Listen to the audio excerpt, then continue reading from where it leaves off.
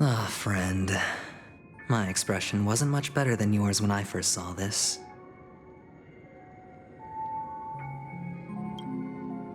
Your eyes aren't deceiving you. It's her. The famous singer, Robin.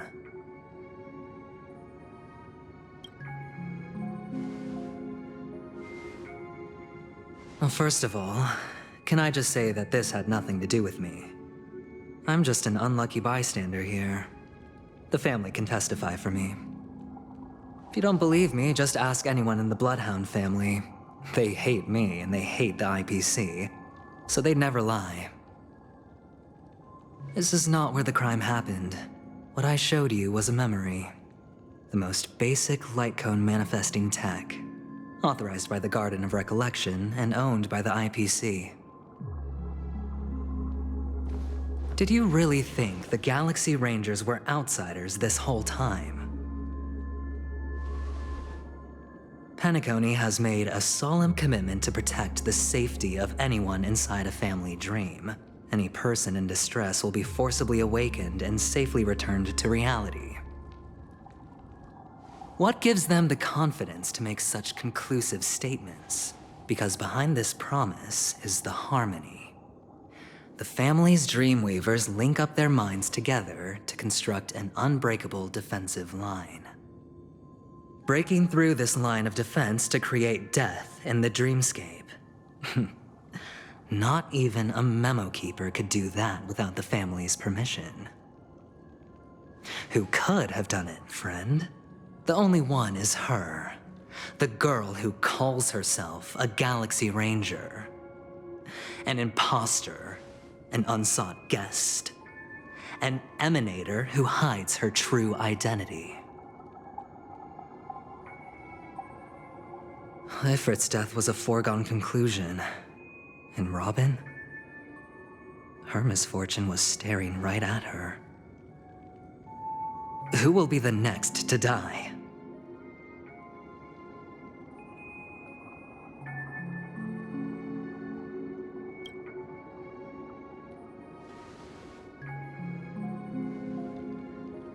It's fine. Listen to your gut. Building trust always takes time, and I'm willing to wait. I just hope you realize that wherever that legacy is concerned, covert plans are already underway throughout Penacony. Everyone's got their own agenda.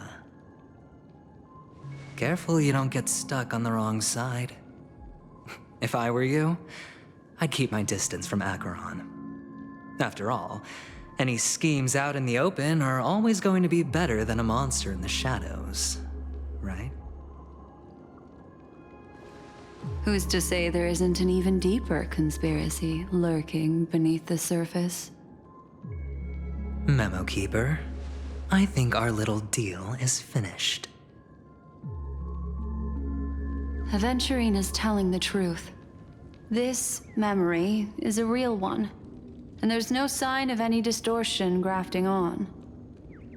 The IPC is not the Garden, and there are real limits to what they can actually do, but you know all this. Friend, let's not beat around the bush here. The thing is, I want to reach out personally to team up with the Astral Express. I told you I'm just not interested in scrambling for the legacy. I just came to Penacony for work. I'm here to retrieve some lost property for the IPC, if you catch my drift. I'm talking ownership of this frontier prison. This has all become a bad debt thanks to the cancer of all worlds. The IPC has tried sitting down for negotiations time and again, but the family wouldn't even take our calls. You have no idea how difficult these people are to deal with. Put it this way. They've hushed up the existence of death before, so they can definitely cover up any news about Robin's death. It'll just quietly float off like a bubble and pop. Nobody ever being the wiser. That's not fair, right? So then, friend, I need your help. I have but only one goal. The family's front door is like a high wall, and to tear the whole thing down, I'll have to dig out a few chunks first. Once I find a weak point, the IPC will have plenty of means. Now we have our chance. So long as we can get to the truth behind her death, we can have justice for Robin.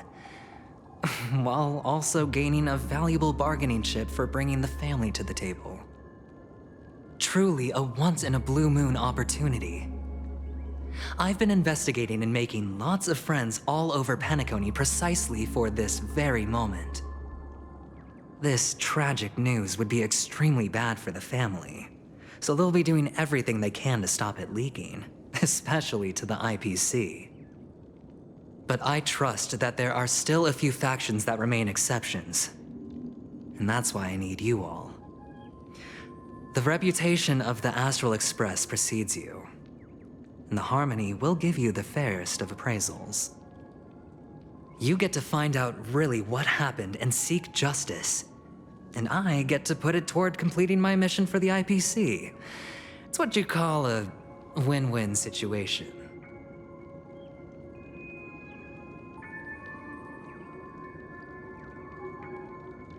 Don't worry, just head back and talk things over with your companions. That navigator is really smart.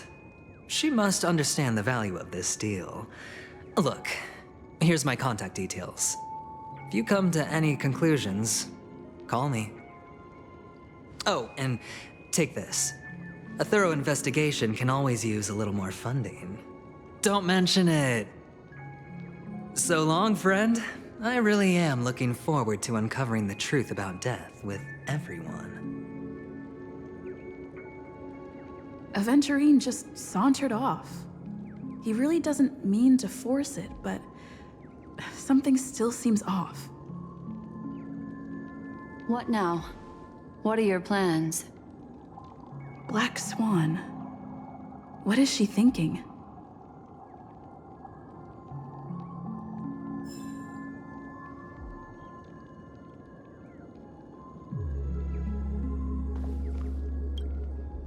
On the surface, this doesn't look like a bad deal for you. But Aventurine is a shrewd merchant whose scheme won't just be as simple as it appears to be. He doesn't know about Miss Firefly yet, but judging by your reaction, he may have noticed something going on and deliberately shifted topics to the truth of death to try and pull you in line with his way of thinking. That's quick thinking and very sound logic. Aventurine is no fool, and working with him definitely has its dangers.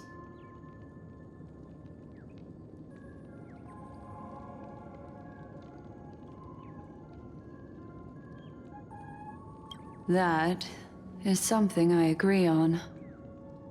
Anyway, be careful out there. There's more than one way to blaze a trail. In a dark forest beset by wolves, ensuring your own escape to safety should be your primary concern. As for the other questions, I'm not sure the two cases were committed by the same culprit, but that massive wound looked like its winged blade. We've all witnessed it in action before. Plus, it seems unlikely that there would be two lethal entities loose in the dreamscape. Sorry, I can't answer that question. That ranger is shrouded in mystery. I'm afraid no one is capable of providing an answer. But without a doubt, she is the most special guest at this banquet. It's like Aventurine said just then. It's best to keep your distance from her. Two victims appearing one after the other in a very short time span, in and of itself, that's very unusual. Two possibilities. The collapse of Penacony's dreamscape has started speeding up, making death extremely agitated and weakening the family's protections. Or everything has been planned out and executed by someone. If someone has chosen these victims deliberately, first a smuggler, then a family celebrity, then this murderer's motives are worth thoroughly chewing over. It's all happened so quickly, I can only make conjecture. After leaving here, go have a chat with your companions. I hope you can clarify the source of this confusion.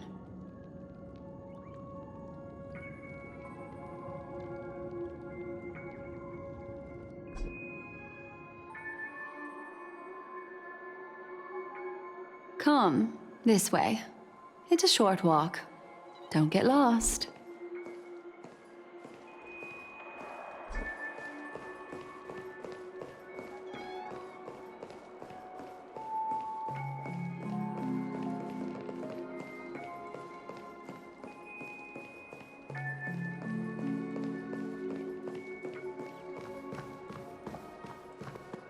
This way. This is where we part ways. All of this is like a nightmare. Unfortunately, the remembrance doesn't lie. What we just saw is the reality that happened, and it won't fade from our minds just because we wake up. But follow your heart and don't be afraid. We all walk through this world casting shadows of different lengths, and ultimately, all we leave behind are precious memories. Hold on just a sec.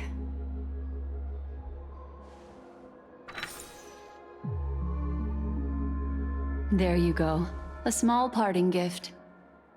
If one day you unfortunately fall into the deep waters of the memory zone and there's no memo keeper to join you, hopefully it can guide you on my behalf. I also pay great attention to the ways of the world. Just think of this as an apology from me for hiding something from you. Then, I've something private to take care of regarding that Galaxy Ranger. Let's leave things there, shall we? What fascinating memories will you bring for me next time we meet? I sincerely look forward to them.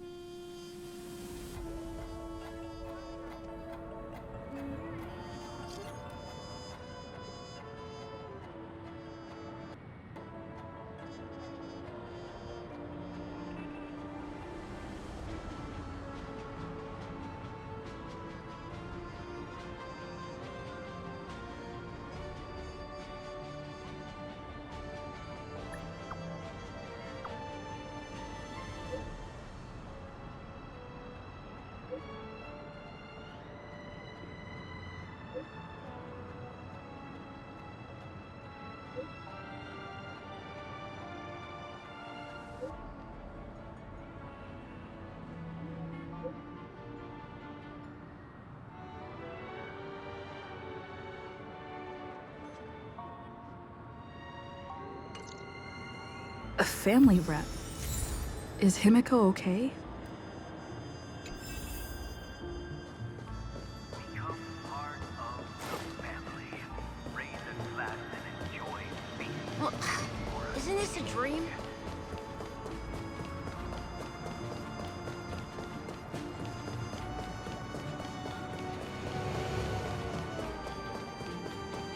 Enjoy Clocky's pizza. Every stitch of the clock is a tasty one. So much has happened. I should take a moment to gather my thoughts and wait for everyone to arrive.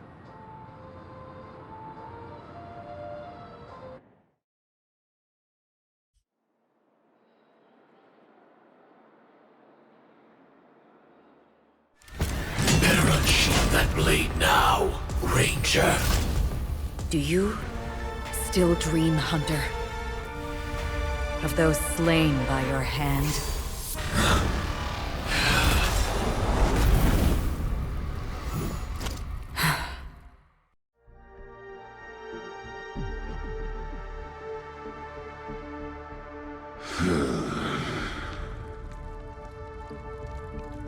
It appears the outcome has already been determined. We're still alive. As are you. You still have room to make a choice. Leave the music box behind, and then go. Choice. The bloody trail of the destruction leaves no room for hesitation. The Taurus Fire Demon. Even if you sacrifice your life for that Eon, you won't get special treatment. Ranger, you tread the narrow path of the hunt. You could never understand. We come from the fire, and are born bathed in fire. We spread, burn, and destroy, until all the kindling has burned out and we leave only ashes on the ground. Burning forms the entire life of a fire demon, from the beginning to the end. We are born to die, just to put into practice a profile of another universal truth. All things are created for the destruction. Your companions don't seem to think so. They fight for your chance at survival. They are my children, and just as I was, they are flames that have yet to burn white hot. They're still young, and I don't blame them. But my flames are faint, and time is running out. Can you see the planet of festivities in the distance? I plan to bring Purgatory with me there, and before that, I must surpass you. Why? Because on the path they have forged, you have traveled farther than I have. Emanator.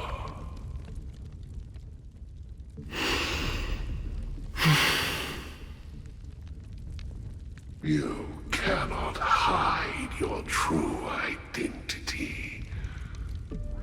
Draw that sword, for we shall indeed remain here, bound to fight a decisive battle to the death, for I choose this. Destruction is intense, but brief. To cravenly cling to life is to endure an endlessly prolonged existence.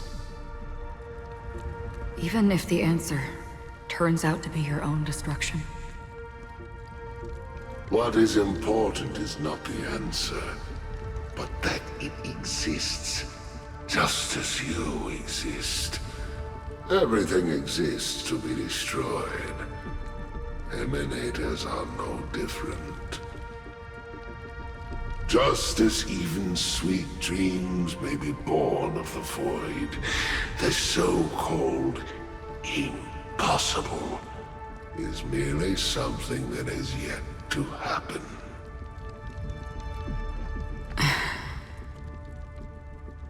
All right. I accept. You shall witness the most brilliant and intense fire in existence. May this flame illuminate the farthest reaches of your bottomless dream. A bottomless dream. Yes, that's right. But you've made one small mistake. This blade remains in its scabbard not out of pity or scorn. It's a personal secret that I don't want to disclose, but perhaps out of reciprocity.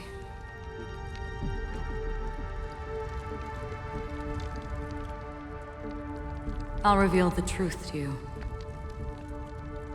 The hunt is not the path I truly follow. May death be the end of your boundless dream, guiding you back to the waking world.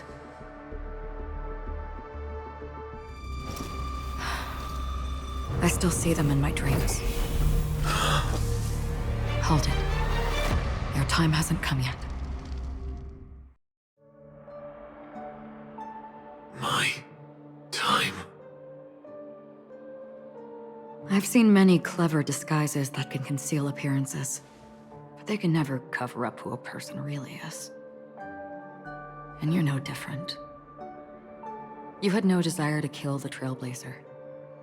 You only did what you did to drive me and the Memo Keeper away, but why?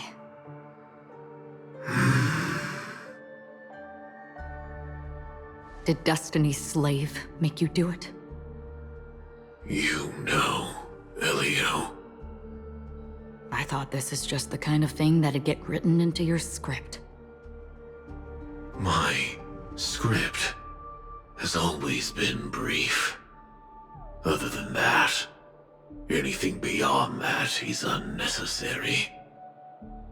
He knows my nature. There is but a single destiny from which no one can escape. And until then, I hold the privilege of choice. However, you appear to be ignorant of this, so it's time for me to inquire. Who exactly are you?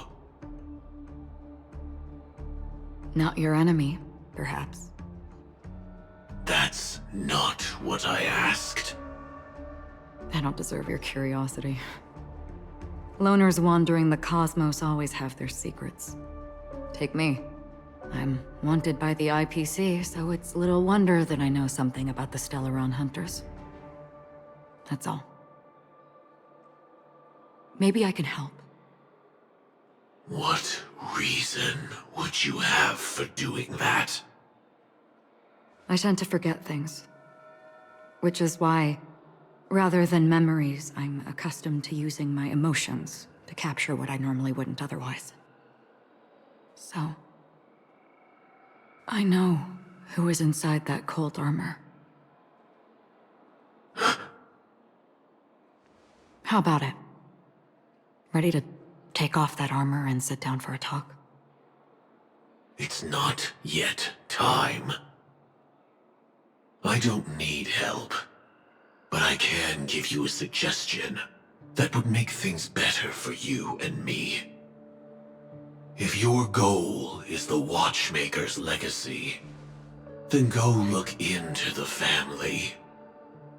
Not only are they covering up the existence of death, but they're burying the past and the truth about what happens inside the dreamscape. Already on it. And the Astral Express is no enemy of yours. I know that. I just never expected to hear you say it. What's next, then? The Trailblazer's been taken by Black Swan. Will you go look for her? No need for that. No harm in mentioning that Elio's only given me one instruction. Get all of the Astral Express to track down the Grand Legacy. I tried settling this in an easier and more direct way, but as you can see, here I am, confronting you. I failed. Can't ever go against the script. The so-called impossible is merely something that has yet to happen. That's it.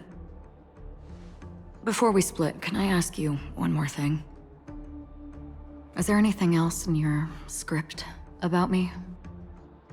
I'd like to know what kind of footnote I get to leave in that future foreseen by destiny. Unfortunately, not a thing came up. I knew it.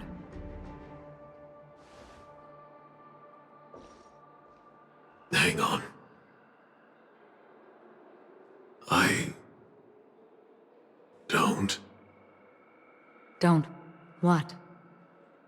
Your first question was, do you still have dreams about everyone who died because of you? I don't. Never have. I was born without the ability to dream. I live for this cold, harsh reality. For a little light, and to burn, to keep on burning, until I turn to ash. So, I really envy you. Is that so? Then you're already living in the waking world.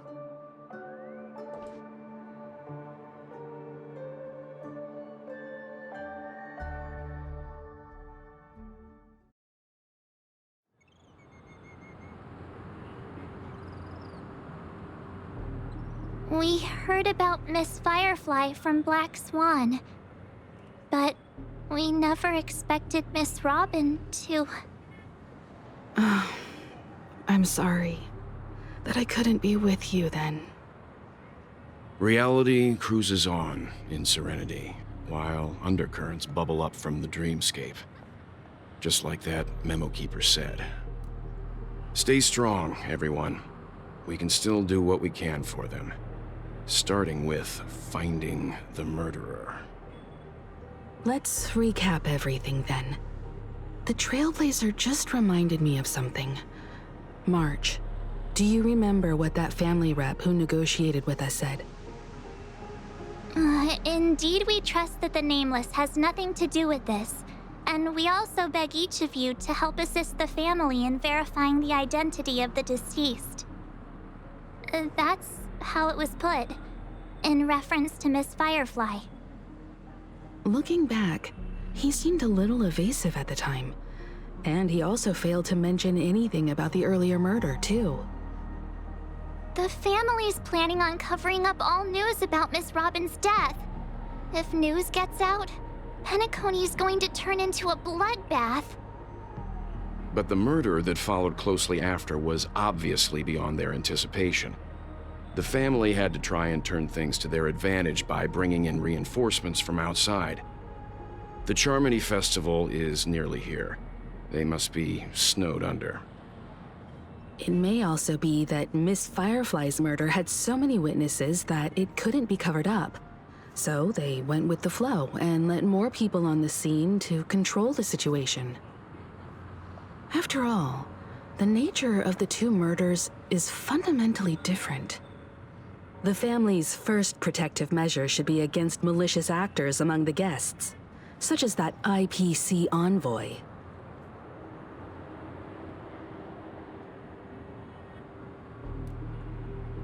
Indeed, he was particularly concerned about that Galaxy Ranger. Are we missing the forest for the trees here? I always felt that Aventurine's reasons for accusing Miss Acheron were highly subtle. Can we believe him? At this point, I'm afraid the only ones we can trust are ourselves. Look, let's try to gather intel first and then list all the possible outcomes we can. Then we go through them, eliminating contradictions one by one. The fewer facts remaining, the closer we are to the truth. I've still got this sense of foreboding. It's like we're stuck in a whirlpool, spinning around that legacy even after everything that's happened. This time we're playing the role of a real detective. But before we start, what are we going to say to the family and Aventurine? As I see things, the family harbors no ill will towards the Astral Express. If they didn't trust the crew, they wouldn't have casually commissioned outsiders to investigate a case that's, in all likelihood, a scandal. Plus, this is the family's turf. Teaming up with them should make things easier for us in the future. As for that Aventurine, well, I'd like to hear your thoughts. He's complex. He deliberately slow-played his hand during negotiations while running circles around us all the while. He appealed convincingly to both reason and emotion. It wasn't forced, but the intent was obvious. Still, it's good to have contacts among all this uncertainty.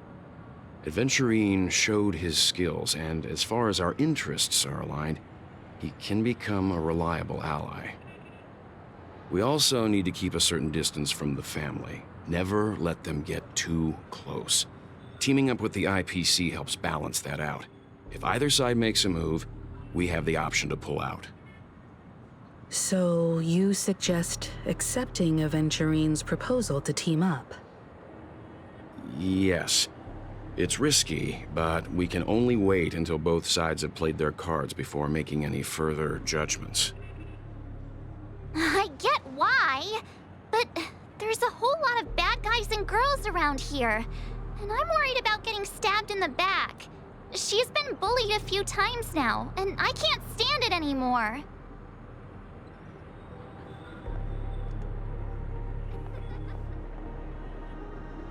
You're like a broken record. Forget about it. Just let me keep an eye on him. If that doesn't work, we can just turn the tables and use him instead. Then, could you please reply to Aventurine? Everyone, take this time to put together your thoughts.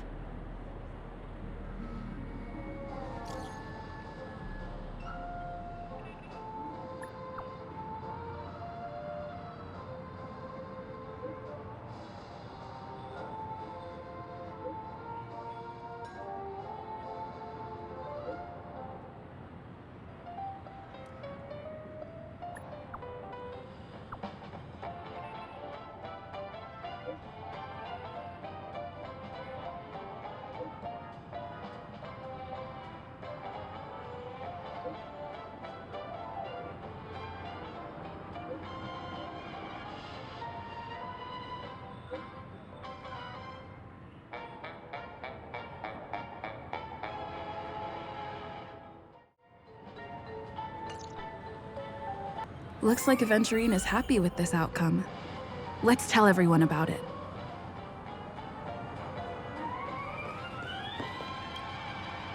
Aventurine's goal is to try and recapture Penacony for IPC. To do this, he'll have to bring down the family in its entirety to create a big enough chance. The existence of death will be covered up by the family. So how does he plan on taking them down? It's gotta be something important enough that everyone will notice. But it also can't be anything too out in the open. An attack on the hotel guests? Unlikely. Penacony's guests include quite a few bigwigs known throughout the whole cosmos. People who not even the IPC would dare take lightly. Aventurine is a shrewd merchant, and there's no way he doesn't know that. He's definitely going for the family, and it's just a matter of how. The harmony is strong in Penacony, and almost impossible to take on head-to-head. The fact that the IPC dispatched Aventurine shows that they do not intend to simply play by the book here. Aventurine has devoted considerable attention to her. But this Galaxy Ranger, we know hardly anything about her, and can't rush to any conclusions. I was also considering this possibility. Especially because he respects you so much and has sought you out before a few times. Perhaps he's also unsure of your intentions and is probing you.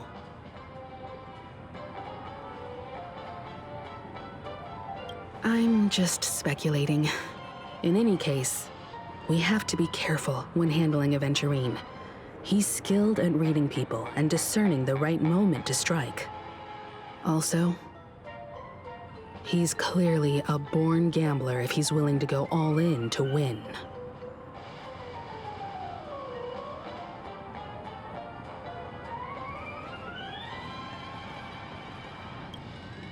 Aventurine said something that concerns me. He accused that Galaxy Ranger of killing Robin without any evidence whatsoever, but said nothing about her connection to that memory zone meme or why he was stalking you. It was a groundless accusation, which only serves to make him seem more suspicious.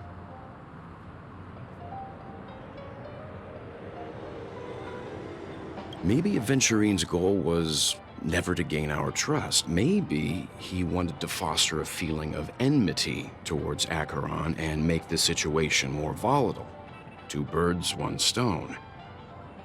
However, I asked Don Hong back on the Express to confirm that story about the Annihilation Gang and the lost messages.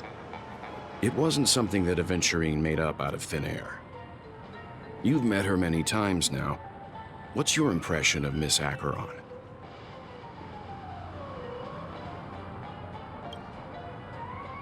That fits the stereotype of a Galaxy Ranger to a T. They're eccentric, unpredictable, and fond of being alone.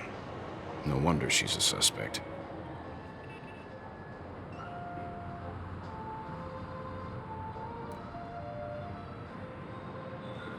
I really love Checked off the list.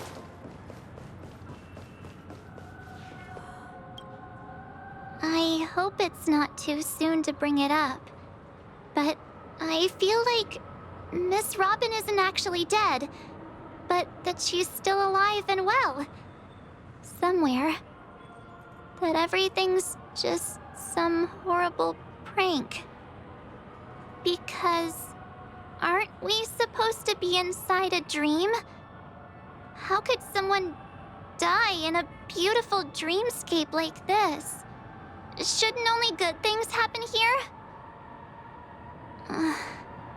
Whenever I see the Grand Theater, I just can't stop all these thoughts from flooding my head.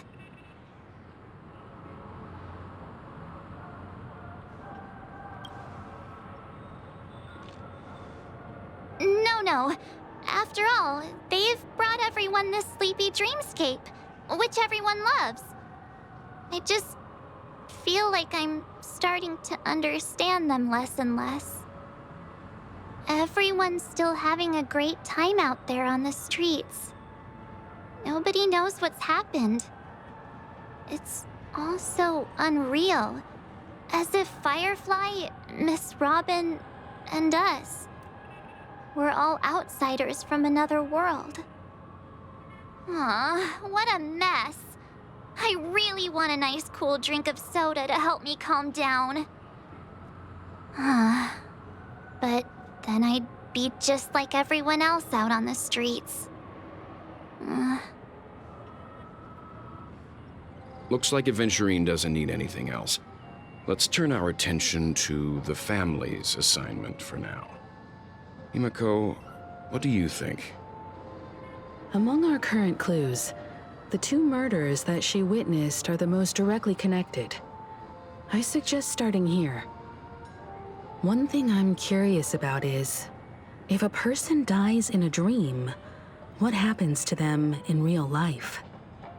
Seeing as we're at the family's behest, why not pop back out to reality and verify Miss Firefly's situation back at the hotel? Perhaps we could also make a few inquiries about her while out there. How about we split off into 2 groups? There are still some things worth focusing on inside the dreamscape. I'll investigate those, and we can link up again later. worth focusing on. Oh. No problem. I'll leave it to you then. Huh? Aw, I thought I'd finally get to see Himeko and Mr. Yang go out on a mission together. Oh well. Take care then, Mr. Yang. I will. Keep in touch.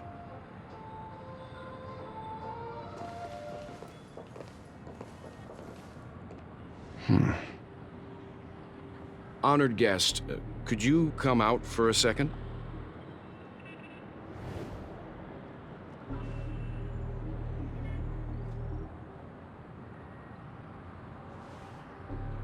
I'd be embarrassed too, getting stared at like that. Forgive me. My name is Welt Yang. I'm one of the crew members on the Astral Express. I believe you've met my colleagues. Welt. Is there something about my name? First, don't you want to know my name? I already do, Miss Acheron. You're a prominent figure in Penacony. What are they saying about me? Some claim that you're the real culprit behind these murders, that the Annihilation Gang's tragic fate at the banquet was a result of your blade, and that you're now attempting to unleash another bloodbath on Penacony. The Annihilation Gang. Ifrit of Everflame Mansion. Tragic fate. That Duke turned his dying body to flames and sacrificed his life as a martyr. He was a determined and heroic pathstrider. Not even a villain should be disparaged like this. And what's more, there were plenty of suspects invited. Do they really think that a blade is more dangerous than that black hole you're wielding? Keen intuition. Not even the family managed to point out the truth behind this cane. So you must surely know, Miss Acheron, that peering into a black hole is not a wise move. As a potential threat, your knowledge of us has reached uncomfortable depths. Reveal your true identity and intentions. Otherwise, brace yourself for gravitational disintegration. That shouldn't be necessary. But if it makes the Nameless feel less defensive, I'll be happy to abide. Believe it or not, Galaxy Ranger, Acheron, those are the names I go by to this very day. My trip to Penacony is solely to fulfill an old, final request. I'm here for the Watchmaker's legacy. And that's it. I think I've been honest enough. Still unwilling to reveal your true identity? It's not that I don't want to. It's just that I can't. I've come so far, and I can't sum up all of that in just a few words. Everyone has their own unspeakable past. Secrets that they don't want to be revealed. And I won't be asking any more questions, such as why the Astral Express is roaming around the cosmos with a Stellaron on board. Is she okay? That memo keeper didn't do anything, right? She's fine. Let's just stick with the topic. Gaining my trust depends on how much you're willing to reveal. I've run around many different Penacony dreamscapes just to try and find that legacy. And during this period, I came into contact with quite a few guests. In the process, I gradually came to realize the secret of Penacony may be closely related to the Trailblaze. That's why I've come to ask for your help. I don't have enough proof yet, but I'd like to speculate something. The source of all tragedy lies within the family. If you could trust me, we could find the proof to support this claim together. Mr. Yang, I think you've come to the same conclusion, haven't you? Let's leave it at that. For now, I'll choose to believe that you bear no hostility. Share your findings with me, and me alone. I don't want vague conjecture to interfere with other people's judgments before we find solid proof. Mm-hmm. By the way, would you like something to drink? Before we go, how about 2 cups of Wake the Heck Up? No, 4 cups. Because the conversation coming up will last forever.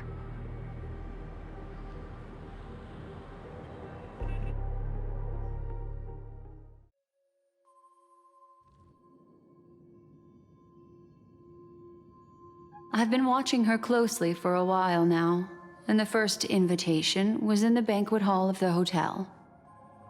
She just sat in one corner, keeping silent, chugging down a couple cups of Wake the Heck Up.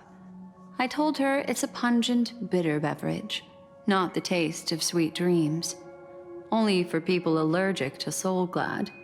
And she said, Really?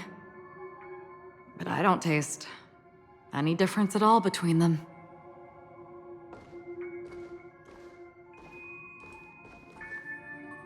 the guest rooms are charmingly minimalist. An aesthetic you share, Miss Acheron. It's a cinch, this music box. The invitation received by the Annihilation Gang. There are latent memories that linger on it yet. You see, memories of you are not yours alone. They travel in other people, other things. I know much, and I can predict even more. With some help, the dead can be made to speak. The Annihilation Gang, that band of desperados who all disappeared after meeting you. What exactly happened to them? Well, let me reveal all.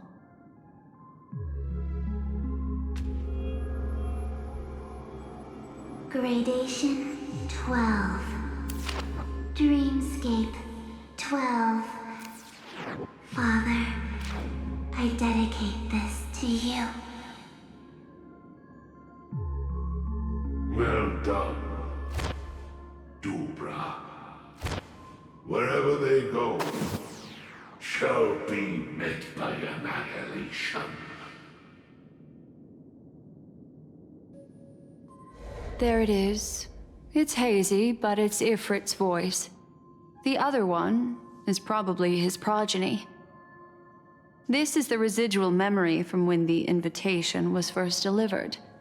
They were abruptly interrupted. Then, what happened next is... They sought refuge in a land of sleep, merely wishing for undisturbed rest, away from the storms. Children of the Flame, this marks your rite of passage. She won't be necessary. I alone am enough.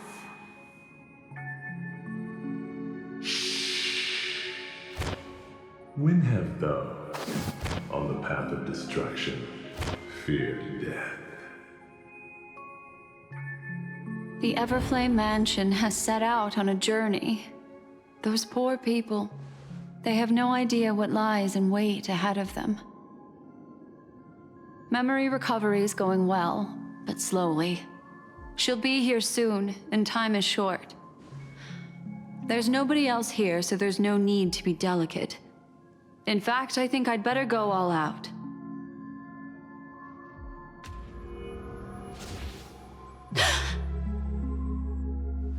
What happened?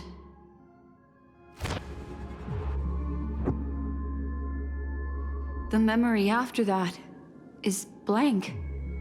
How is that possible?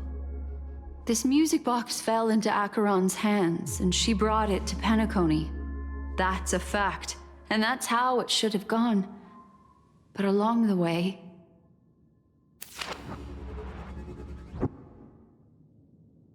it's like it's been erased. Who's done this?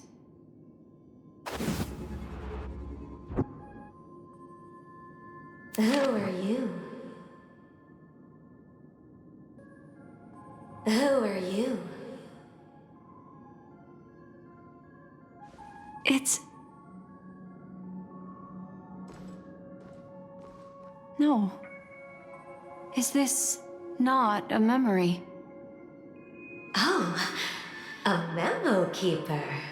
Do you serve the Garden of Recollection? Or the Cremators? My name is Constance. A pleasure to meet you. We were supposed to meet in Penacony and spend an unforgettable time together. But that seems unrealistic.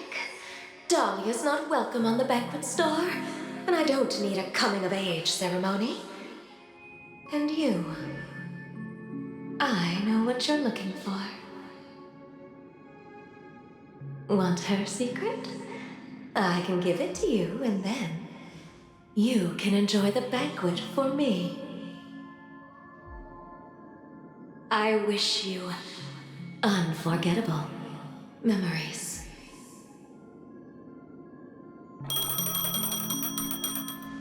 Oh.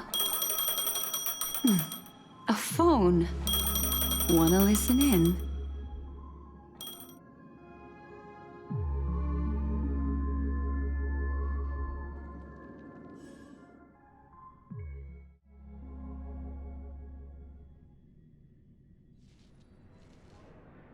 A few days ago, the IPC made an announcement.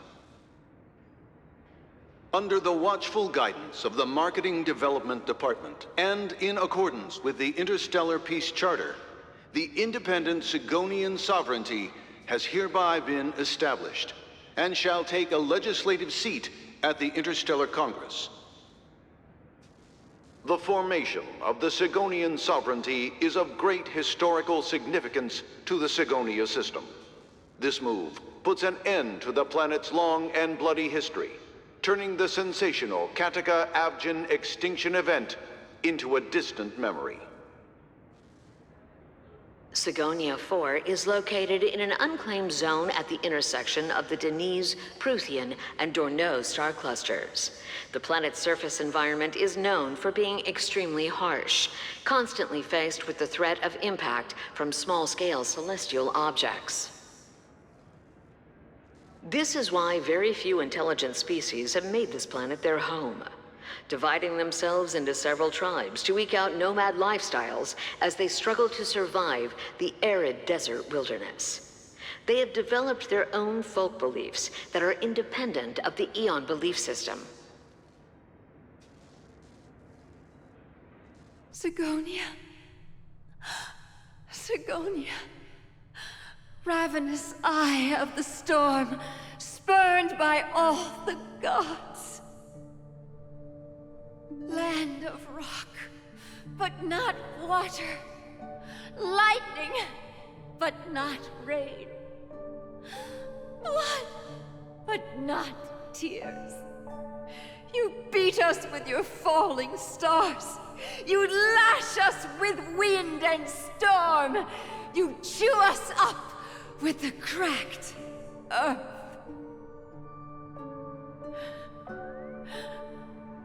You promised us a land of honey, yet yoked us beneath a sword of bitterness. Oh, Gaiathra Triclops, if thou can hear me, please open up thy 3 eyes and gaze upon this child. When you took his father, my child was still sleeping in my belly.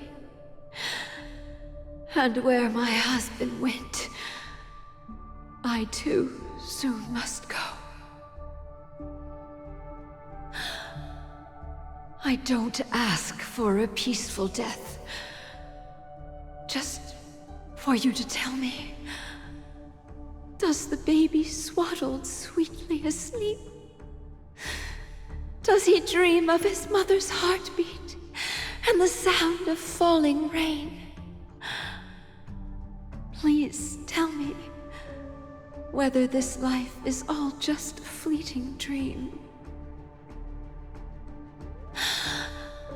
Otherwise, why would this child be born to face impending death? Mommy! Mommy! Mommy, the rain. It's raining. Raining?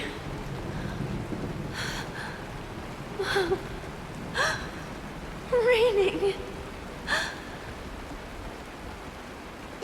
It is raining. It's true. Those Outworlders weren't lying to us. They really did summon the rain. Mommy, we can leave here. We can go back home.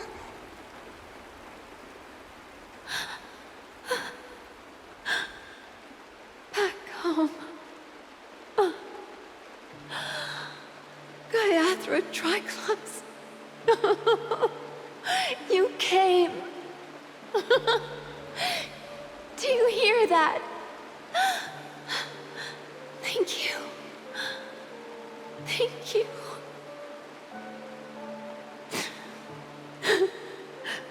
Darling, listen. This is the sound of rain. On the day you were born, the sky also sent down a gift like this from Gaiathra.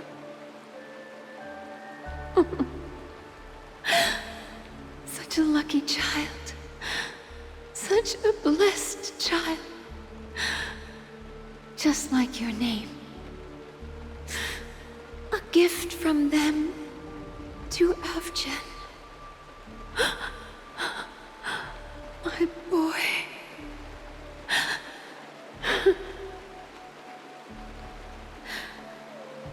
May the goddess Gaiathra close her eyes 3 times. Keep your blood eternally pulsing. Let your journey be forever peaceful. And your schemes forever concealed.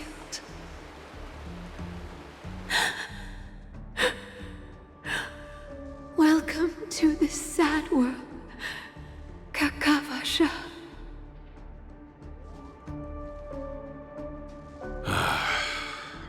Time to wake up, gambler.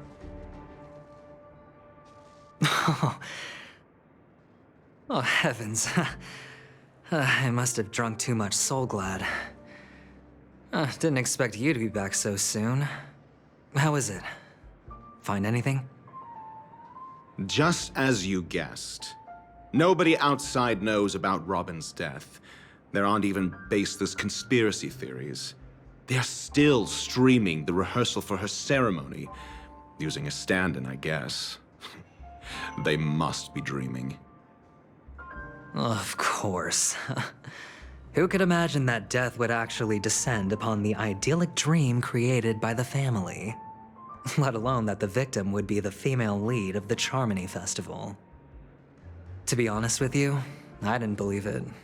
I even tested it a few times myself, until I discovered that I couldn't actually die. Whenever there's any danger, I'm forced awake by the dream pool, and it's all as if everything were just a nightmare. That's why I'm convinced that there are a few big secrets lurking behind the scenes. Then you must have heard about the Memory Zone meme. When I graciously deigned to establish connections with the Oak family on your behalf, they were quite in a pitiful state of disarray. Besides Robin, there was another body. I don't know the exact details, just that it was a stowaway. 2 murder cases? I told you something seemed off about the Nameless. Oh, she must have come across the other one. This murderer is a psycho. But I have to admit, the case should be easy to crack. We can leverage the family's malfeasance and let the IPC use this as a reason to intervene. It's just that their trickery runs deeper than I thought. Robin's stand-in was all ready to go. These two murders are definitely getting hushed up. What should we do? Let me think. It's too rare an opportunity to miss out on, so I gotta be careful. Incredible gambler. Have you already exhausted your limited repertoire of tricks so soon? There are plenty of chips, but it'd be best to choose carefully. The most straightforward has to be Robin. Remember? That masked fool once told me to find a mute as a friend. Robin is what she calls the mute. She has lost her voice, and while most people can't pick up on it, you and I cannot mistake that sound. Not produced by any voice box, but rather by the resonance of the harmony. If that girl hadn't gone hoarse from singing practice, there'd only be one possibility. Something was up with the family. Or Robin herself. To get to the bottom of this, I tried every way I could to meet her. But she died. Right before my very eyes. A complete and utter loss. Incidentally, it seems to have resulted in your rather undignified arrival on the interrogation stand. There were eyewitnesses at the scene, and the family, in their graciousness, has tentatively accepted your alibi. However, for the foreseeable future, you shall, regrettably, find yourself under the vigilant watch of the hounds. Well, things aren't looking too optimistic, Doctor. I'm starting to break out in a cold sweat. Do you reckon there's still any chance of a comeback, given how things are? A probability? Yes, it exists, but it verges on the infinitesimal. To phrase it in a manner more befitting the vernacular of Penacony, you're dreaming. But if you simply can't control yourself and want to try your hand, then there just so happens to be a suitable candidate. That man wants to see you again. Who? Sunday. Is this a public hearing or a private trial? If it were the former, it would hardly befit my stature to stoop to the role of a mere messenger. Fine. Well, that's great. It's all great. You see, the dead can't talk, but the living can. Ratio, I'm convinced now that there must be something wrong inside the family. Oh, just you wait and see. That man's sister has died. He can't sit on his hands. Well, without any further ado, let's set off. Lead the way. The show is about to begin.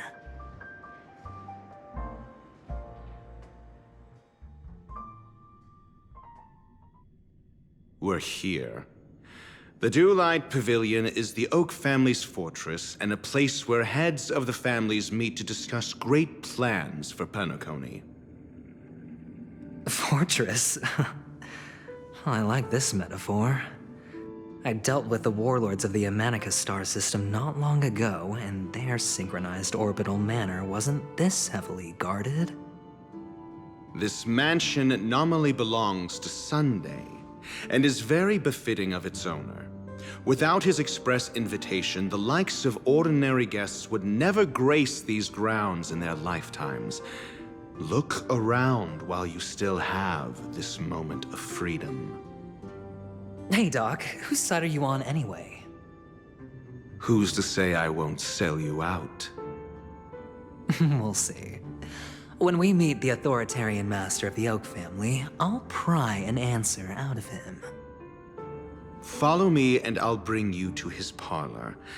Hold your tongue and let me deal with the members of the family.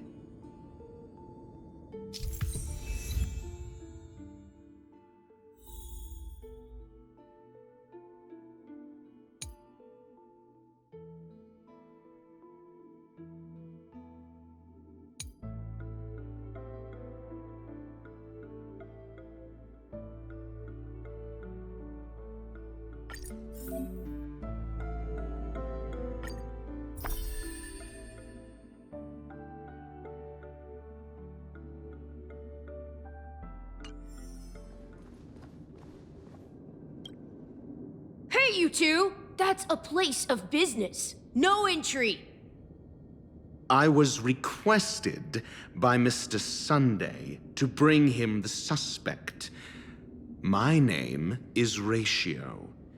He should have mentioned it to you. Oh, I remember you. Veritas Ratio. Your punch virtual particle clock is impressive. Excuse me? The one on your head. Of course, it's nothing compared to my full pocket dimensional annihilating power armor of the Mobile Knights. Right, and as I mentioned, that fantasy raiment of yours doesn't exist. That's because you can't see it. Like I say, only family can see the glory of the Mobile Knights. Enough. Get going. Don't keep Mr. Sunday waiting. It seems like the idiocy index here is no better than it is out there.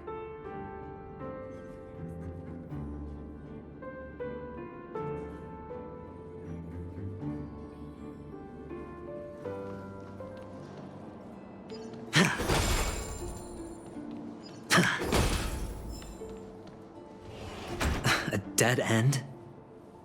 The door is shut tight. Looks like we're on our own. I mean, there isn't a door. How did you get in before? For security reasons, the family built the administrative site deep in the dreamscape, with the mechanisms hidden in these Nightingale statues. The direction of the statues can be controlled. On the previous occasion, an attendant named Kona had gone to the side room to verify something before setting the statues in the correct positions. Well, maybe we should do the same. Let's go and take a look. Of course, we can also use brute force.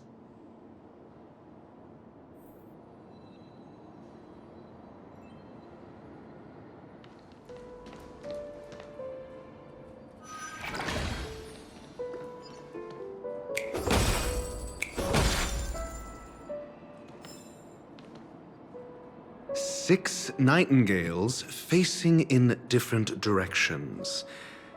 An obvious hint.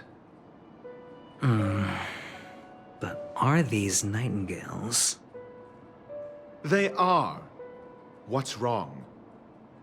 How can nightingales be so huge? They look more like torment eagles to me. There are no eagles in the 5 families, only nightingales. Why am I wasting time with you on this?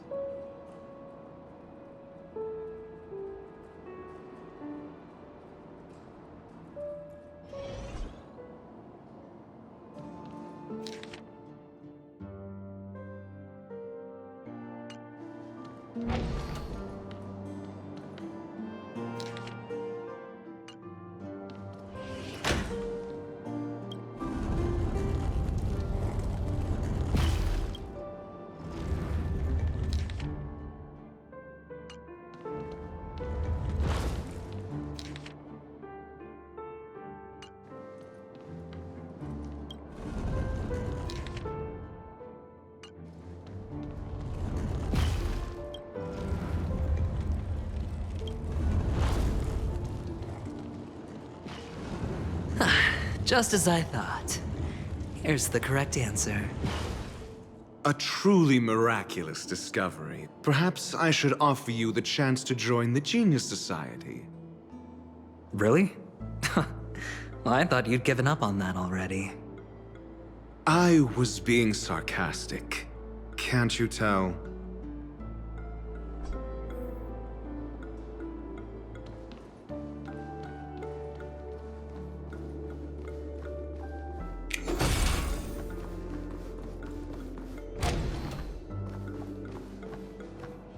Oh, impressive. So much for Mr. Sunday's reserved, virtuous image. Do you need me to remind you? We're in a dreamscape. No matter how grand the mansion looks, it'll not affect Penacony. Stop wasting your time nitpicking the family here.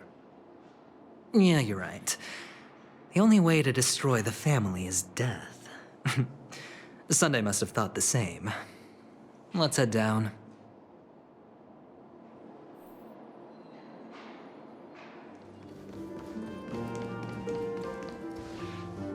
Hold on. Huh? What's wrong? Are we heading the wrong way? No, but this door is locked. My friend? Did you really make an appointment with him? It's a trial. You got to prove your worth to Sunday before you can speak with him. If I'm not wrong, we need to find a way to open this door in the hall, or this place will be our prison. Oh, an escape room. My favorite. Get serious. I've no time for games. Let's head back. The hint is probably in that prominent sandpit. Wow. That's an enormous sandpit. I'd love to build a tall building for myself. Once I have enough savings.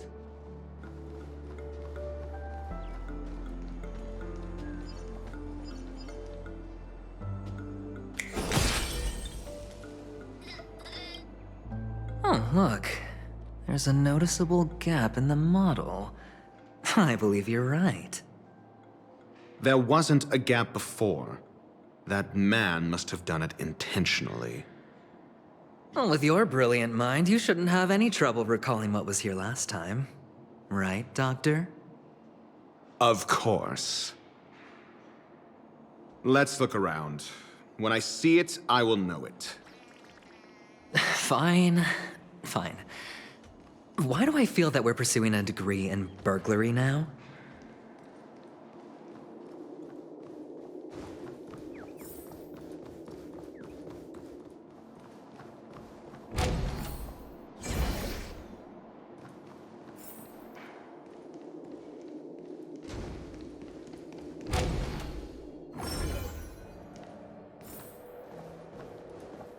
Found it.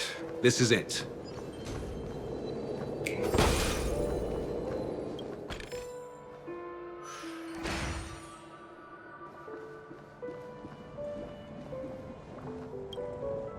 Huh. And the nameplate reads Gulliver's Arch. Well, I'm amazed you can remember something this tiny. You know, this reminds me of a tunnel I once saw that could shrink people who passed through it. If I were you, I would shut my mouth. It's wise to remain silent when you should.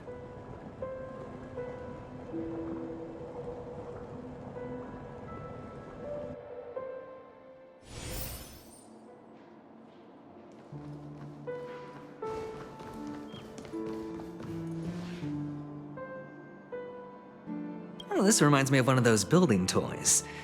You know, with the blocks. I've never played with them before.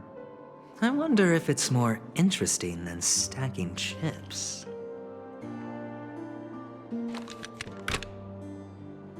Oh, look. The gap is closed. And it fits perfectly. So, what's next?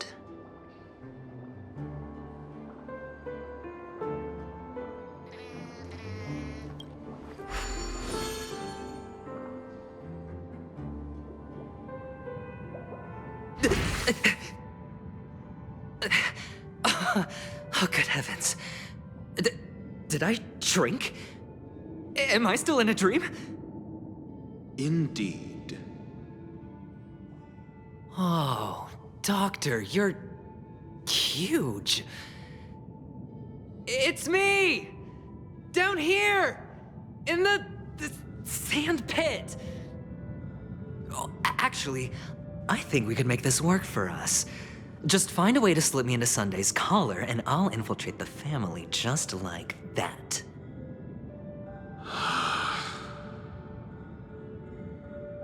Oh, fine. I was just kidding. Let's find a way to open the door.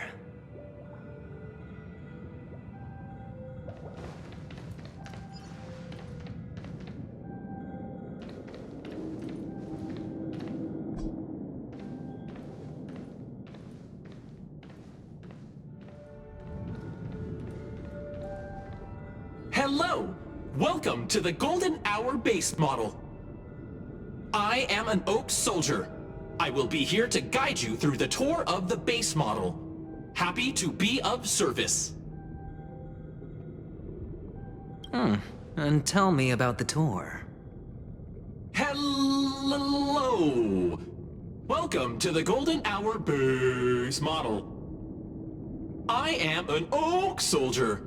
I will be here to guide you through the tour of the base model.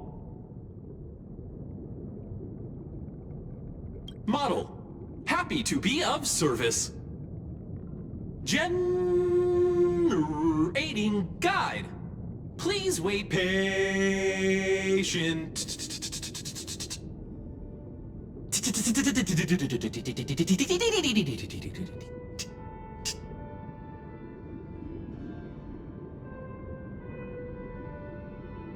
Found the nearest check-in spot.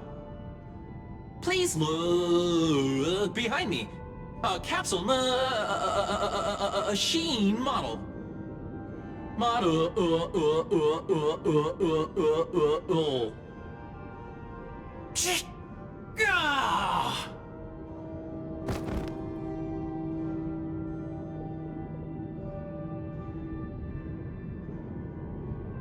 What's up with that? Now the family's toys are trying to frame me? I didn't do a thing to it, Doc. You've got to be my witness. I saw nothing.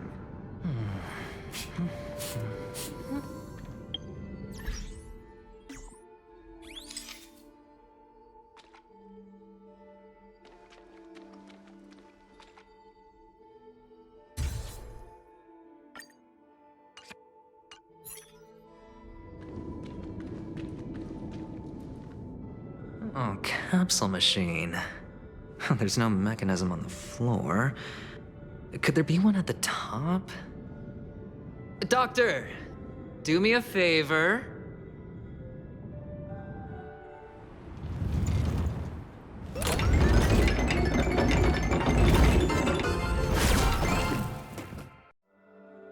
So, I was right. These models have interiors that look exactly like the real buildings. The only difference is that no one lives in them. Funny that Sunday puts a miniature that makes him seem like a giant by comparison right where he can see it first thing in the morning. Insecure much?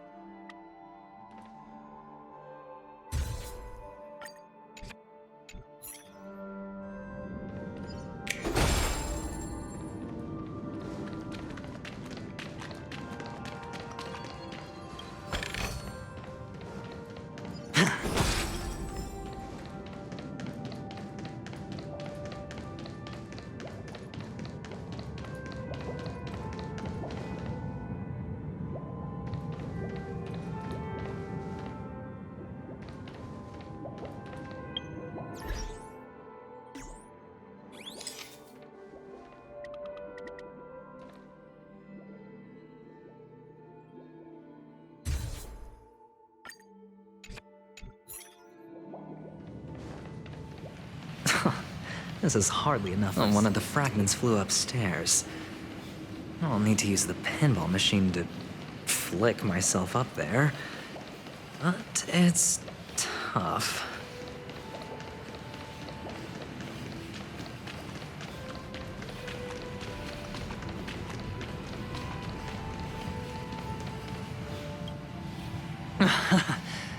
Oh, great. There's another pinball machine base here. And it's empty too. Doc! I'll need your brain power again. There's no need to yell, I can hear you. The pinball machine must be hidden somewhere in the hall.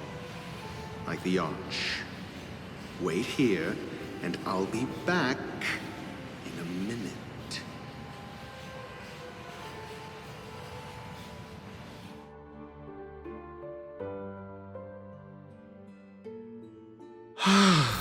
Finally, a moment of peace.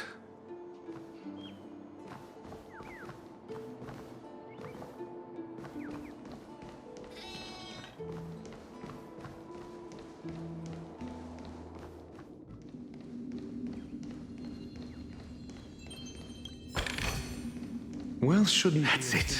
The pleasant moments of solitude are always fleeting.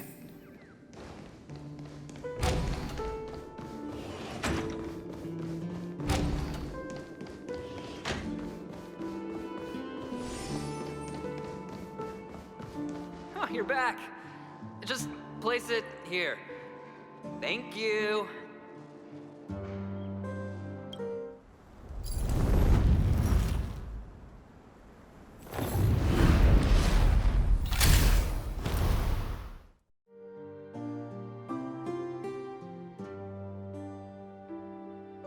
Thanks, Doc.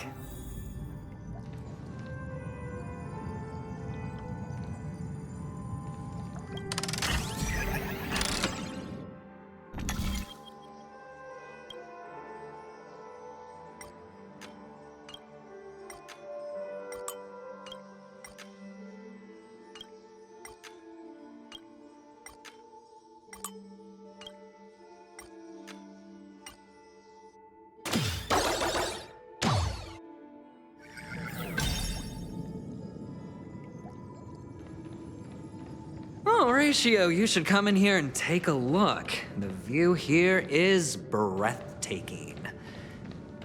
Honestly, you could easily squash me with just a pinch. If that is your wish, I will do so without a moment's hesitation.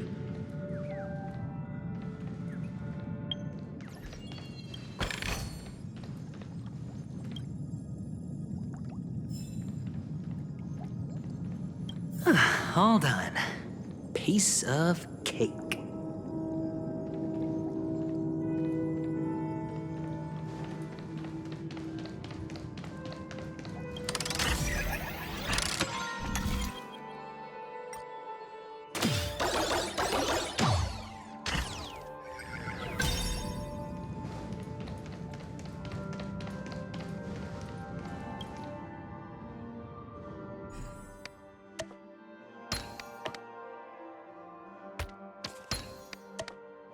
And the joyous tour of Toy City has come to an end.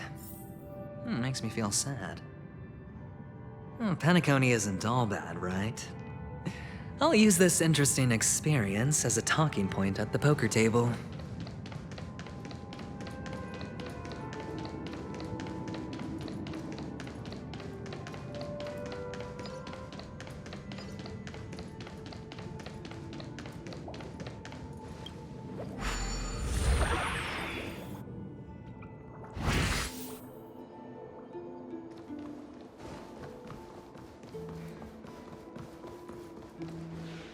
It's a pity you made it out of the sandpit alive. Sunday is just beyond this door. From my limited understanding, he's not someone easily handled. Are you prepared? Yeah. Only I believe he's the one who should be prepared to face me. Tell me about your plan. I don't have a plan. I'll just play it by ear. There are only two kinds of bargaining chips when dealing with people. Benefit or fear. Looks like sincerity isn't in your dictionary. Am I not sincere enough? There's no need to emphasize it. We've got to make good use of death. That man's sister is dead. He won't be able to turn a blind eye, and that's fear. And I'll help him find the murderer.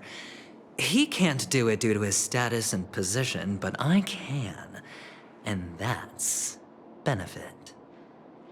On what basis do you believe he's incapable, necessitating the delegation to someone from a rival faction, the IPC? Simple. Because that murderer could very well be a traitor hiding inside the family.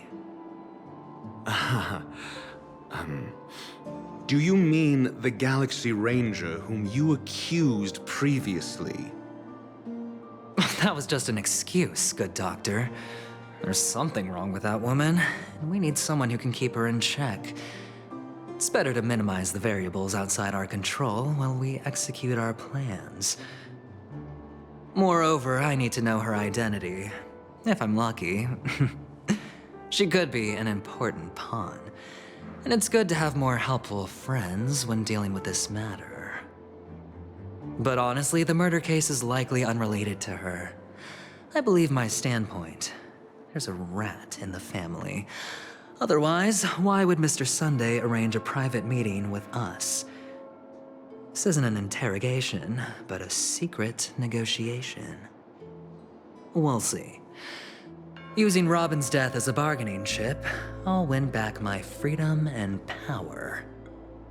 In the end, I'll ruin this beautiful dream and create the grandest death. If the chance of winning is just beyond this door, even if that chance is close to zero, well, you can't win if you don't play, right? Ah, the charming audacity. To think that you, of all people, might emerge victorious, dear gambler. 3 chips are enough. All or nothing.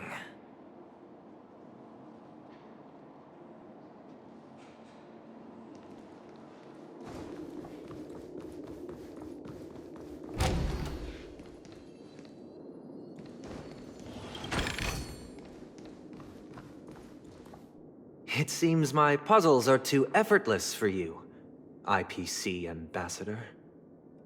I appreciate your words. And I see you put a lot of effort into welcoming me, Mr. Sunday. However, this is no way to greet a guest. Well, this isn't an invitation, but a summoning. Before we speak, I need to test your character. I imagine this knowledgeable doctor friend of yours has been of great help, yes? Certainly. You ought to know this better than I do. He's already faithfully fulfilled his duties, hasn't he? Yes, the doctor has assured me of your noble character. He considers you, like himself, a virtuous person who can be trusted by the family. I have come to know you very well as a person, Mr. Aventurine. You're diligent, generous, and willing to cooperate. The fact that you succeeded in overcoming many obstacles just to meet me gave me the reason to believe in your wisdom and courage. But there's one thing I must ask you.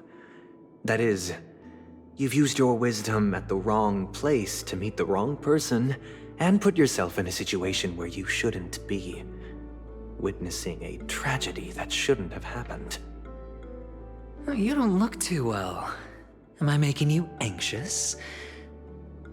If not, then it means I'm on your side. If I wasn't mistaken, you'd just made a serious accusation against the family. No, you weren't mistaken. For depravity is creeping in around you. There's no need for us to be evasive. Let's talk about your sister.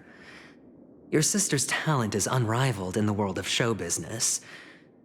As you know, her voice has been out of tune since she returned to Penacony.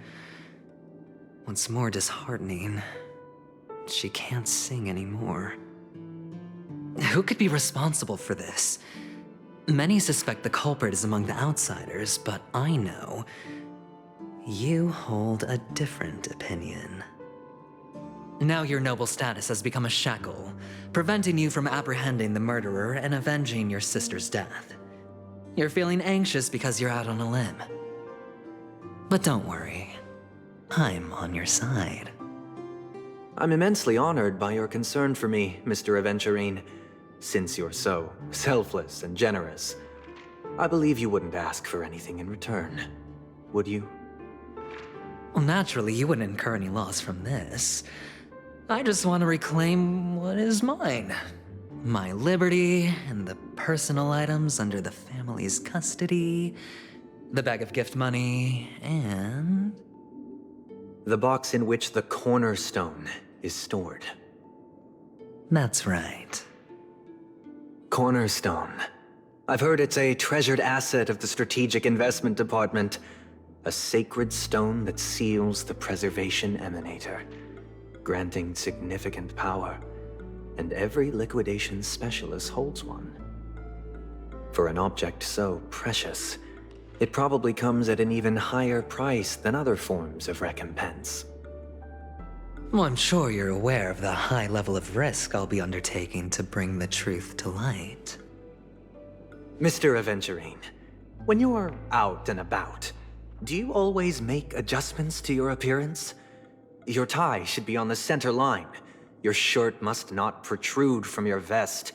Your trouser creases should be perfectly straight, and always aligned with the tips of your shoes.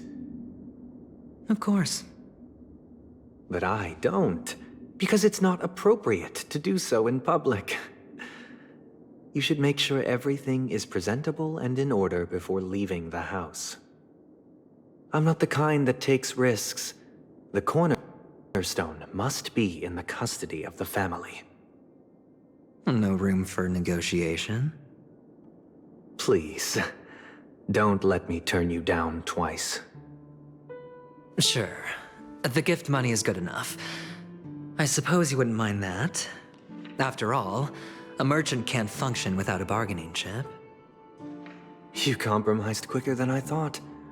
Unfortunately, it's a gambler that needs a bargaining chip, not a merchant. I can give you your gift money, but before that, I want you to tell me.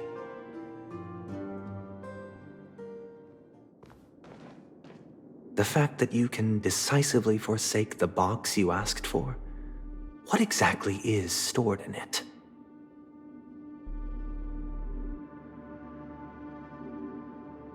Oh, triple-faced soul, please sear his tongue and palms with a hot iron, so that he will not be able to fabricate lies and make false vows. What have you done? Under the light of the harmony, all wickedness is revealed. I implore them to shed their light, and I'll ask you questions on their behalf. Next, you have 113 seconds to prove your innocence and gain my trust. And if I refuse to answer? You can try, and we'll see if the harmony rejects you. Question: do you own a cornerstone? Yes. What a simple answer. You, too, understand that idle chatter leads only to poverty. Did you hand over the cornerstone to the family when you entered Penacony? Yes. Does the cornerstone you handed over to the family belong to you? Yes. Is your cornerstone in this room right now? Yes. is your memory free from any kind of tampering or deletion, encompassing but not restricted to the techniques of the Garden of Recollection? Yes. Are you an Avgin from Sigonia? Yes.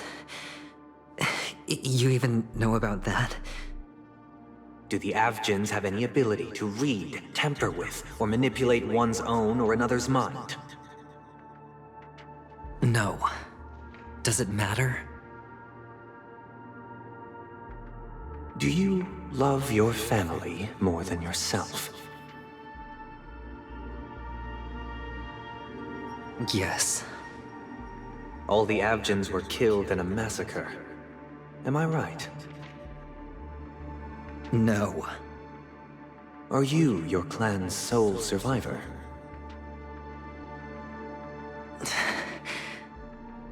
Perhaps. Do you hate and wish to destroy this world with your own hands?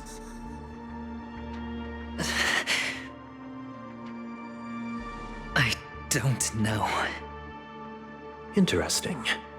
Now, the final question. Can you swear that at this very moment, the Aventurine Stone is safe and sound in this box?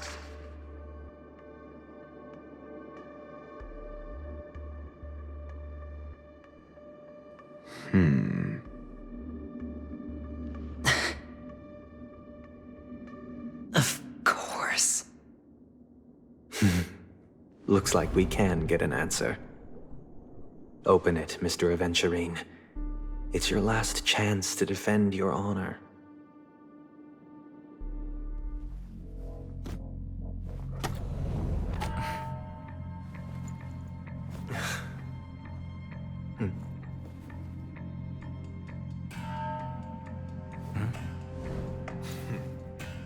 Please.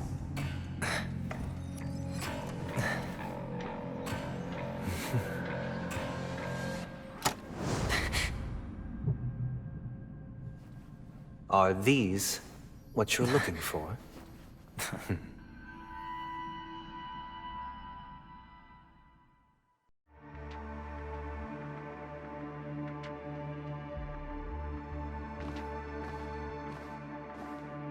Since you came as promised, learned doctor, does this mean that you are willing to take the side of the family in this farce? What makes you think you can convince me? I've heard you haven't enjoyed Mr. Aventurine's company. I also understand that you're an avid learner who sees the pursuit of knowledge above all. In that case, you ought to realize that a competent scholar knows their position and wouldn't forsake more vital matters for the sake of petty pride. If you agree to assist the family, I'll share our research findings on the Stellaron. You must be quite aware that, besides the family, no other faction is willing to share such information.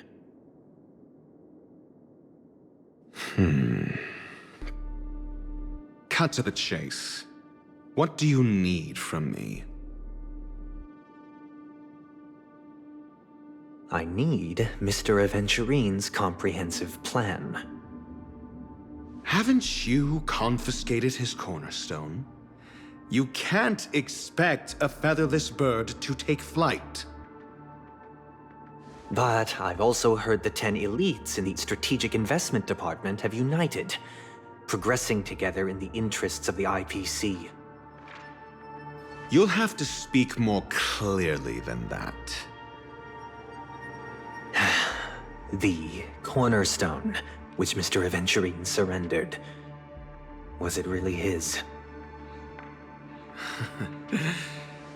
You question whether he would entrust you with someone else's cornerstone. The 10 Stonehearts aren't as united as you think. Cornerstones are significantly more precious to them than their very own lives. But you know that he's a crazed gambler. The more vocal he is about it, the more cautious I must be. I never imagined someone would share his way of thinking. Honestly, you should see a shrink. Bring it. The box containing the cornerstone is unique, and only IPC senior staff and related members can access it. But I happen to be among them.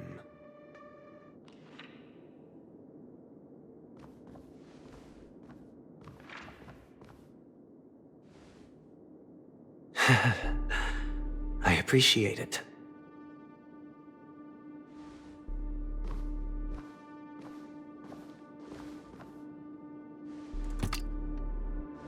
Unfortunately, your guess is correct.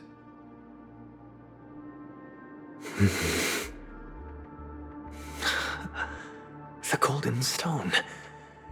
Its color and glow are similar to that of Klepoth's body. This is the very ruse he intends to use to fool you.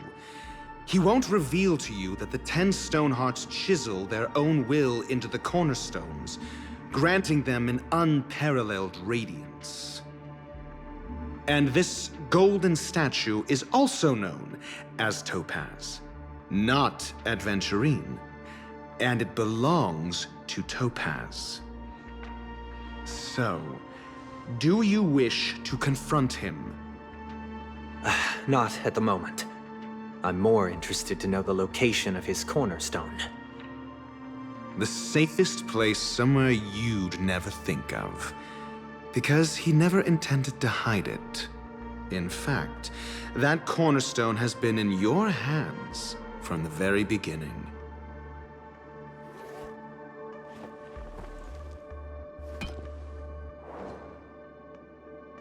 I see. This bag.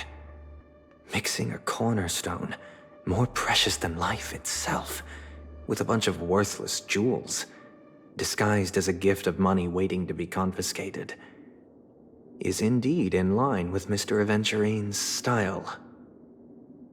Then he makes up some trivial excuse, downplaying the matter, and requests the gift money.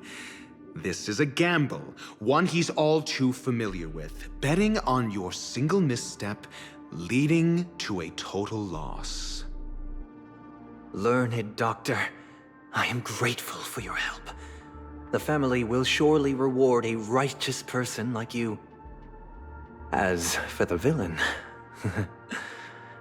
I hope he retreats in humiliation. It was all thanks to your friend with a keen eye that I could add a blot of utter failure to your storied career. Ratio, you wretch.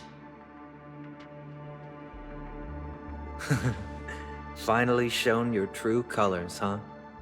Oh, and just to remind you, you currently only have 17 system hours left to live. Treasure your remaining time, and savor the delectable aftertaste of defeat. You might as well explain yourself a little more clearly. What I performed on you just now was the Harmony's consecration. You were to show allegiance beneath the illumination of their grace. Yet you acted willfully, uttering nothing but falsehoods, transforming the consecration into a trial. I genuinely see no reason to absolve you from it. Is this what the Harmony represents? But is it built upon constraint and coercion? You misunderstand, Mr. Aventurine. Punishment is meant for the irreverent, but I have seen your resilient spirit, and thus I offer you the possibility of a new beginning. Throughout these 17 system hours, you will be unable to escape the dreamscape, or contact any of your companions. You only have 2 paths before you, and it all depends on whether you can complete my test within the time limit. Should you succeed, you will be able to coalesce into the Harmony and be with your family.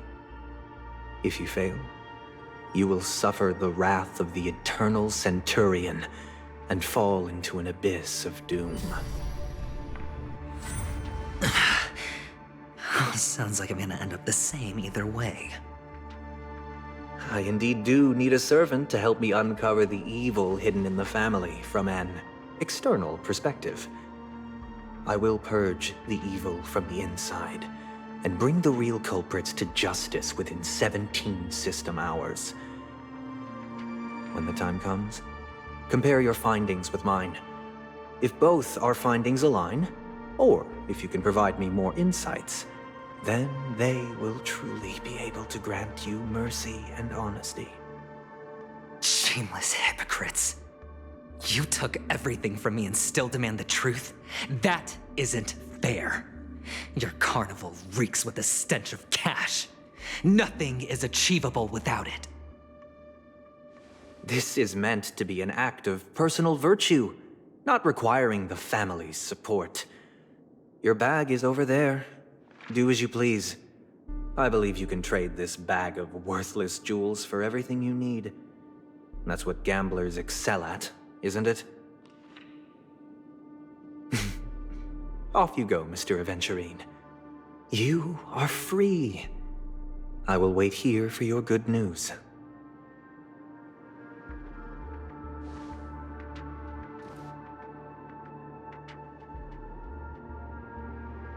This meeting isn't an interrogation or a negotiation.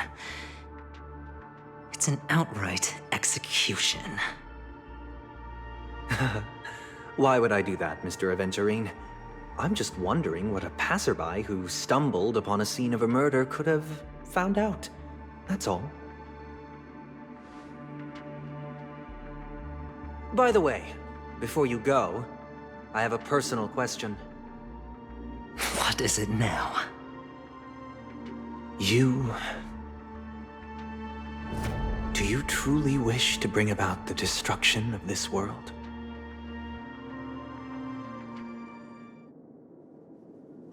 Kakavasha! Where did you go? Oh, are you injured? I got it back, sister. You went to look for them? That's too dangerous. It's just a necklace. It's neither food nor water. We can survive without it. But I can't live without you, little brother. Promise me not to look for those catechins again, okay? Sister, don't be afraid. The catechins are fools, but I'm smart. I played a game with them, and I won. Won? What happened exactly? Tell me. I made a bet with them. The two birds in the desert and me. Who will die first? I won. They suspected me of cheating, but I didn't. I won fair and square. Of course. Of course you'd win. You've always been a lucky child. Gaiathra Triclops must be watching over you. But that's no reason to push your luck by going up against those bloodthirsty, cruel catechins. Have you forgotten how Mom and Dad...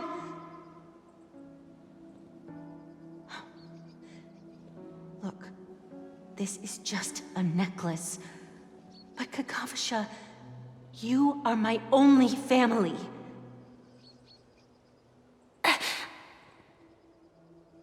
I'm sorry, sister. I thought you'd be happy. Because Mom left you this necklace. There'll be no next time. It is important, but not as important as you, my dearest brother. I don't blame you, but you must remember what Mom said. Pain and poverty are the trials of Gaiathra Triclops. She has also granted us a chance. And that's your good luck, Kakavasha. Your good luck is the most precious wealth we, all Avgin, have. You're a child blessed by Gaiathra Triclops, and can lead the clan to happiness. So always remember to protect yourself and never resent the pain and poverty you're going through, all right?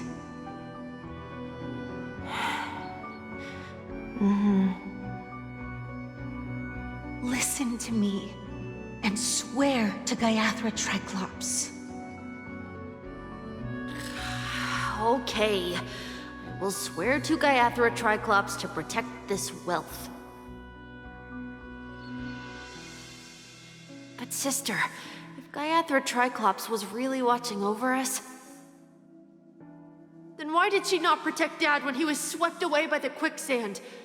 After all, Dad went to the Catechins' land only to prepare for Gaiathra Triclops' offerings. And where was Gaiathra Triclops when Mom was shivering in our arms? Mom was still pleading for Gaiathra Triclops' forgiveness under her breath until the moment she closed her eyes. Sister, everyone praises me for being smart, but I don't get it. If every rain pour was Gaiathra Triclops' forgiveness and grace, then how bad were our sins? So much so that we were born in this world of death?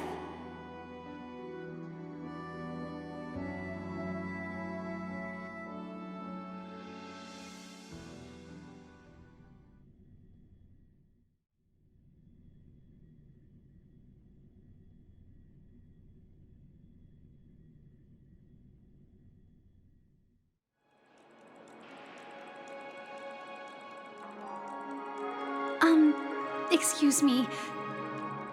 I can't seem to find any information on this artist in the Iris family archives. The photo you provided also doesn't show any matches. Just as I thought. I'd like to ask, what kind of traces do people leave when they enter a dream? Are you referring to the records when you enter the dream pool? The equipment will monitor physiological indicators such as heart rate, blood oxygen levels, and body temperature in real time. This data will be included in statistics and handed over to the family for the screening of any data anomalies.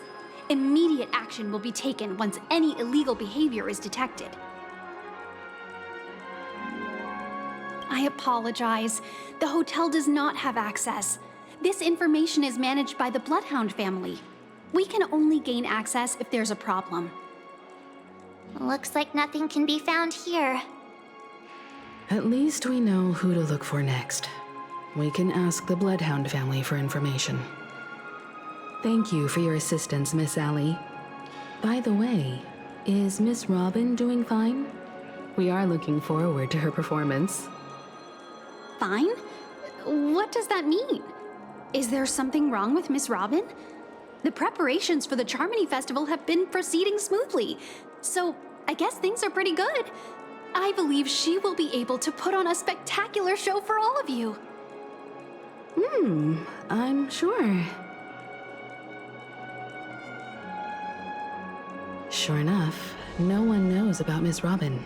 I'm not surprised. But that Miss Firefly is truly mysterious. There's no information on her in the hotel system. Even if she's a stowaway, she should have a disguised identity after entering the planet. She's also in the running for the legacy. How is she going to sneak into the dreamscape unnoticed? Is there any other way to enter a dream? Besides the hotel room's dream pool?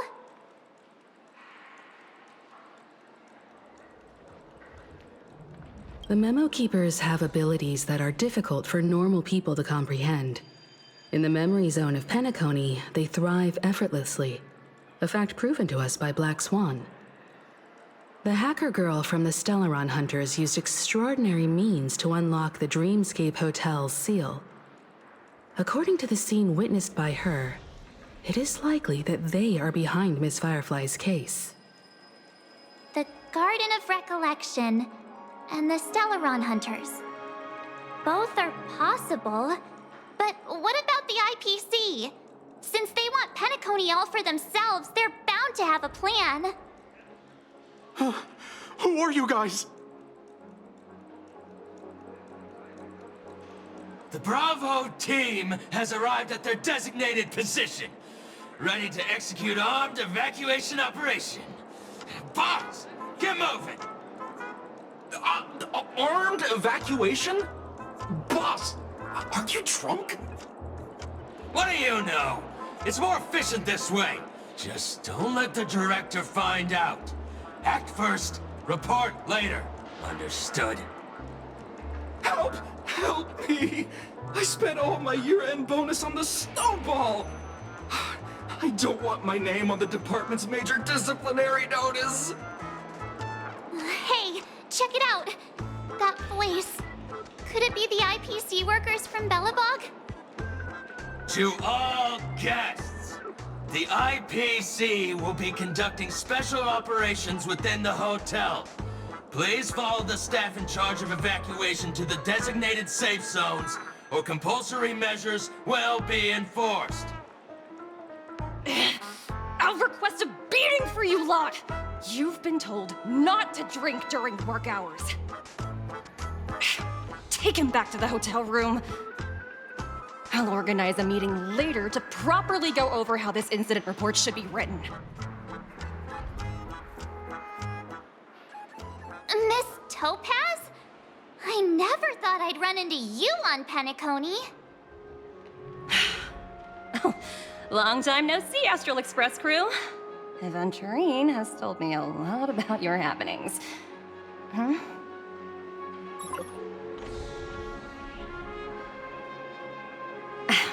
It's fine. Do as they ask and try to avoid any conflicts with the family. Report to me before taking any action. Yes, all right. As you see, the IPC isn't very popular here on Penacony. Cordiality from the family is a mere facade. The former frontier prison has turned around and cuffed its shackles on the IPC staff now. Only Aventurine, who carries an invitation, is allowed to attend the banquet. An entourage like us, we can only sit around in the reality hotel, unauthorized to even enter dreams. No wonder Aventurine's scrambling to partner up with someone. The IPC can't back him up in the dreamscape. His situation isn't optimistic, I hear. You're all helping to investigate some dirt on the family, are you not? Let me know if you need anything outside the dreamscape. The IPC always treats its partners well. Thank you, Miss Topaz. We're on our way to the Hounds to verify some intel. Perhaps you've had dealings with them? Yep. They're tailing us right now. Why not go and talk to them? It'll take the spotlight off me. Being constantly stared at is really uncomfortable.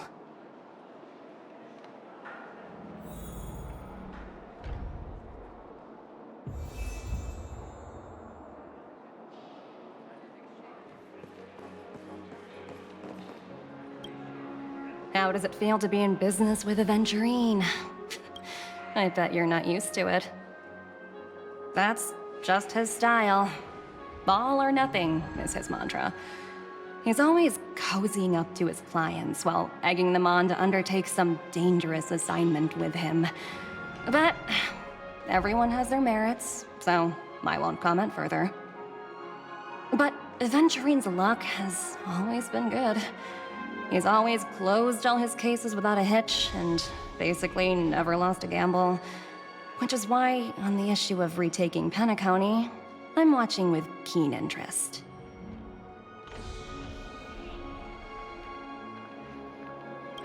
Of course. It's business after all. What's important is where you're seated at the table. As for the two cases, apologies, but I don't have much info on them either. All I can do is ask you to keep digging for more details.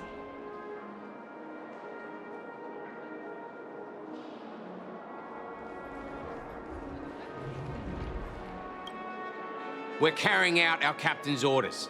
What do you want? We made a mistake last time, and we're working hard to rectify it now. We don't have time for anything else. Surveilling the IPC executive Topaz, ensuring that she stays put at the Reverie Hotel during her time on Penacony. We've got the right one this time. So that's it. They were the pair who were after Firefly at the time.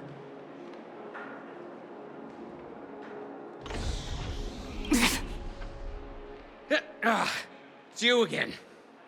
Back for more trouble? We're not afraid of you this time. Well, spit it out. Stop bothering us if you've nothing important. So you know each other. Why do you keep running into people you've beaten up before?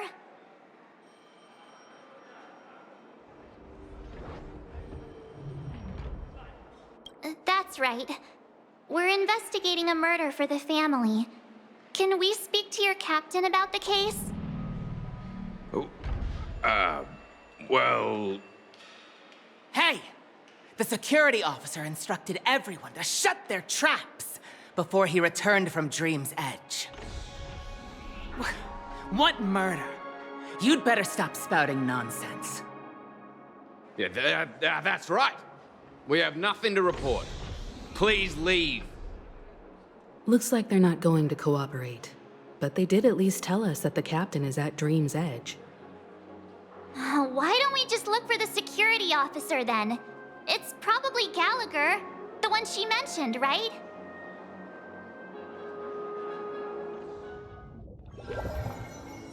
Such tight security. I bet they're stumped by the case as well. Gallagher. Gallagher. Where could he be?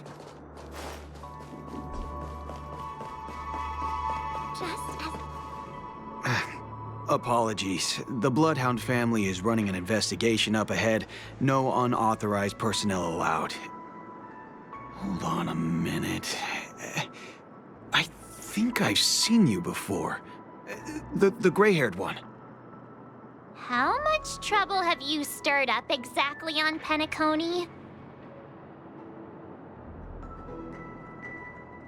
Not possible. It was you the last time, yelling about some clockwork friendship while beating me up with that silver-haired girl.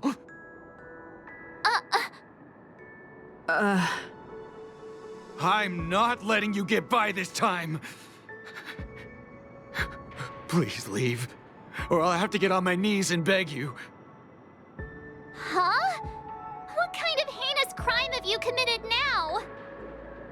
Hold on, sir. We have documents authorized by the family that would aid your investigation. If it wouldn't trouble you, could we see this Mr. Gallagher? Who exactly is this Gallagher you keep talking about? There've been a few people mentioning this name. Even the one with the gray hair. He didn't send you all here? It was the security officer who dispatched us. That's all I can divulge.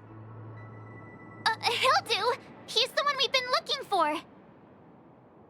Sorry, no can do. The boss said that since it's a matter of the family's reputation, no one's allowed through. Everyone, please leave. There's really no need for us to make things difficult for each other, right? We're really sorry for troubling you.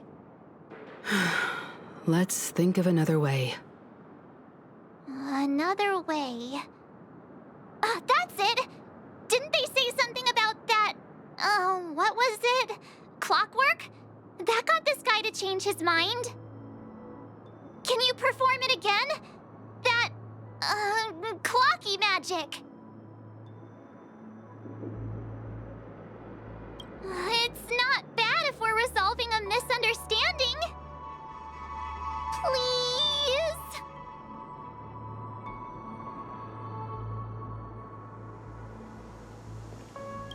Sorry, no can do. The boss said that since it's a matter of the family's reputation, no one's allowed through. Everyone, please leave. There's really no need for us to make things difficult for each other, right?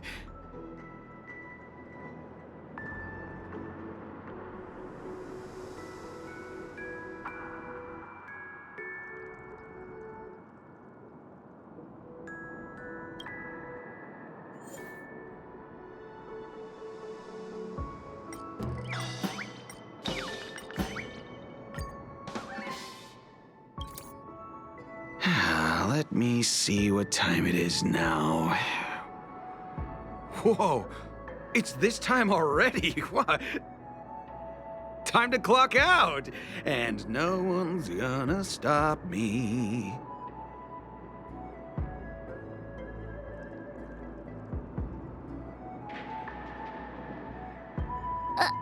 What?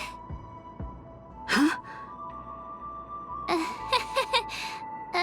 This clockwork trick of yours, it's kinda dangerous. At least he won't be getting in our way again. Let's go find that Gallagher and ask him the intricacies of the case. I was wondering what all the commotion was. Huh. Oh, it's you guys. Welcome. Since you made it here, what can I do for you? Hello, Mr. Gallagher, sir. Judging from your tone, it sounds like you were expecting us. Miss Himiko, you're too polite. There's no need to call me sir. Mr. Gallagher, you even know my name. Of course I do. You folks are from the legendary Astral Express and honorable guests of the Watchmaker. I had an encounter with this lady in the Golden Hour. I remember that little silver-haired girl was there too. I'm sorry for what happened to that kid. This is also the reason why we've come to visit you, Mr. Gallagher. The Express can't just overlook the death of that child. So we've decided to help the family get to the bottom of it, in the hopes of getting justice for her. The Nameless involved with the family. What an unpredictable twist of fate. Why? What's wrong with the family?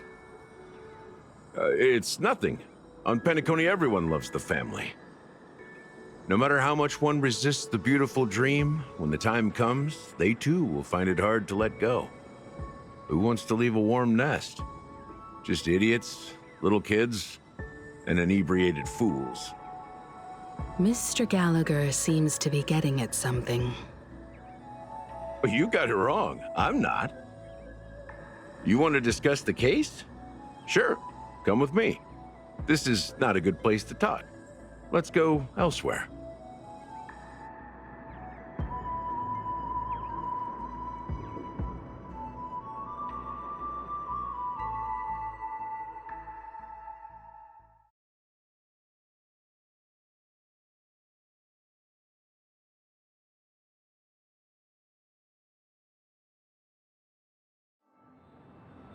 Even after that chilling tragedy, this dream is still running effortlessly. Other than the family of the Harmony, it's hard to imagine any other power in the universe that could sustain a building of such magnitude. The family itself is a huge, perfect building, like a living idol. Each member of the family sees themselves as a piece of the divine puzzle, revolving around a singular core and a shared ideal. Under their command, they loyally fulfill their roles, offering themselves while also receiving sustenance in return. Interesting analogy. Perhaps that's why Penacony's beautiful dream has persisted for so long. But the human body has its limits, and so does the divine's. That doesn't sound like the kind of comment a Galaxy Ranger would make. Just pointing out the facts. Mr. Yang will definitely have a better sense of what's going on than I do. Why do you say that, Miss Acheron? The beautiful dream is crumbling. But not because of a particular eon, a particular faction, or a particular visitor. Its collapse stems from a certain inevitability of human nature. The family refuses to acknowledge this, and it has ultimately backfired and become a catalyst. As people immerse their souls in the dreamscape, where consequences and pain cease to exist, and only ease and pleasure prevail, they draw closer and closer to necrosis. Regardless of the perceived bliss, death looms as the inevitable conclusion. Also, this necrosis will diffuse and spread, One piece of the puzzle's mutation will eventually cause the entire building to shake, break, and crumble. In the end, the dreams that people built in the name of freedom became the cage that imprisoned them. I'm sure you've gained a lot from this trip, Miss Acheron. Are you willing to share your findings with me? Of course. That's if I remember.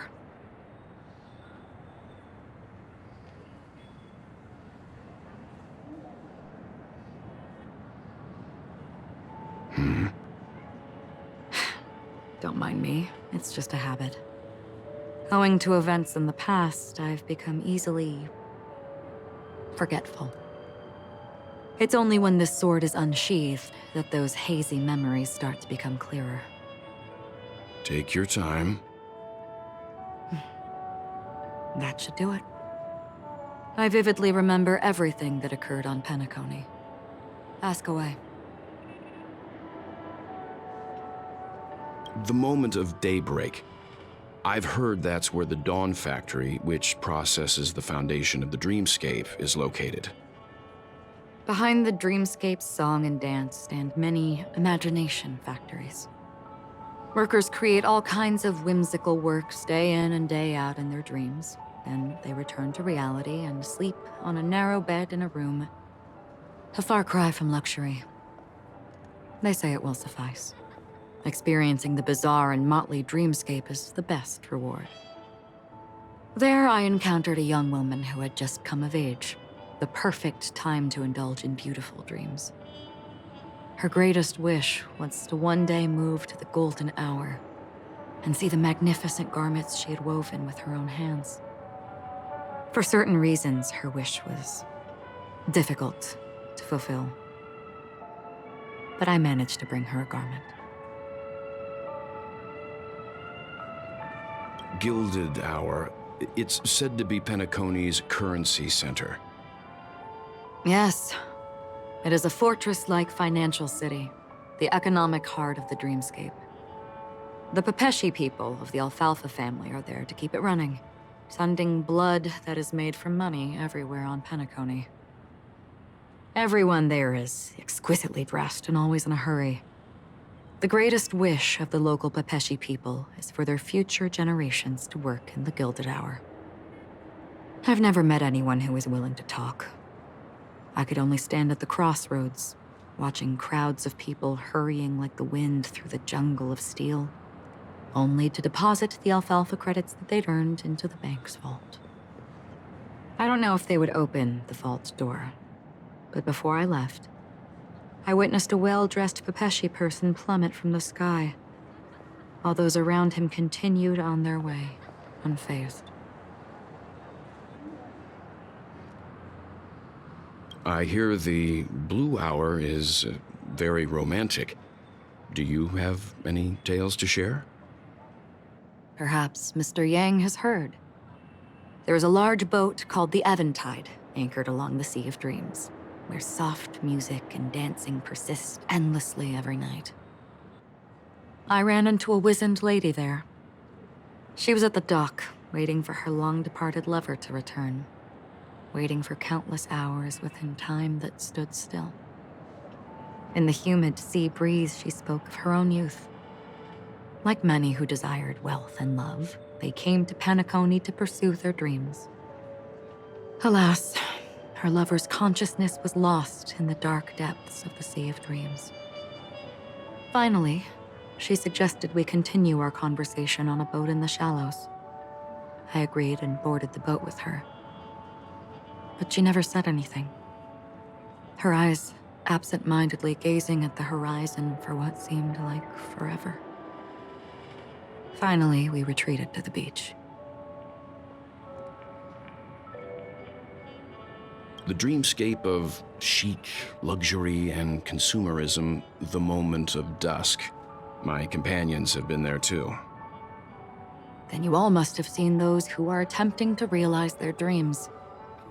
Or have realized them, scattering money as if it were dust and betting it on all or nothing. Everything has a price, and everything can be bought or sold. even dreams themselves. I saw an Intellitron there who was preparing to auction himself. When someone wins a bid under stipulated periods and rules, he would do the buyer's every bidding, becoming that person's very possession. That Intellitron had been auctioned off 12 times, and I participated in his 13th. That was the grandest banquet I had ever attended. But never again did anyone cast another glance at him. This time around, there were no successful bids for him.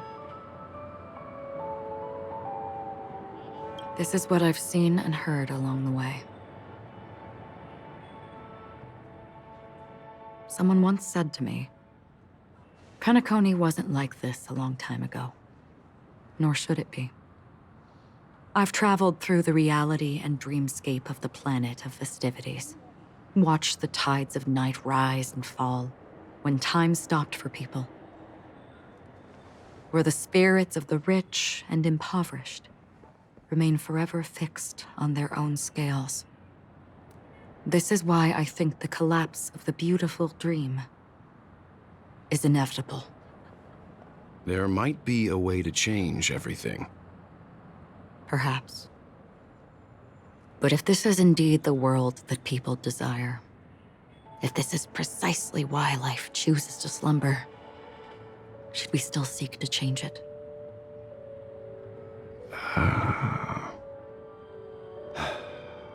Miss Acheron, now it's my turn to share a story with you.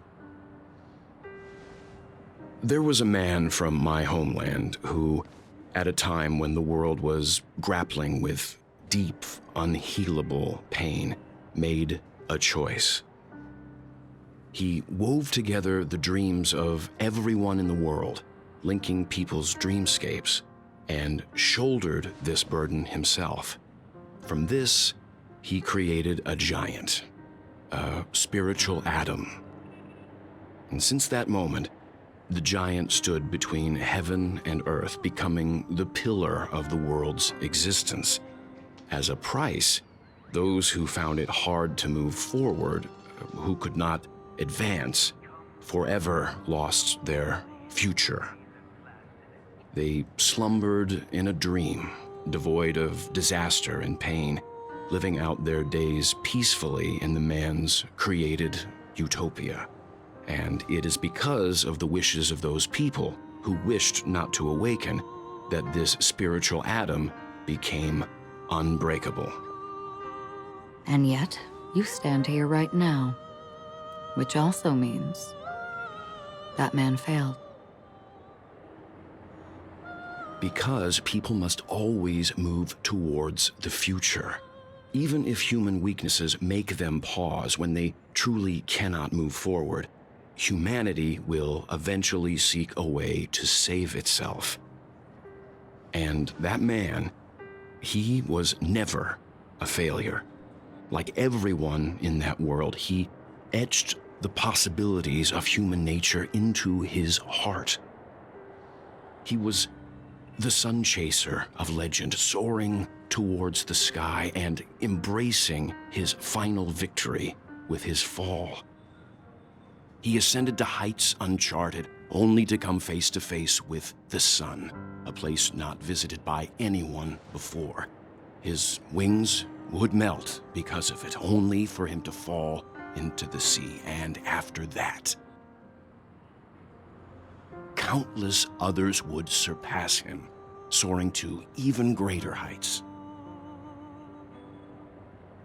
A fitting metaphor for the Nameless's trailblazing spirit. Thank you, Mr. Yang. I know what you wish to confirm. The universe has innumerable similar, yet different worlds. In these worlds, there are innumerable people who look alike, yet don't. I, too, have embarked on journeys, encountering old friends with familiar faces on different worlds, witnessing their destinies follow paths similar to mine. So I will tell you, even if not completely similar, the story you just told, it overlaps with my past. And within that abyssal dream, I ended that man's life. Alone.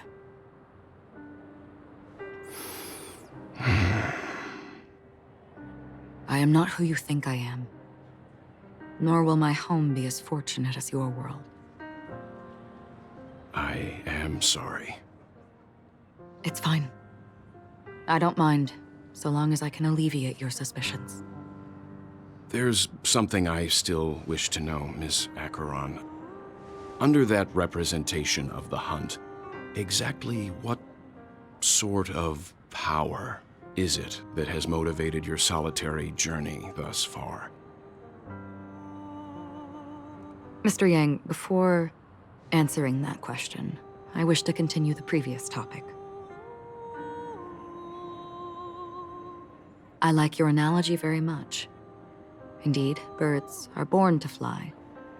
But in a distant past, their ancestors could only gaze at the sky in envy. They saw that faraway ray of light from above the heavens, piercing through the clouds and blanketing the earth. And so, time and time again, generation after generation, the birds spread their wings and took to the sky, attempting to touch its ceiling, all because the sun was there. Then, what if the last bird finally soars into the sky, only to realize that the end of the light is not the sun, but darkness? Then why, exactly, do we even walk towards the light?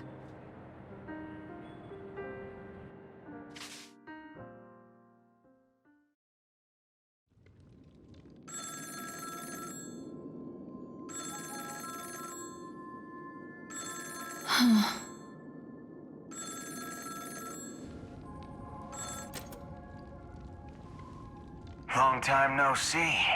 Having fun on Penacony? Acheron? This voice, it's not Constance. Could it be her companion? Though I don't know exactly what you are, or what you're up to, my bullets will find you. Until then, you best find a casket store on Penacony and ask the owner to reserve a good quality casket for you, imposter. Imposter? I see. She gave my whereabouts to someone who's tracking Acheron too. Who are you? Huh? Did I make a mistake? Who the heck are you? I'm the Garden of Recollection's memo keeper. Not bad. This is the kind of tough challenge I like. You that imposter's bodyguard? Never mind. It's fine. I'll leave a round for you. So get that forehead clean and wait for me. I don't know what you're talking about, but you know Acheron, the Galaxy Ranger, yes? I have something to ask you. Are you asking me to write your will? Sure. Go ahead. Not quite. I only want to ask, how exactly did she become a Galaxy Ranger? She's clearly not a pathstrider of the hunt, but you are, aren't you? Tell me, what's Acheron's deal? Sure. Heck, never thought I'd come across an ally. What a stroke of luck. Well,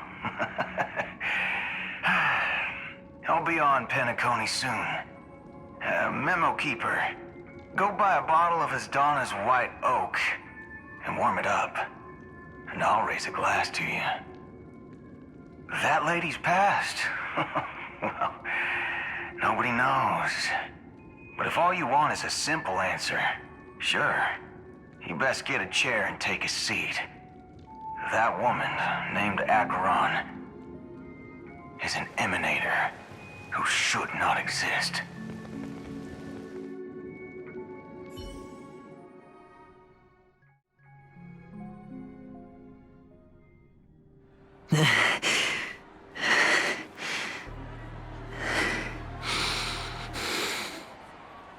You look pale. Or is that also part of your act? I didn't think you'd have the nerve to show yourself. I thought this was exactly what you wanted. After all, I faithfully fulfilled my duties as you instructed. Just tell me if you can't hold on any longer. So, the genius of the Council of Mundanites wants to be my Undertaker now. What an honor. Yes, and I'm pretty sure the people at the Strategic Investment Department would love to be notified of your death in due time. But let's not forget, you won't be seeing them, because I'm the manager of this task. Great. Then tell your people that Aventurine is ready to go in 17 system hours. Oh, you've got a lot of nerve. How exactly do you plan on completing your task while your hands are tied by the Harmony? My conversation with Sunday convinced me that there's a traitor in the family, and that they hold the secrets of Penacony. So, I took the opportunity to set everything in motion. I even managed to recover the gift money. Things haven't gone this smoothly since I walked through the doors of the Reverie. Now I'm only one step away from victory. Let's just wait and see. Sounds like a very elaborate way of saying that you failed. That's all I can say. Have you forgotten, Doctor? You betrayed me. Go. Do what you must. I look forward to the sight of the IPC fleet surrounding Penacony. You've achieved what you desired, haven't you? That's true, but what's your plan? Did you conceal an orbital support beacon in that gift money bag? Well, who knows? Maybe that's why I'm handing out cash even when I'm about to bite the dust. You are indeed a gambler. An insane one at that. Well, maybe I am. Who knows? Fine. Here, take this. Open it when you're on your last legs. You'll thank me. What's this? Medical advice?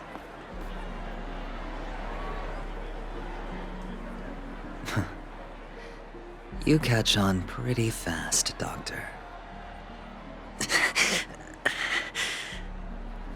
Asking me to solve a case without giving a single clue. How typical of you, you wing-headed scoundrel.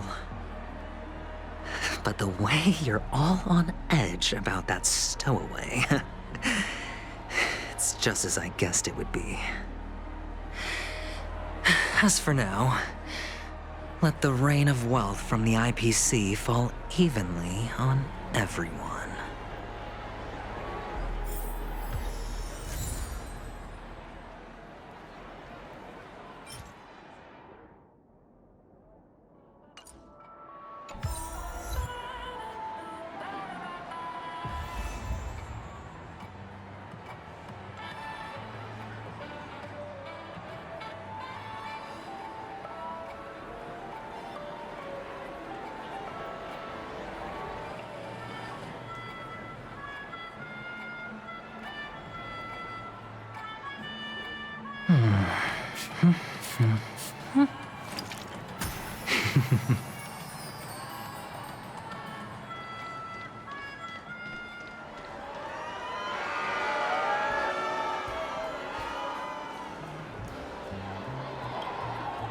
Would you be willing to support my performance?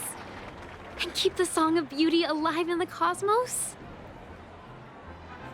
Wow, how fabulous! But why would you give such a wonderful gift to a random stranger like me? Well, you see, I can't bear to see anyone in this sweet dream suffering from poverty.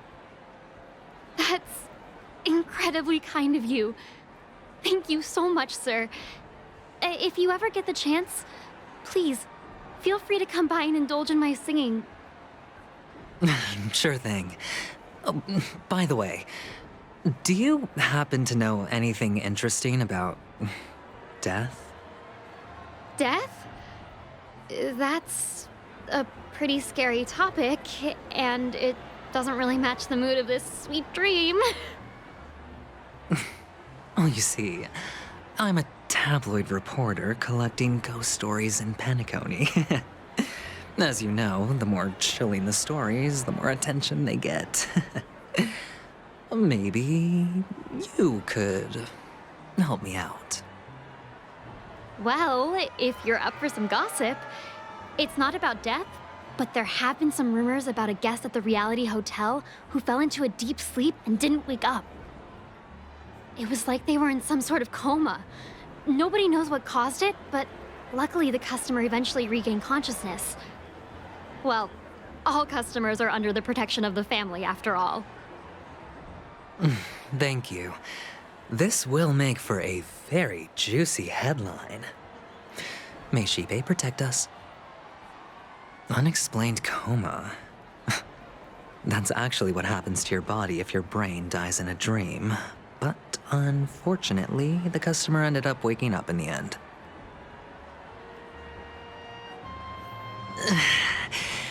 I can feel something inside my head. Is the harmony starting to kick in?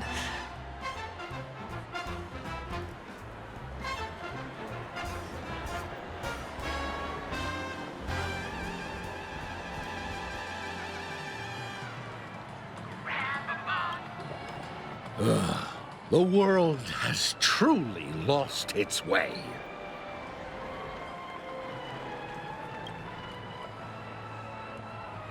You... Wait. I get it now. This is some sort of prank show, right? You must have some cameras set up around here to film yourself doing good deeds, right? You youngsters are always looking for a quick way to get an audience. But you know what? A truly great show never comes easy. Oh, a great show will start soon, old man. But before that, I need to ask you something. Do you know where I can find death in this dream? Ah, I see. Another fearless youngster looking for death, huh? Well, let me give you a piece of advice. Don't think you're the first one who's ever thought of that idea. Death? Not even remotely innovative. I bought it from Dr. Edward. He claimed it was some exclusive fancy schmancy stuff. Now, but what a disappointment. The effects were awful. First, some monster covered in eyes stabs you in the gut. And then all you see are blurry glimpses of buildings and lights. The sky was spinning so fast it almost made me puke. Is that all? Yeah, what else can you expect? Don't put too much stock in the Penacony movie industry. They even called this junk groundbreaking art. Can you believe it? What a joke. Well, I'll leave you be then. I hope you have a wonderful day. A monster covered in eyes. That sounds like the Memory Zone meme. But buildings and lights... I don't think those have anything to do with death. Well, that whole dream bubble was probably created using rumors and gossip.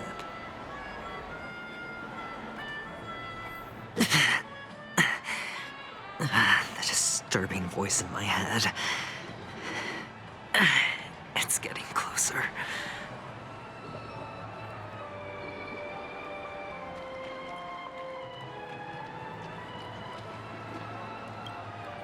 A sip of liquor. A blissful reprieve. To drown 1,000 sorrows. Let worries leave. I know I have what it takes to become a poet. Oh? Oh.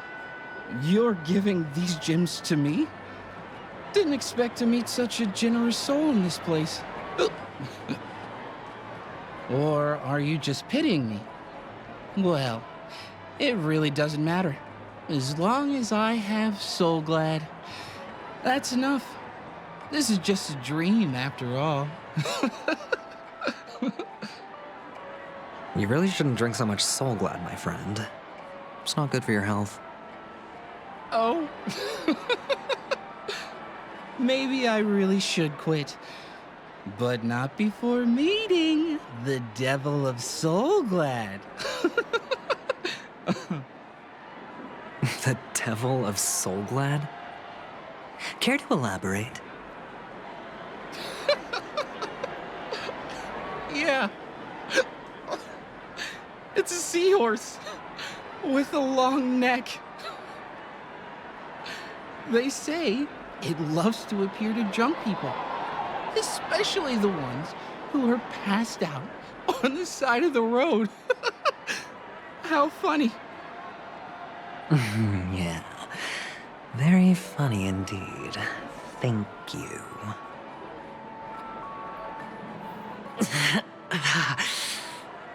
Does everyone have to go through so much torment before joining the family?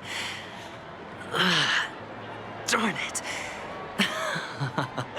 Now I just want to dig out my brain and use it as evidence.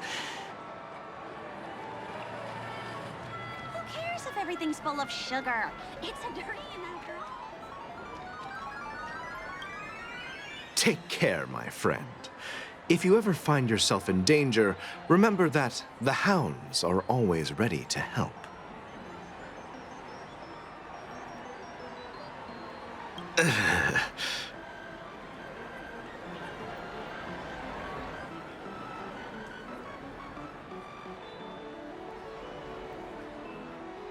You don't look good, my friend. If you need assistance, I can contact the hotel and have them wake you up forcefully. That won't be necessary. I have some business to attend to. But thank you all the same. All right, then. If you ever need help, don't hesitate to reach out to us hounds. Well, actually, I do need a favor. As the most outstanding hound in Penacony, have you come across any stowaways recently? Stowaways? How could there be stowaways in Penacony? We've never had anything like that before. All right. Good luck with your work, then. What was I even thinking? Family would never share intel with the IPC.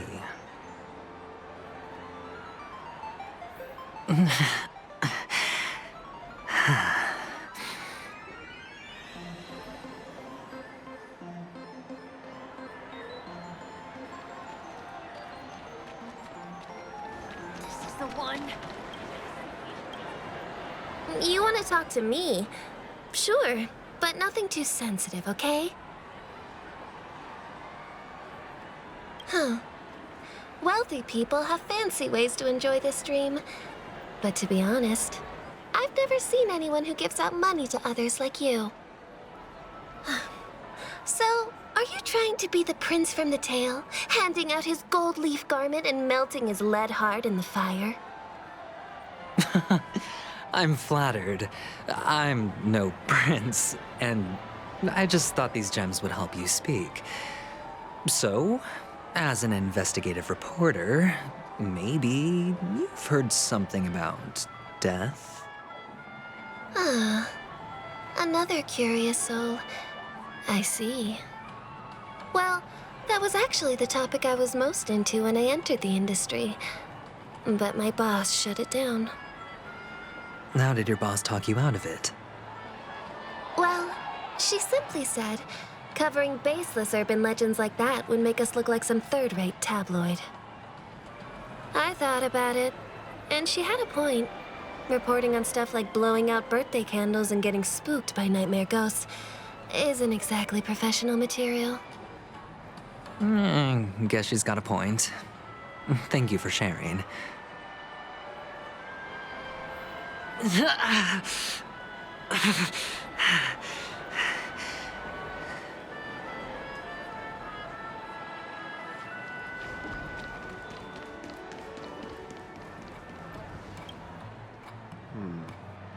Were you wanting to talk to me?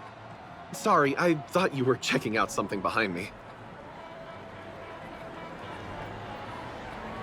Is this a gift for me? Are you sure this isn't some kind of mistake? Yes, it's for you. Just take it. Is this for real? Someone is actually giving me a gift. Not for my parents, but for me. Thank you. Thank you so much. Oh, it's not much. I just want to ask you something. I knew it. What's on your mind? Are you trying to ask about my father or my mother? Neither. I just wanted to know if you've ever heard about death in the dreamscape. Oh, you sound just like my father. Always warning me about danger, even in dreams. He's an Intellitron, so his dream entry methods are different from us organics. Can't count on him to protect me if something does go haywire. Funny, right now I'm still under his protection. How ironic. Hey, stay positive. Gold will always shine one day, right? The Devil of Soulglad, Dangers in the Dream, and Nightmare Ghosts. Well, surely death is a popular topic in this sweet dream granted by the family. Well, I've collected a bunch of rumors, but no useful clues. The gems in my bag are running low. Well, let's see if my last lucky interviewee brings some surprises.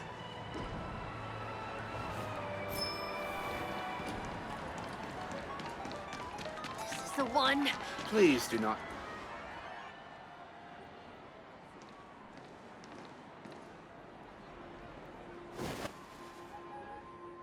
Remember what I said. You Sigonians are better off hiding in the sewers. Look at you, snooping around and sticking your nose everywhere. Is the smell of death so enticing, my fine fellow? Oh, it's you, masked fool. I should have guessed it. You're the imposter who appeared on TV after Robin's death, right? I heard you got caught by the family. I gave you a clear clue. Befriend a mute. Simple and straightforward, you know? And what did you do? You messed it up and ended up as their prisoner. I told you to make friends with a mute, not become one yourself. You really let me down. What do you mean? You know better than I do. Who watched the little songbird that couldn't sing perish right before their eyes? You did, Blondie. No, I mean... What did you mean by becoming one myself?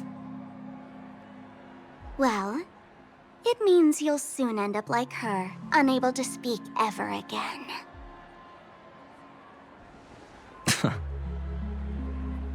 But it's a good thing if you ask me, because... Because I'm getting closer to the truth, right? Oh?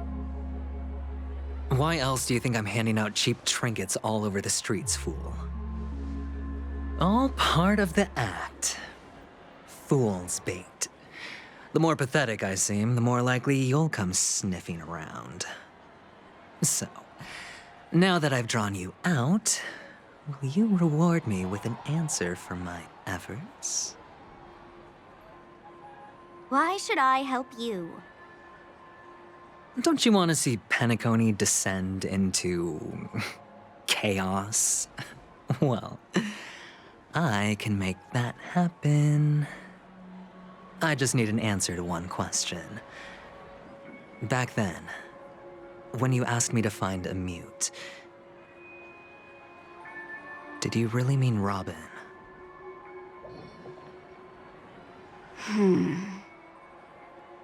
And what if I say no?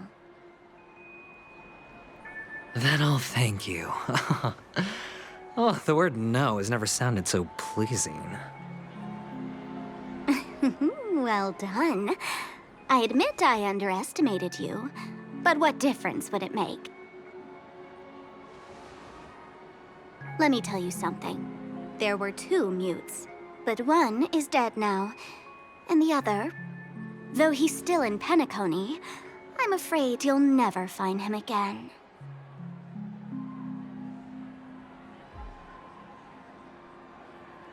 Now I'm completely sure that I was on the right track from the beginning and never strayed, fool. Right now, there are only 2 things missing from my grasp: the meaning behind the truth and the means to expose it. How impressive. That's quite a fancy way of saying I haven't learned anything so far. Not exactly. I've gathered enough clues to prove its existence, and that's enough for me. As for the answers to my questions, I'll find them within 16 system hours.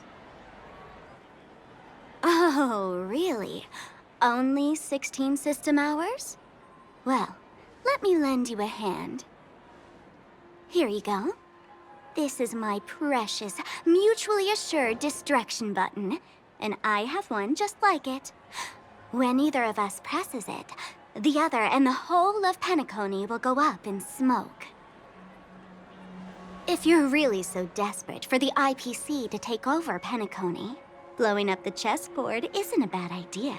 Start from scratch. That's where the IPC excels, right?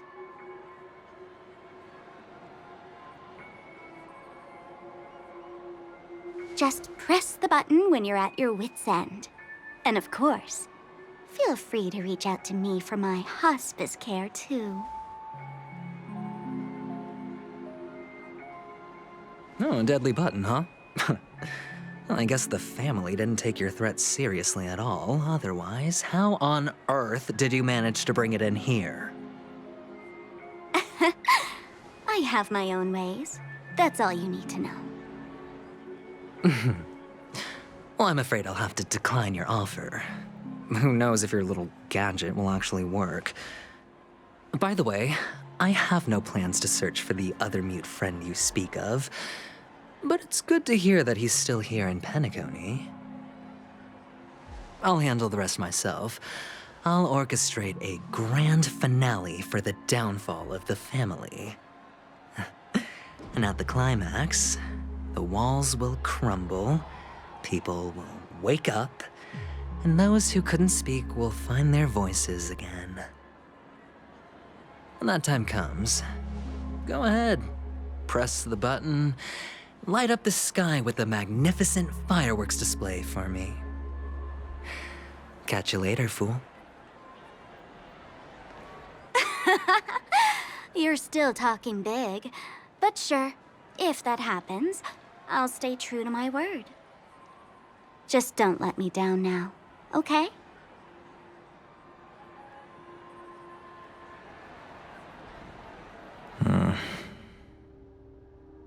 So, number 35. You're back.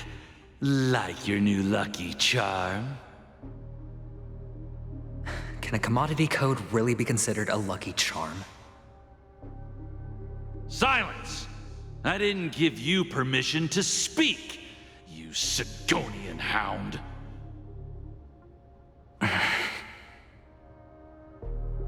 The guys in black didn't say much, so I've no idea what you did to save your skin in that massacre back in the day. But I figured you must have had good luck, so I bought you. From now on, you and your good luck are my assets. Are we clear? Your first task is simple. In addition to you, I've purchased 34 other slaves. Go and play a game with them. You came out alive after 2 days.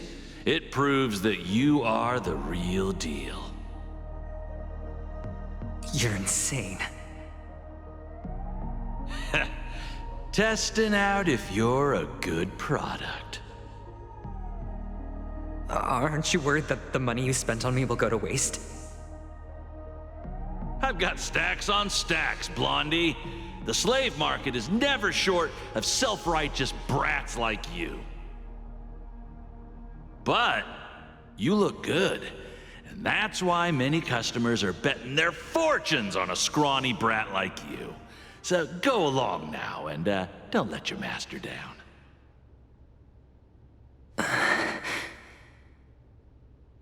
How much did you spend?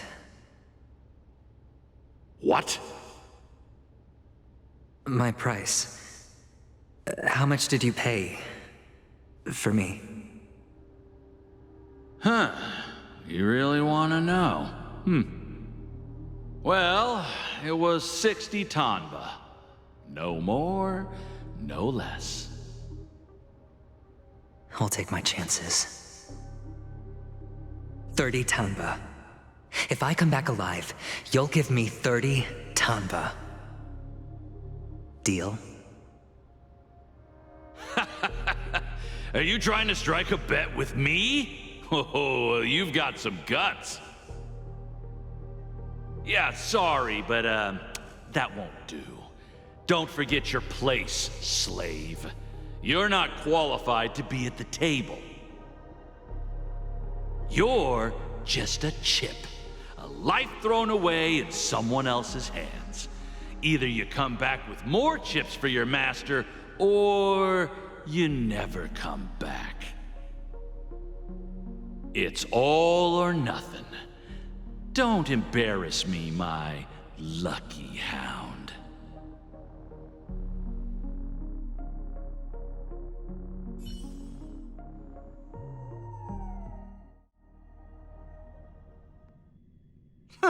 What brings you here, Gallagher? Some friends from the old days. Do you have a moment to spare, Siobhan? Oh, I have the whole day to spare. Ladies and gentlemen, welcome to Dream Jolt Hostelry. This bar offers a wide variety of drinks, but we draw the line at Soul Glad. Why settle for ordinary when you can experience extraordinary? We're dedicated to serving up nothing but pure joy and laughter. What would you like to drink? I'll whip it up for you. Oh, look! A lady as cool as Serval!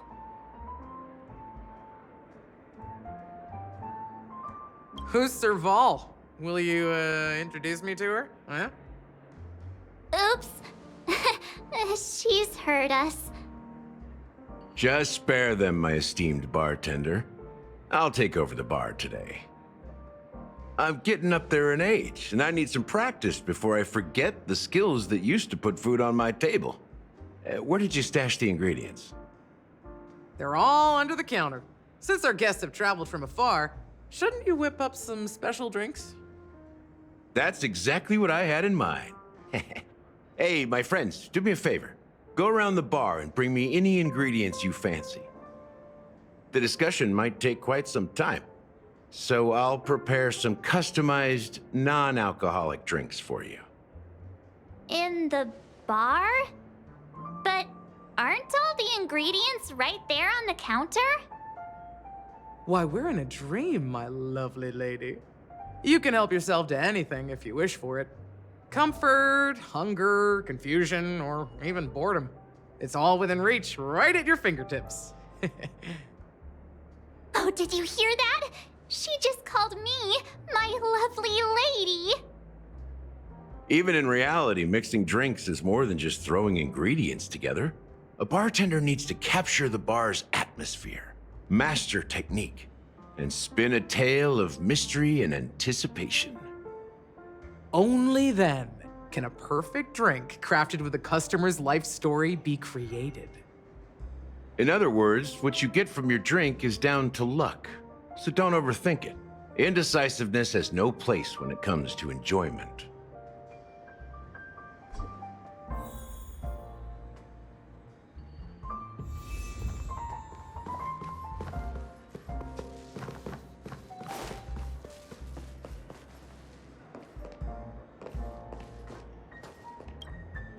It's Soul Glad! But I thought they didn't sell Soul Glad at the bar. Let's give it a shake. Nice, it's still fizzy and has a long shelf life.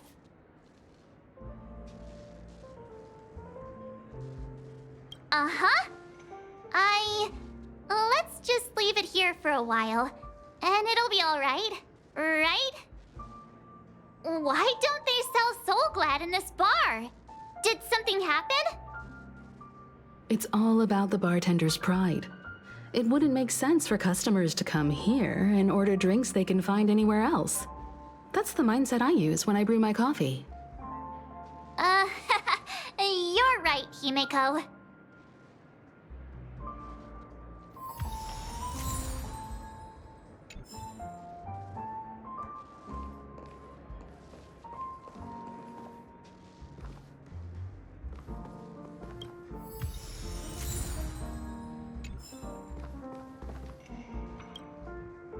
Hey, look at all these chips scattered everywhere.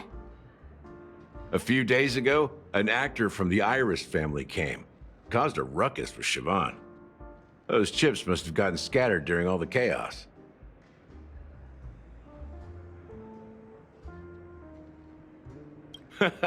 That's a clever metaphor. That being said, opening a bar in this place, filled with monsters, is quite a feat. Siobhan must have a lot of tricks up her sleeve, right? You'll have to ask her yourself to find out. But I have a feeling she won't budge unless you impress her with an incredible drink. That's quite a stash. Not sure if it's enough. Stay out of my way. I'm looking for Siobhan. Uh-huh? What's all the commotion about?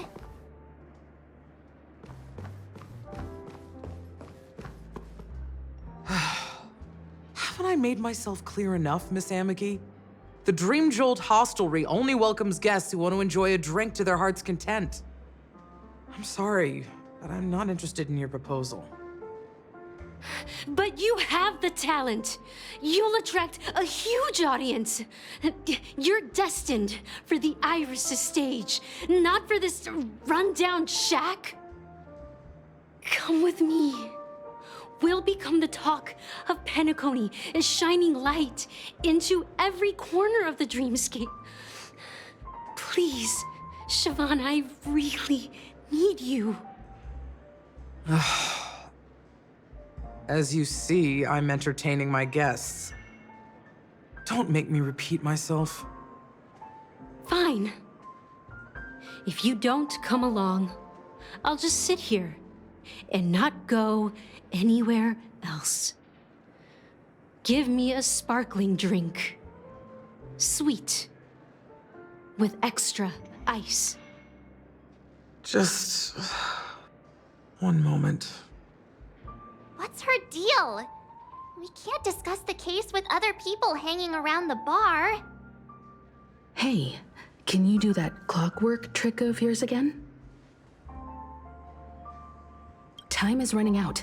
We need to hurry. Yeah, I'm counting on you.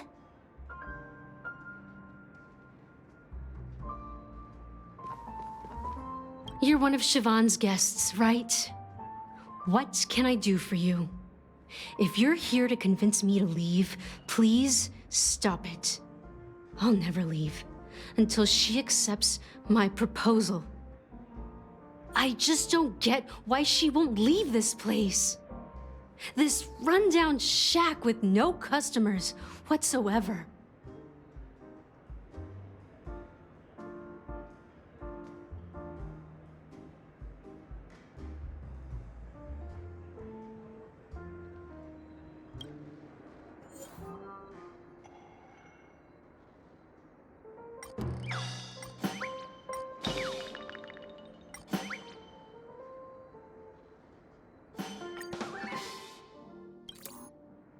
I've seen it. The moment when Siobhan and I share the stage. The crowd is going wild, applause crashing like waves, the aroma of irises fills the air. A beautiful melody playing, ribbons dancing around us, and the taste is sweeter than honey. I've seen that scene countless times in my dreams, and every time it mesmerizes me. That's why I have to bring her back to that world, no matter what it takes. Want to raise a glass, my attentive listener? Let's consider it a toast to my far-fetched dream.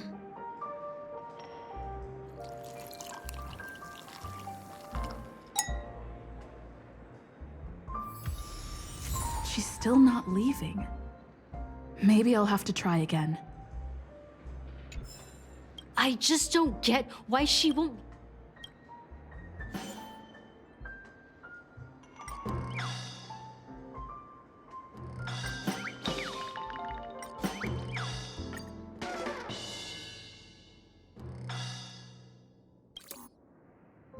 Those darn Irish jerks! They're the ones who forced Siobhan into hiding here, running this pesky bar. It's all their dirty scheming. I get it now. She's not leaving because she doesn't want to run into them again. I can help clear the way for her. I can do her a favor. I'll go back and write a letter to the Dream Master, exposing the crimes committed by the Iris family. Siobhan will definitely appreciate it. Things might get out of control if she gets any angrier. I need to come up with another plan. I just don't get why she won't.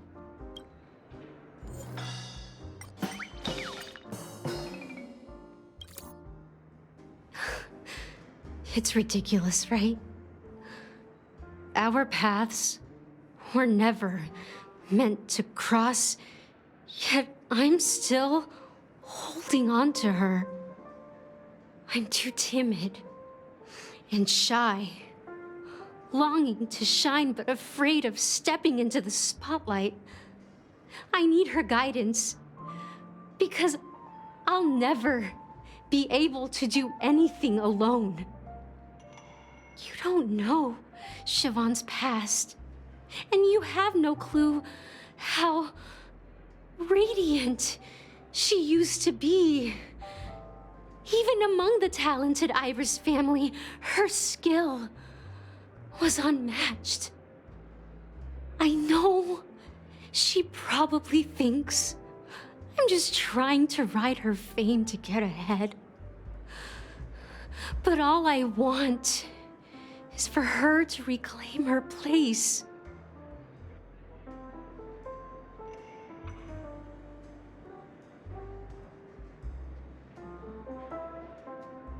Well,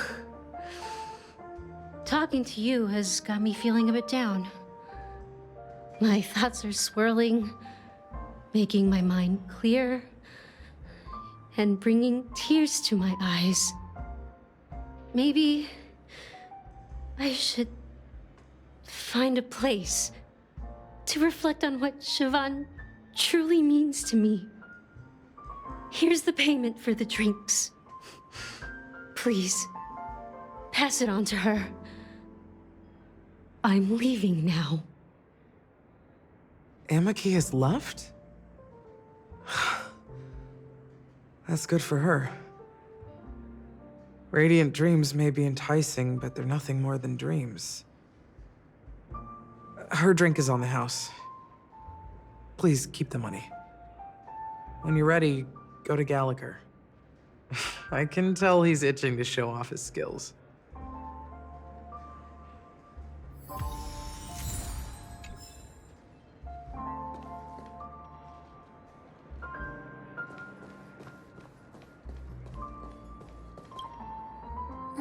Can this be used for mixing drinks?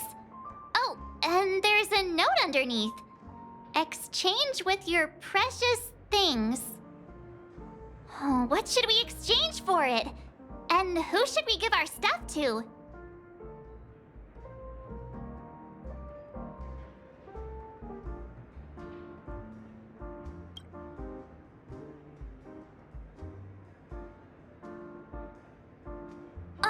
Whoa! The words on the note are changing.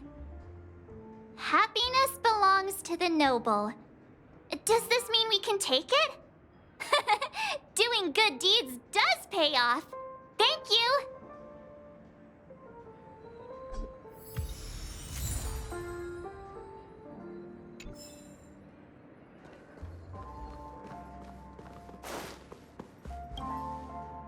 Check out this bottle.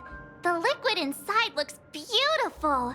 And the label reads, Dream Syrup, thick. I don't see an expiration date, but the production date is half an amber era ago. Ugh, drinking this stuff can't lead to anything good. That's for sure. That's true, but this really doesn't seem fresh. Did you find the bottle of syrup I've been hoarding? Don't worry, it's all just a dream and it won't upset your stomach. It's been aging for years and should have a refined taste by now. Feel free to have some. It's perfect for entertaining lovely guests like you. Then we'll keep it for now.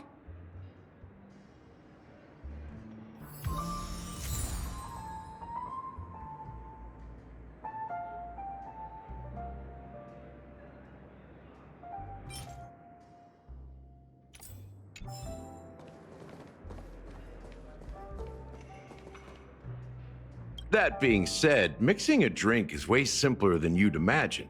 Just pick your favorite ingredients, toss them in a glass, mix it up, and it's done.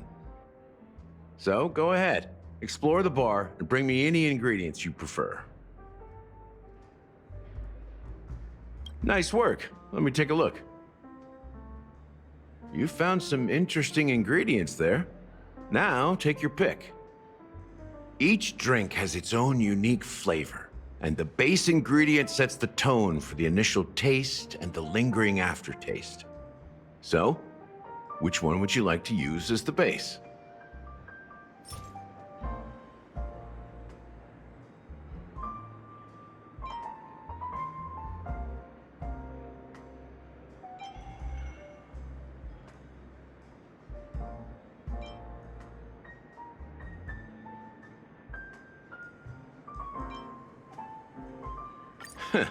You won't find a sweeter drink anywhere in Penacony.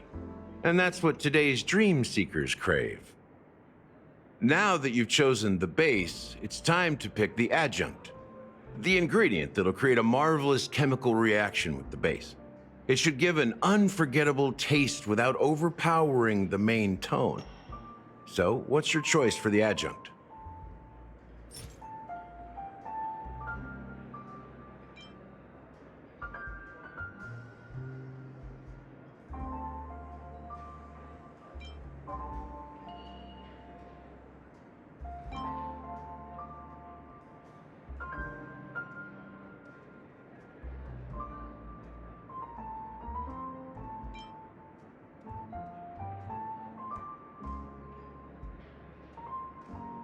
bright future. A taste that's been a long time coming. I'll never forget the flavor that danced on my tongue as Mikhail whisked me through the dreamscape wilderness. Those were haunting times. Too beautiful to be real. Mikhail. Almost there. Let's pick a decoration. Which style do you prefer? Anything you need, I've got it.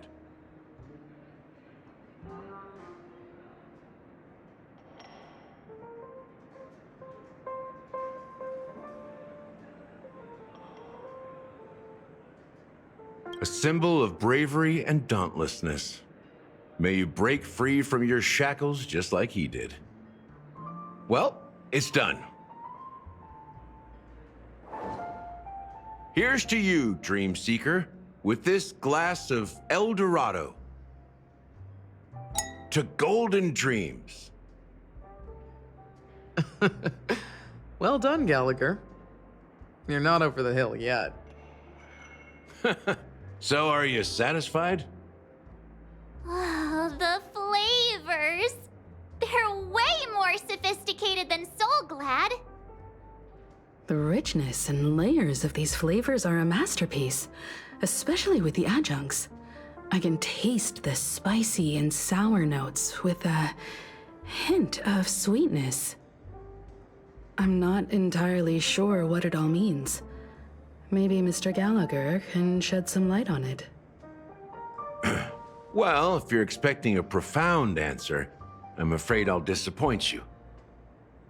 The imagery it implies is pretty straightforward. It's just a glimpse of what this dream truly tastes like. Nothing more. Does this true taste have anything to do with that Mikhail? Yeah, that name does sound familiar. When you got knocked out by that masked fool girl, I think I heard someone calling that name. Do you remember? I was right about you. You guys seem to know quite a bit, and now there's no reason to hide anything from you anymore. Let's dig deeper into the case, and of course, I'll tell you a story about Mikhail. All right, let's start with what we know based on the clues the family has. It seems that Firefly isn't a local or an invited guest. In other words, she's a stowaway. She managed to fool me at first. My age must be getting the best of me. But here on the planet of festivities, stowaways are a common sight. You're bound to run into one sooner or later. After the incident, the hounds wasted no time searching for that girl in both the dreamscape and reality. But here's the thing. We only received bad news, and the trickiest kind at that. She simply vanished, leaving no trace in the dreamscape or reality, as if she had never come to Penacony at all. Huh? Does that mean...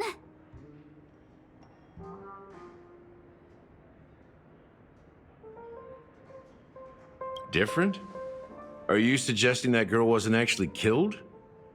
Come on, aren't you a witness in this case? Let me be frank.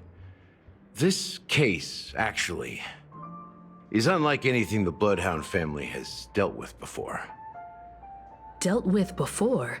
So, death does happen in Penacony, if I understand correctly. You've witnessed it, so there's no need to hide. Even the shiniest city has its dark side. We're all adults here. Surely I don't need to explain too much to you. Confronting the family based on that alone would be naive. Death may occur in sweet dreams. So what? Such events are highly unlikely and only affect a tiny number of people. If you really want to delve deeper into this case, you need to understand the true problem with the family. I guess it's time to tell the story of that Mikhail. You're very perceptive. The Astral Express has received that music box too, right?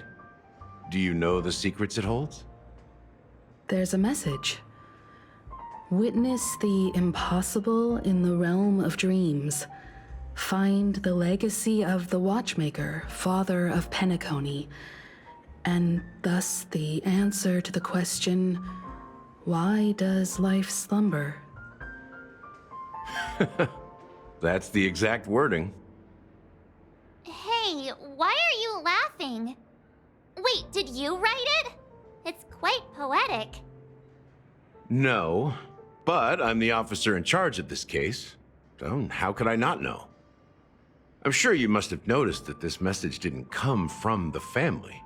You might have even guessed that the relationship between the family and the Watchmaker isn't as close as it seems. That's just our speculation.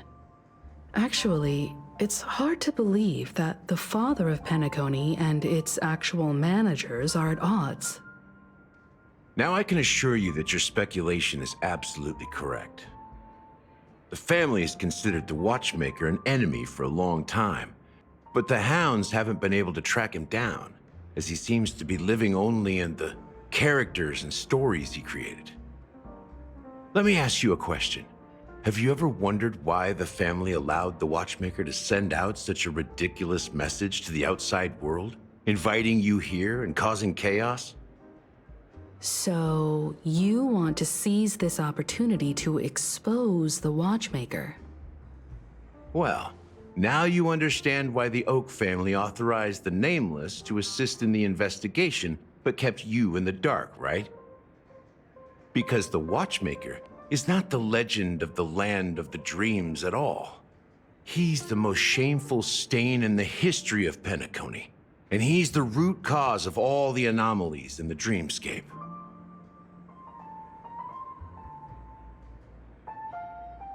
You don't get it?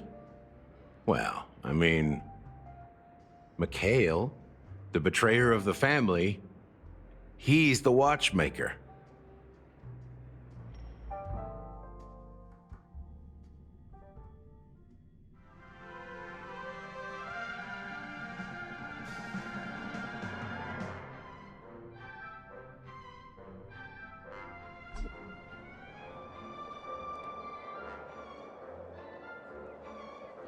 Here we are, Clock Studios theme park, the most popular entertainment center in Penacony. Wait, aren't we supposed to be discussing the Watchmaker? I would have expected you to take us to, maybe, a library, or an archive room of sorts. But an amusement park? The culture of a city reflects its history in the most authentic way. To you, it's a fun place. But to me, it's a prison for the planet's past. You know that Penacony used to be the IPC's prison planet, right? All the prisoners were brought here, helping the Garden of Recollection salvage the leaking memoria from the macro void. The prolonged exposure to high concentrations of memoria caused a unique phenomenon. The dreams of countless prisoners intersected and overlapped, and people started meeting each other in their dreams, living lives that were almost identical to reality. But everything has a price, and sweet dreams are no exception. In the end, the dream world was unable to alleviate the suffering of prisoners in reality. One of the prisoners broke free from the IPC shackles and fought for freedom. He is Hanu, the great leader of Dreamville, the great peacemaker, and the faithful companion of the underdogs.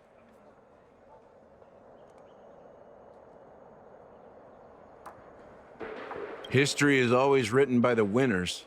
However, it's undeniable that Clocky is an animation that draws from Penacony's actual history. These characters not only exist in Dreamville, but also in the distant past.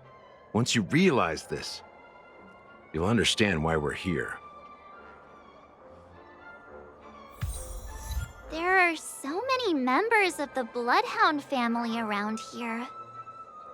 They just received a lockdown order, supposedly from Sunday himself. Who knows what it's for? Why can't anyone go in?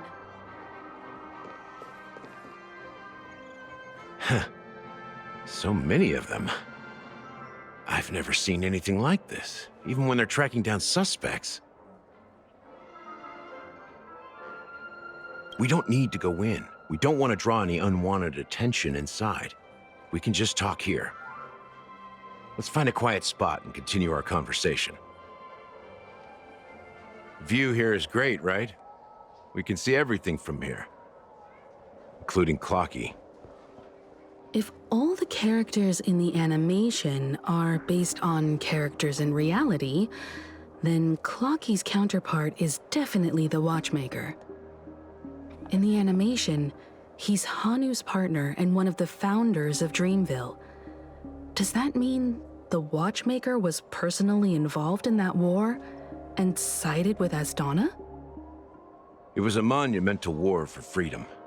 Hanunu fought alongside a motley crew of masked fools, nameless, history fictionologists, mourning actors, omen vanguards, even visitors from beyond the sky. In the end, they emerged victorious. Among them was the person who would eventually be known as the Watchmaker. But if you do the math, doesn't that mean the Watchmaker was around for several centuries? I'm not sure, but Mikhail was already the Watchmaker when I met him, so maybe he inherited the title. How old are you now, Mr. Officer? I'm 13. No way. Not even close. Hanunu freed the frontier prison, but peace still eluded him. With limited resources, threats from the outside world, and internal conflicts between major prison districts, the future of Asdana was uncertain. It wasn't until the Watchmaker approached the family with the idea of turning the prison into the planet of festivities that Penacony finally gained its name and glory. Thus, he became known as the Father of Penacony. But didn't you say the Watchmaker betrayed the family? And you said you were his companion, so that means you... No, I'm not his companion, but rather one of his many children. But I am indeed a traitor. Not to the family, but to Mikhail. What did you do? I did nothing. And that's the worst betrayal of all. Just like you, I had close companions. We dedicated ourselves to Penacony. But the Oak family, they set us up. Mikhail was too old to protect his children anymore. So we left the family to find our own path. We were branded traitors of the Harmony, even though the true traitors were someone else. While they continue to praise the Watchmaker's name in the world, behind closed doors, they condemn him on a pillar of shame. Nevertheless, we wanted to clear his name. We intended to find the real traitor, the one responsible for all this, and restore harmony to Penacony. But we failed. Too much time had passed, and the land of the dreams had become deeply corrupted. After countless fruitless pursuits, I gave up. Like a lost dog. The family accepted me and made me an officer, supposedly as a form of forgiveness. But it was actually a punishment. Since then, I've been completely cut off from my partners and my past. As for Mikhail, I heard he died in obscurity, in a place where no one could find him. That's when I realized that the Penacony I once knew would never return. We're truly sorry for what happened. But this is not the end of the story, right? Apparently, someone has inherited the title of the Watchmaker and has been secretly working against the family all this time. Unfortunately, after all these years, I have no idea who that person is, or if they're even real. Or just Mikhail's lost soul haunting the dreams. So, do you understand why I'm spilling all this info? Because I believe the girl's death must be connected to the Watchmaker's legacy. And at the end of all these mysteries, we will find the answers we are seeking. If it really is Mikhail's ghost, I want to meet him. If only for the last time. For those who despise me could form a line from here all the way to the entrance of the hotel. But those willing to look me in the eye and hear me out? Let's just say, there won't be many. I've told you all I know is a sign of gratitude. Thank you for listening to this old dog. Bark and all. Something just happened at the theme park. Now if you'll excuse me, good luck to all of you. How ironic. What's so different between the stowaways rejected by Penacony today and the dream seekers once hailed as pioneers several amber eras ago? Gallagher does have a troubled past, it seems. While Firefly's whereabouts remain a mystery, his stories shed light on our suspicions about the true identity of the Watchmaker, his connection to the family, and the power struggles hidden behind sweet dreams and death. Exactly. Gallagher suggests that the real traitor is someone else, probably within the Oak family.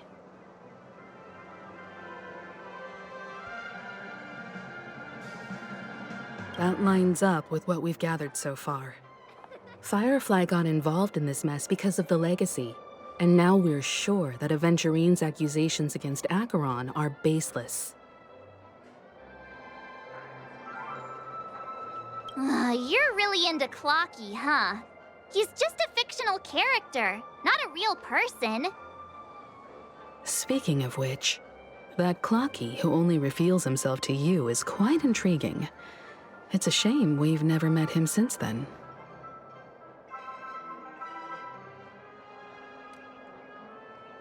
Now that we've confirmed a lot of our suspicions, let's take a moment to think about the clues we have. Send a message to Welt and see how things are going on his end.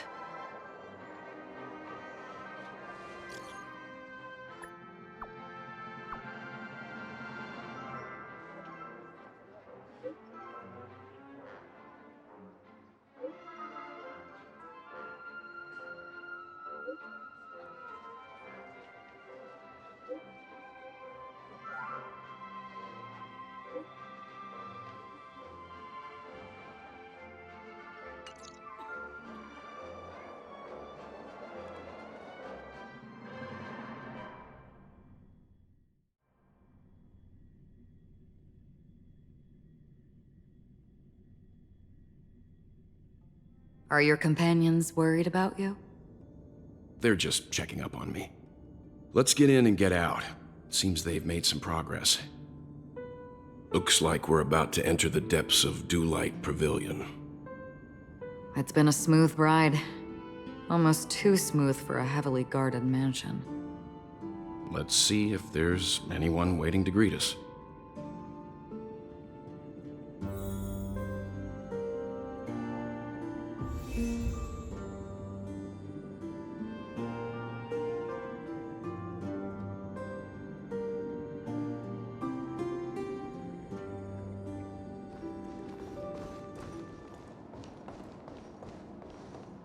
Something feels off.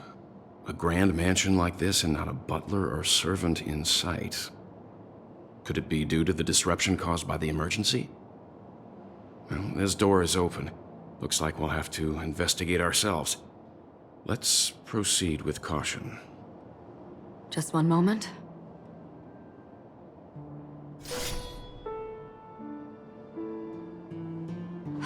Light. I've made myself less noticeable. The crew can explain their presence as authorized by the family, but I can't come up with any excuses for being here. I see. What an interesting technique.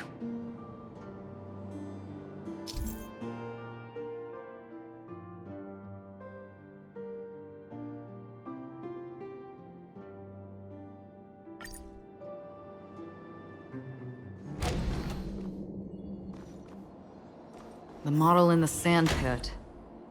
It's the golden hour, isn't it? Maybe the heads of the family used that model for...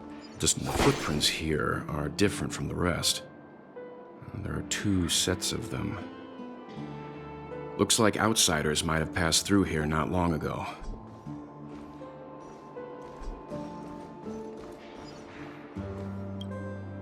Can you identify the people who left these footprints? Well, there's a unique pattern here. Flamboyant, even. And judging by the size, I'd say these were men's shoes. If I'm right, it could be the IPC ambassador, Aventurine. Aventurine. What about the other set? It looks like they were walking side by side as opposed to one behind the other, so the second individual is likely equal in status to Aventurine. The IPC is eager to reclaim Penacony, so their presence here is not unexpected.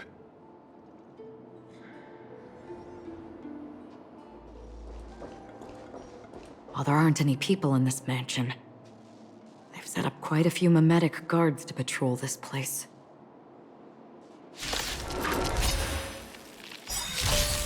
The smell of sin. By the will of the Ten Lords' decree, hereby ordained. Awaken, dormant world-cleansing dragon!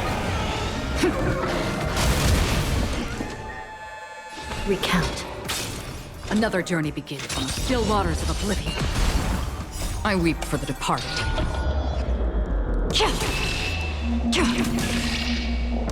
It too shall fall. Heaven's surge. Rise!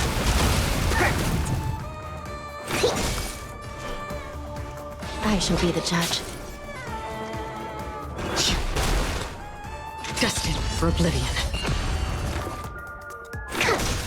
This is serious. Recount.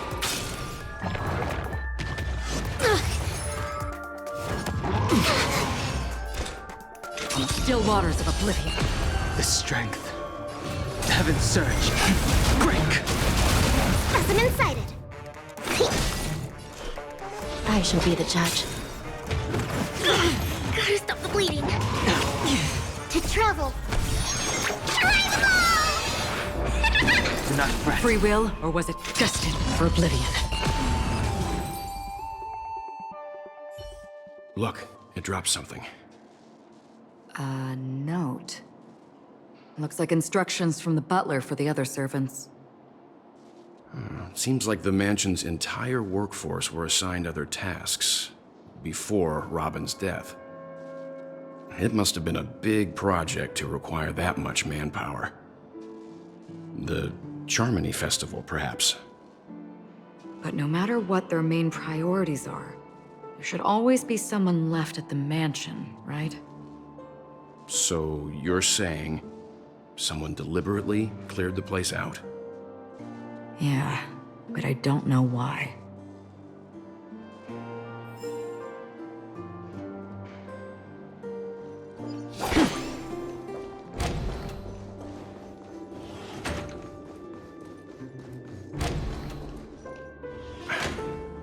No one here either.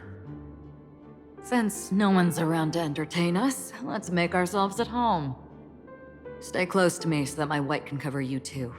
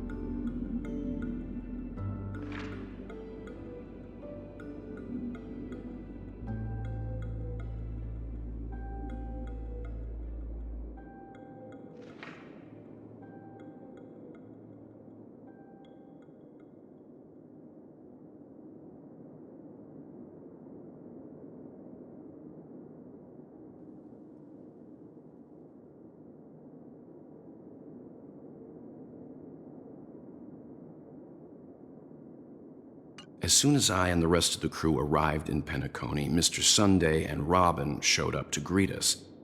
I remember hearing something unusual in her voice, and now it seems I was right.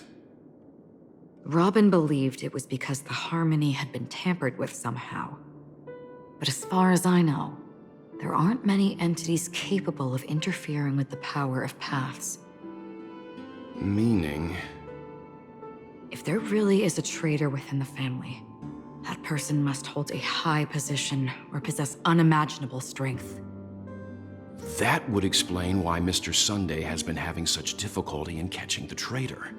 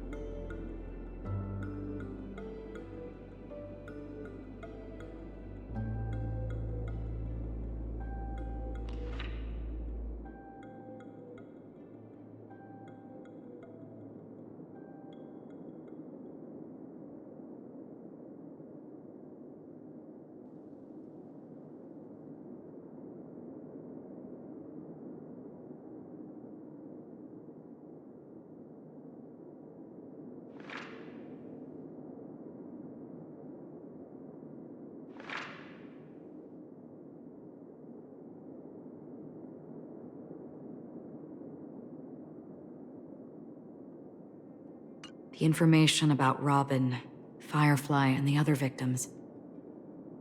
I don't see any commonalities among them. Looks like the rumors were right. Death does seem to be targeting random victims. And based on Sunday's notes, he's no stranger to death. He's just surprised that it has resurfaced.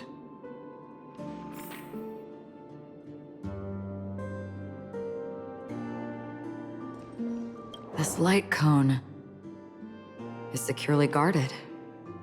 It must hold some important memories. According to Robin's interview, despite having performed on so many grand stages, her favorite performance was a pretend show she put on with her brother when they were just kids. I wonder how their relationship is now. Growing up brings gains, but also losses. Yeah, time has a way of smoothing things out. The beautiful dreams of youth will eventually fade away.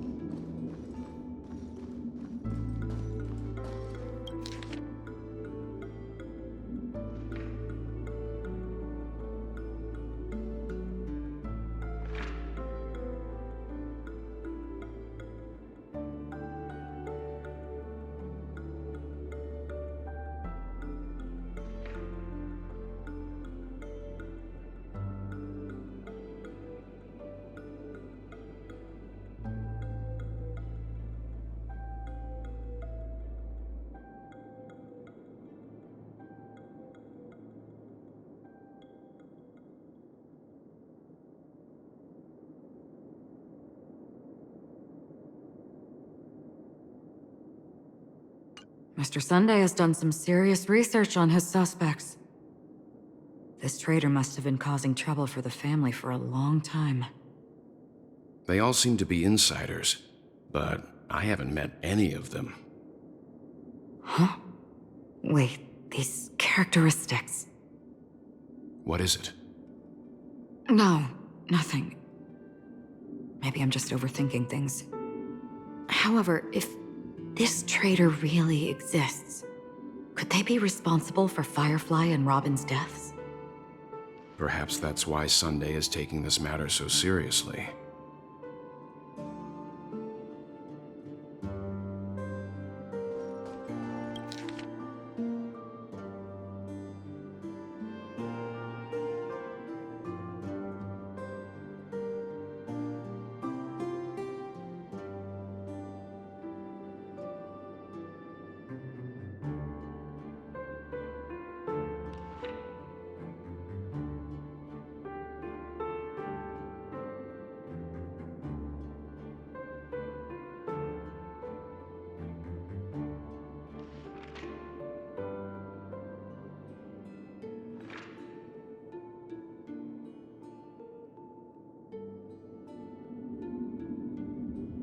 It seems neither the Dream Master of Penacony nor this old Odie is happy with Sunday's recent performance.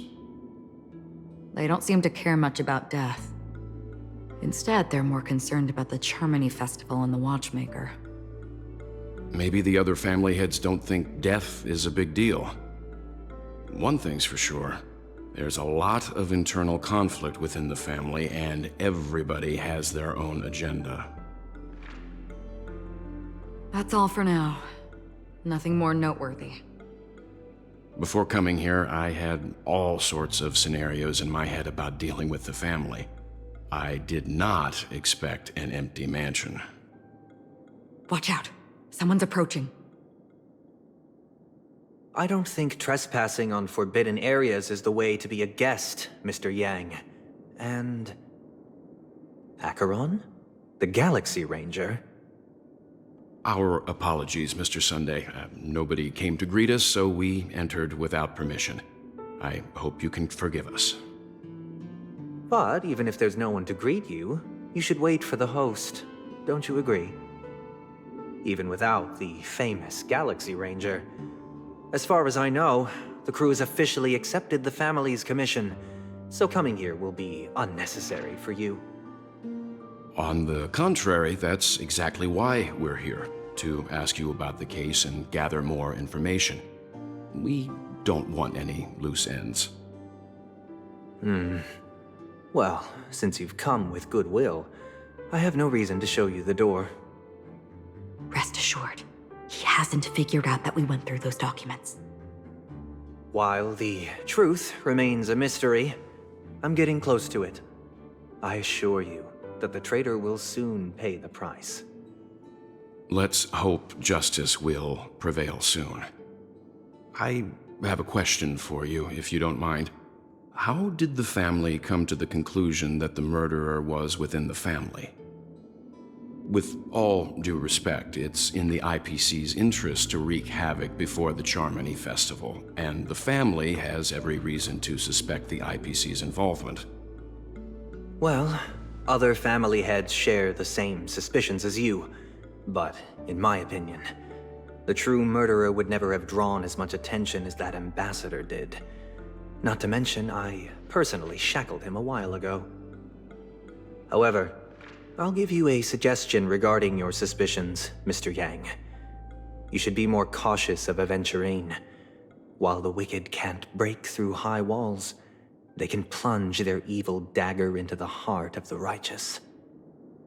He's a businessman, not some philanthropist. But right now, he's out there handing out his wealth on the streets. And he went to the Clock Studios theme park all by himself. Who knows what kind of scheme he's cooking up? While the family is dedicated to keeping our guests safe, it might be wise for you to stay alert. You never know what unexpected troubles could arise.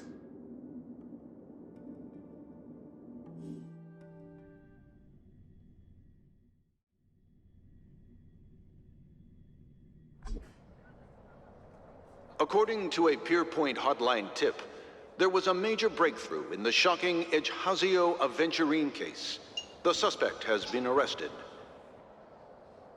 This fraud case has been linked to many departments within the Interastral Peace Corporation and the Intelligentsia Guild, causing a large drain in manpower and resources, resulting in the IPC taking a massive loss. The case's main suspect originates from Sigonia 4 and is one of the survivors of the second Kataka Abjin extinction event, who does not carry an interstellar refugee travel permit. As per Strategic Investment Department Head Diamond's sentiments, the IPC has appropriately relocated the suspect in the spirit of the Charter and will continue to conduct further investigations as to the motive of the suspect. What pretty eyes. Tell me, do they shine in the dark? Well, if they did, I'd sell them in a heartbeat. You don't know how many people long for your eyes to be closed forever. As a servant, you should not resist your master. Yet, you went and killed that man anyway. No lawyer has the audacity to defend you. Perhaps you ought to represent yourself. Not difficult, but definitely pointless. You're pretty confident on your eloquence. Did you also think that when you lied to the Intelligentsia Guild? Ask and you shall receive. You wanted the perfect construction material. All I did was offer a possibility. It was just a small wager. If your luck holds out, the IPC will dig something up from the golden sands of Ejihazo. Maybe even the Sand King's remains. Pity your luck has run out. I'll admit that. What I'm more curious about, though, is why such a grand scheme failed to benefit anyone in the end, including the perpetrator himself. Madam, I already have what I want. To be brought before you for the next high-stakes gamble. Then let's talk about the second gamble. Tell me, what are you prepared to wager this time? My life. I bet you won't send me to the gallows. What do you want, then? I want your Lenore to meet with me. I have something to say. And then what? I want cash. It can't be that simple, can it? It is that simple. 30 tanbas. The remainder of my market value. 30 tanbas. No more, no less. With this money, I'll climb to even greater heights than you. Grasp even more riches than you. I wager you won't give me this chance.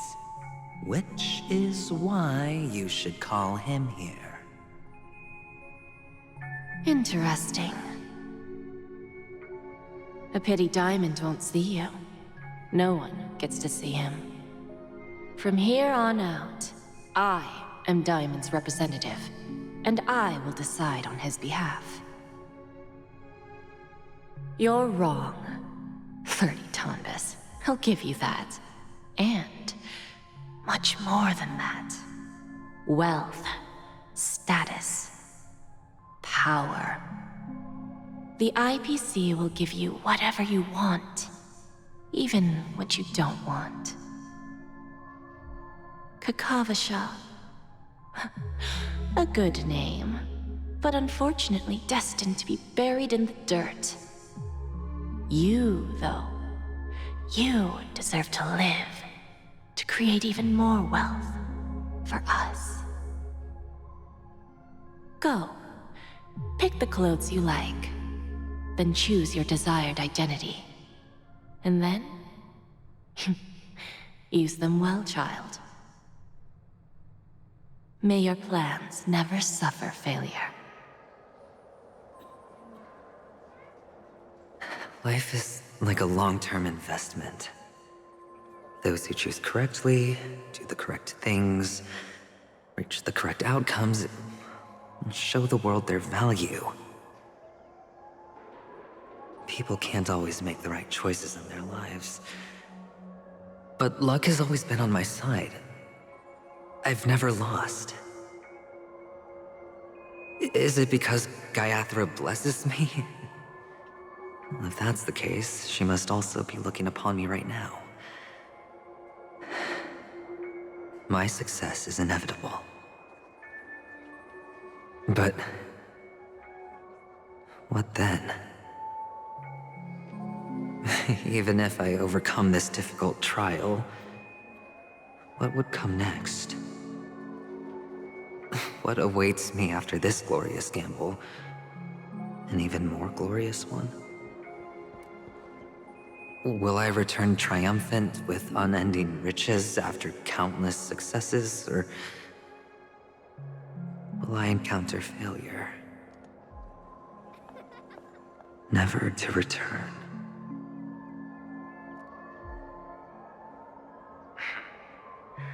I'm pretty sure you already have some ideas. Lowly gambler.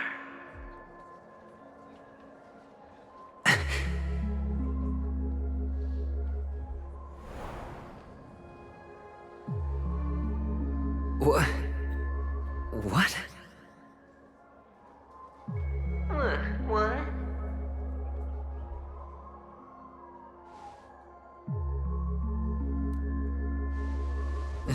Am I dreaming, or have I gone completely insane? Perhaps both. Forgotten me already?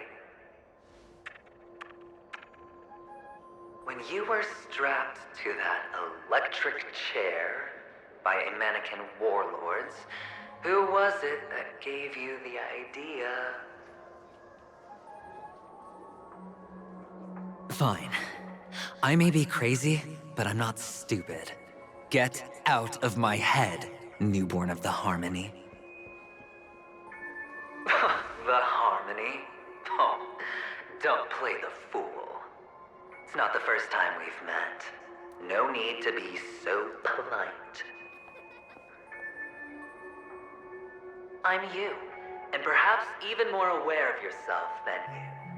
Of what exactly you want. You're dying. And you still want to drag a bunch of unfortunate fools with you through death's door. That's why you're here, isn't it? A grand unveiling. You really think you can pull it off? Why not? Well, you may have fooled everyone, but you can't fool yourself. I can show you. Before you're entirely gone, I'll be with you for the last stretch of your road. Let's have a heart-to-heart while we walk.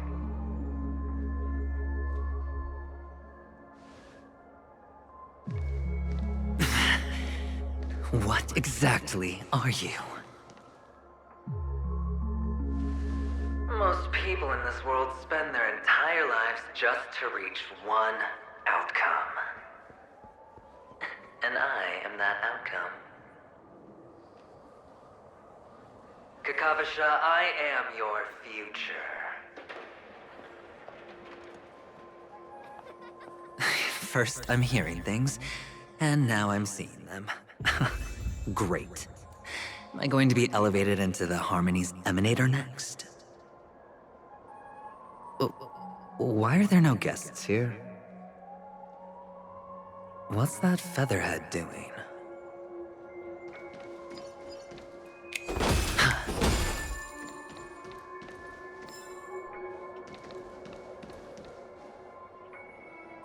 Just a Pepeshi? No. A child.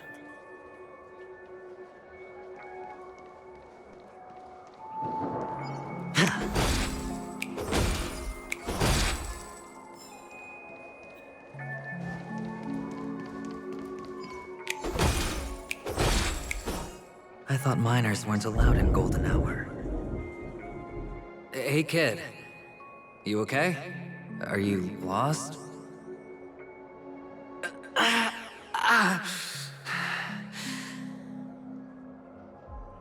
What's wrong, mister? You don't look well.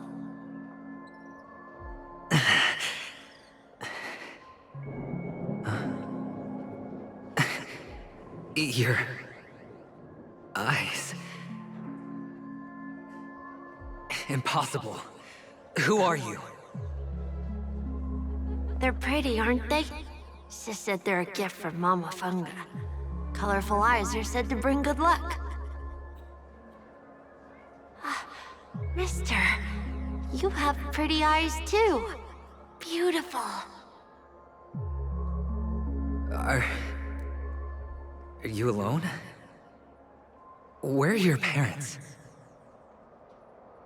They're in that amusement park. Papa and Mama went in first. I'm just about to go look for them. I have to go. Goodbye, mister. Hope you have a good time, too. Those eyes. And Mama Funga. No, it can't. There aren't any Avgens left.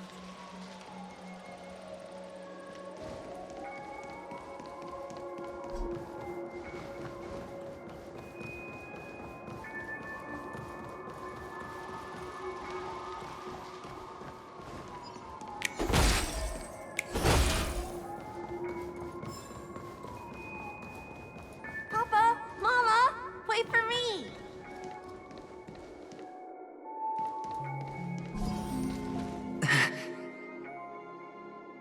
Only on Penacony, am I right?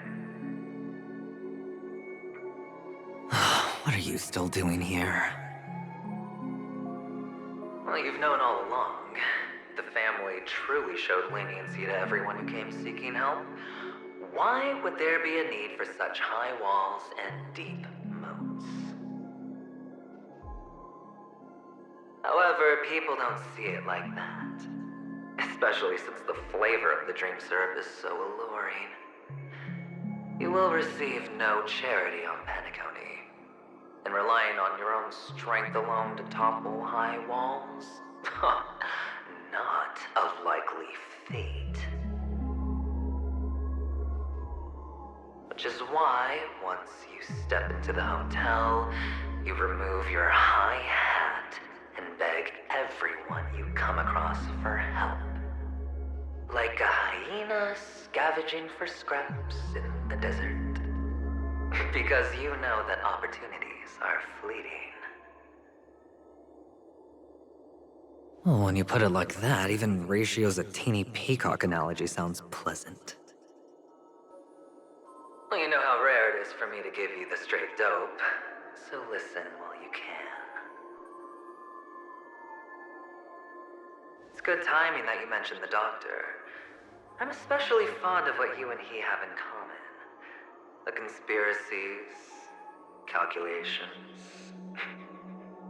Especially the part about the finale, a magnificent act of betrayal.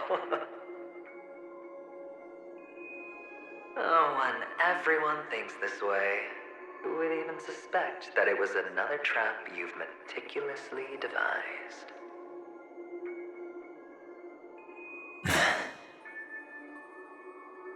Go on. Tell me I'm right. You know who you really are, Mr. Cavalier Gambler. Uptight, overcautious, massive inferiority complex. You've won so much, and you're still so afraid of losing. They only see your big bets, your bravado, the full house, the straight flush. They don't know the other hand is below the table, clutching your chips, your life. It's a heck of an act. No wonder the tavern sent you an invite. You're a natural kid. You don't stop at fooling the audience, you fool yourself too. Well, the best way to prevent others from seeing your true colors is first being able to fool yourself. Of course. I know you all too well. But it's strange.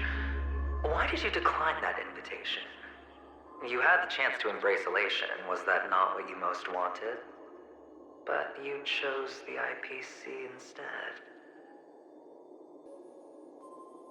For the preservation? I doubt it. Do you even have anything in common with the preservation? Oh, I thought you knew. Didn't you say you had me pegged? We're done. Either stop talking or disappear from my sight. That's fine. But who exactly is about to disappear here? Well, it's not going to be me, anyway. Feeling lucky.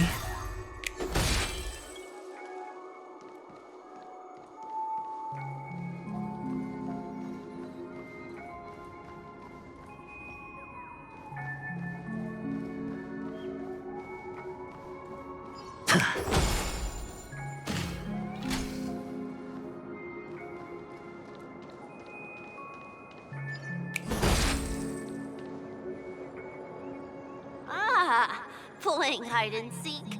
I'm really good at this.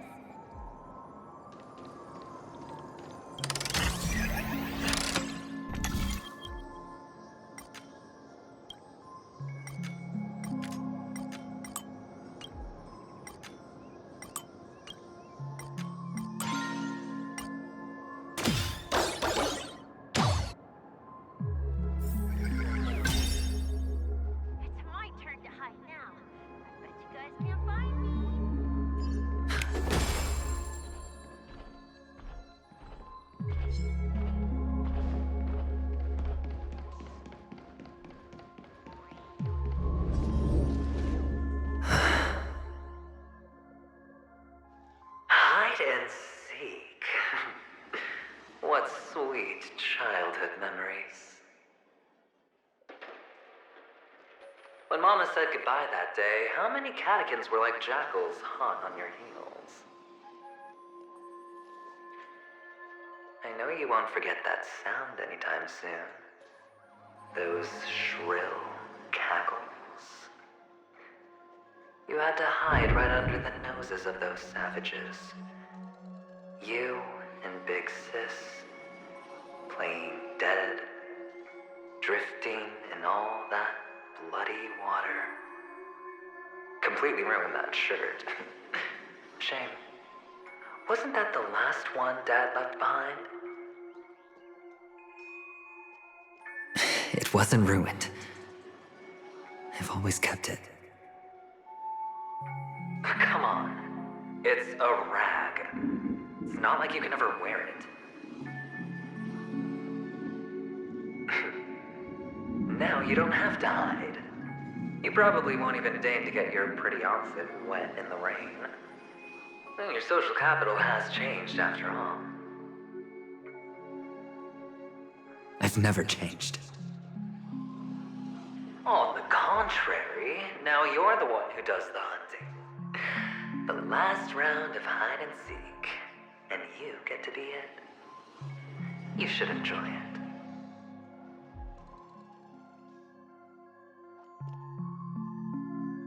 That child. Could he be in here?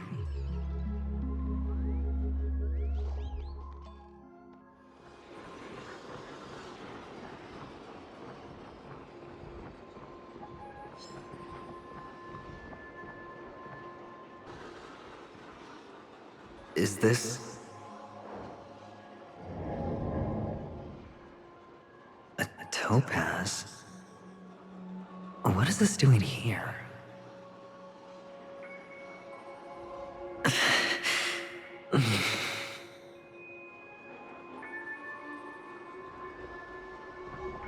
What? Does your cornerstone wrench at your heart, son?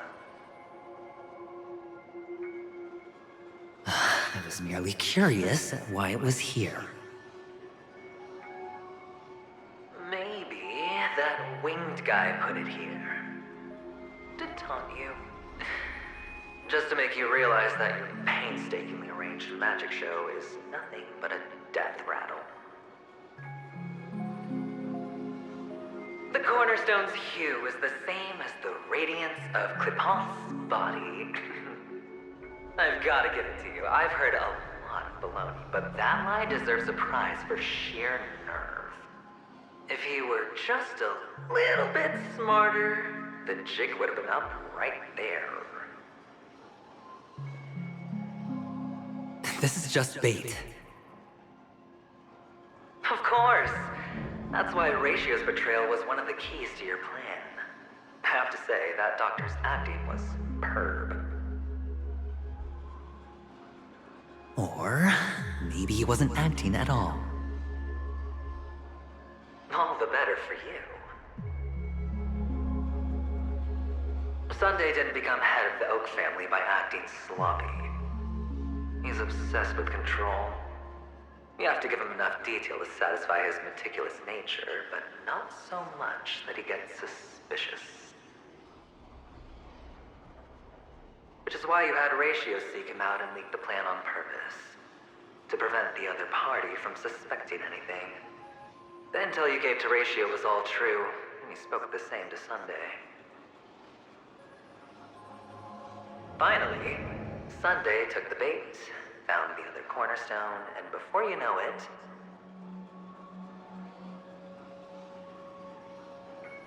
everyone's distracted enough for you to steal the third stone right out from under them. Why don't you stop rummaging through my mind? Your mind? It's our mind. You're me, and I'm you. We're the same.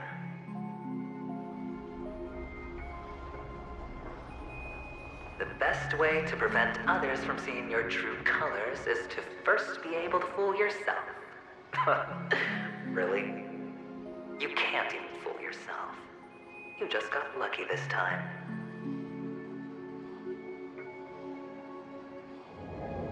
This is the other cornerstone in Sunday's hands.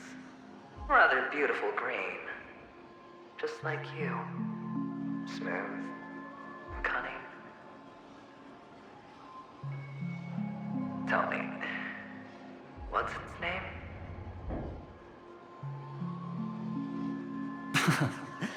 Why are you even asking me? Must I do all the work? Aventurine is the stone of luck and trickery. That's what she said when you received the stone, wasn't it?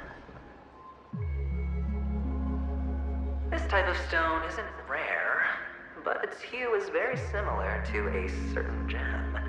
In fact, it's often used as a substitute. And that more precious gem is...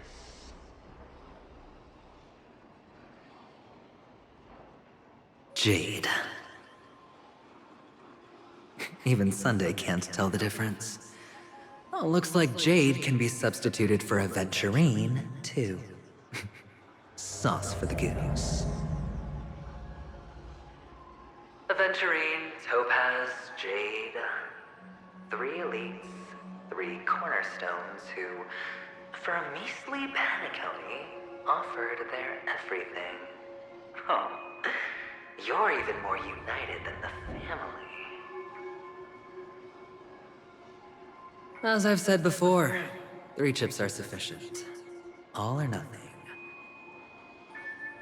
But will it be the former or the latter? We'll find out soon enough. So, where's the real aventurine stone? Take it out, let's have a look.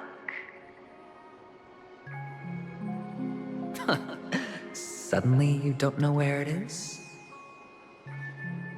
I just want to hear you say it. After all, it really does resemble its owner.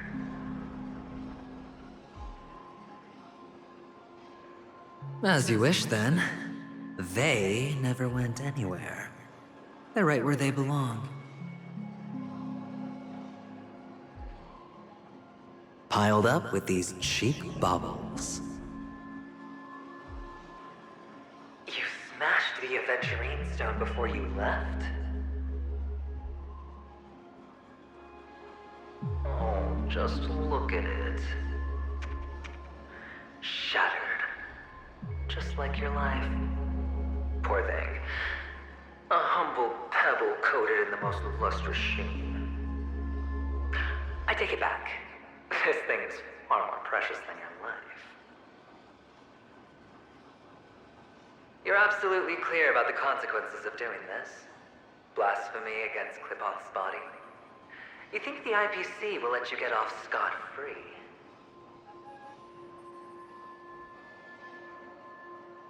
Well, Diamond has always been all about results. As long as I could create value far beyond the cost, the ends justify the means. How else would the family be fooled if there was no price to pay? It doesn't matter. Even smashed to smithereens, the preservation's cornerstone can still be used. Its effect may be greatly diminished, but it's enough for me. Now I'm really curious. Why does every step you take involve reckless risks, and the choices you prepare for yourself always come with a strong impulse for self-destruction? Do you truly believe that the greater the risk, the greater the rewards? I wouldn't have guessed you'd be so loyal to the IPC. There is so much you don't see. Which is also why you'll never see how I'll win it all.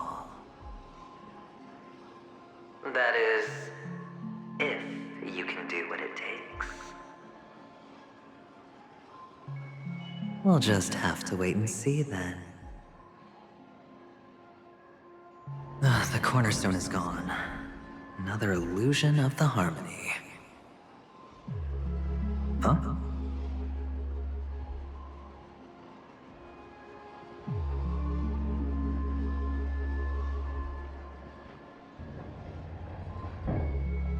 Hello.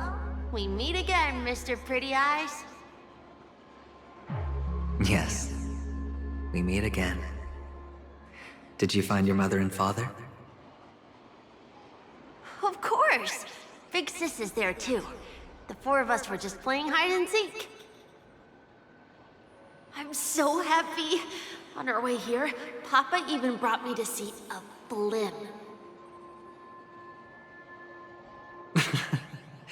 I think you mean film. Yes, that's it. Putting many drawings together and turning them into a moving wall painting.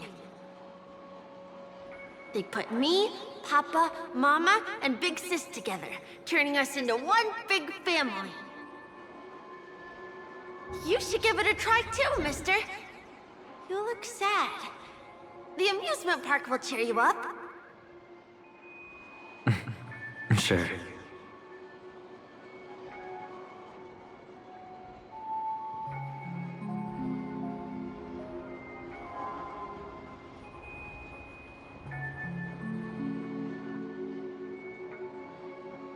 Go give it a try, mister.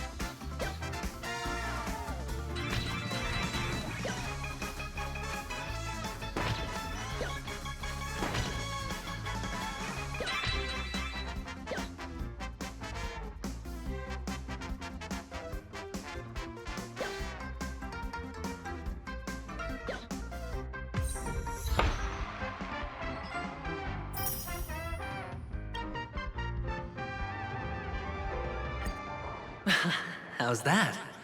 Not a bad score, eh?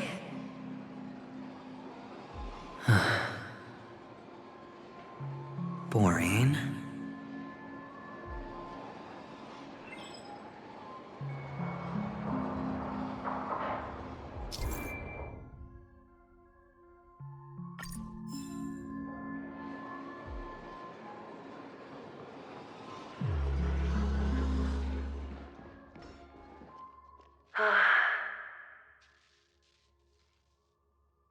Why aren't you talking? You've piqued my interest. I'll admit that there are still aspects of you that I don't completely understand.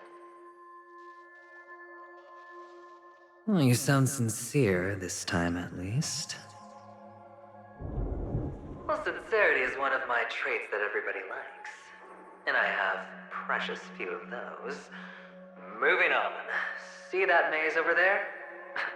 I'll know everything about you before you reach the exit. Our quaint journey through this amusement park still isn't over, and I wouldn't mind stretching this out at all.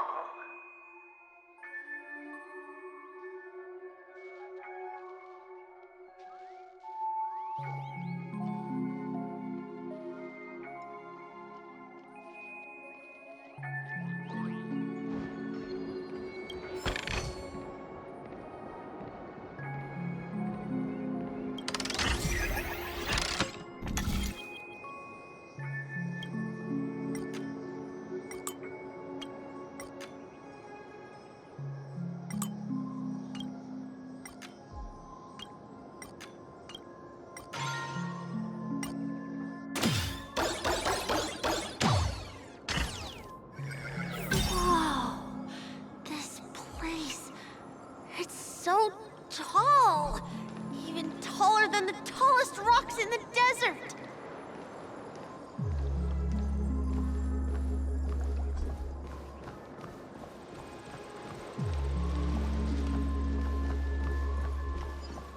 There are so many flowers here!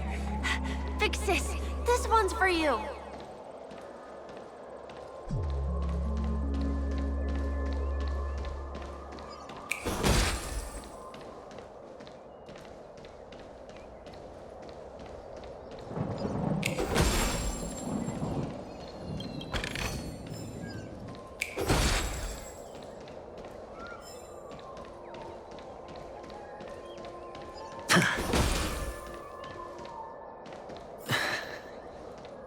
A dead end? Oh, is this the wrong way?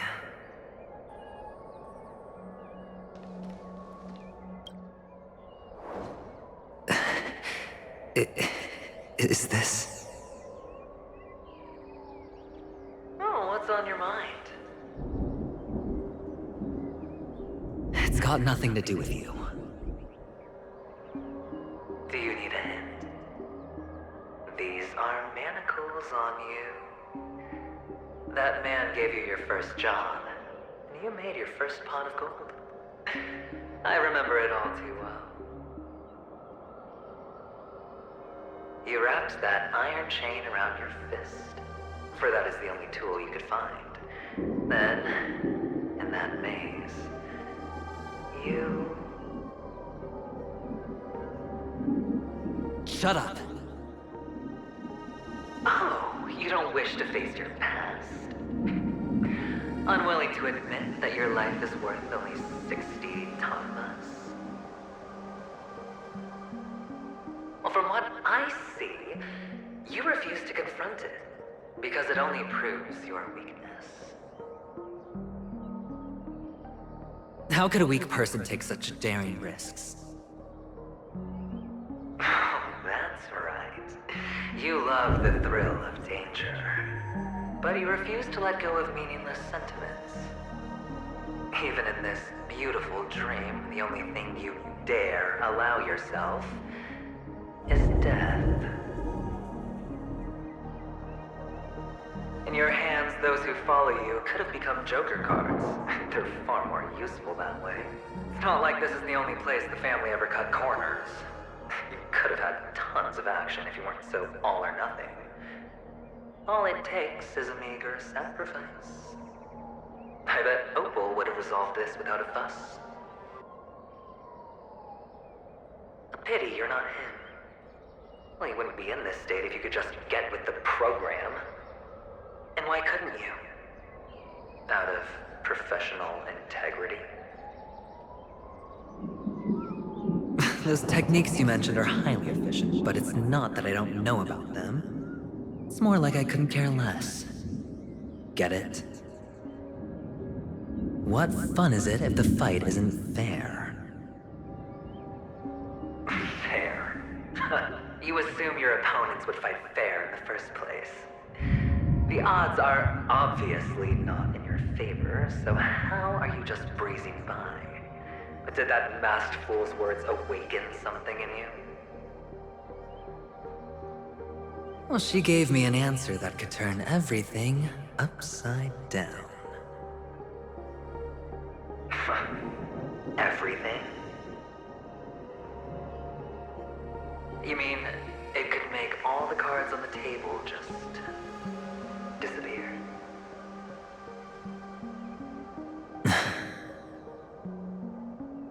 That's cheating. If these leaves could be brought back, would they bloom into new flowers?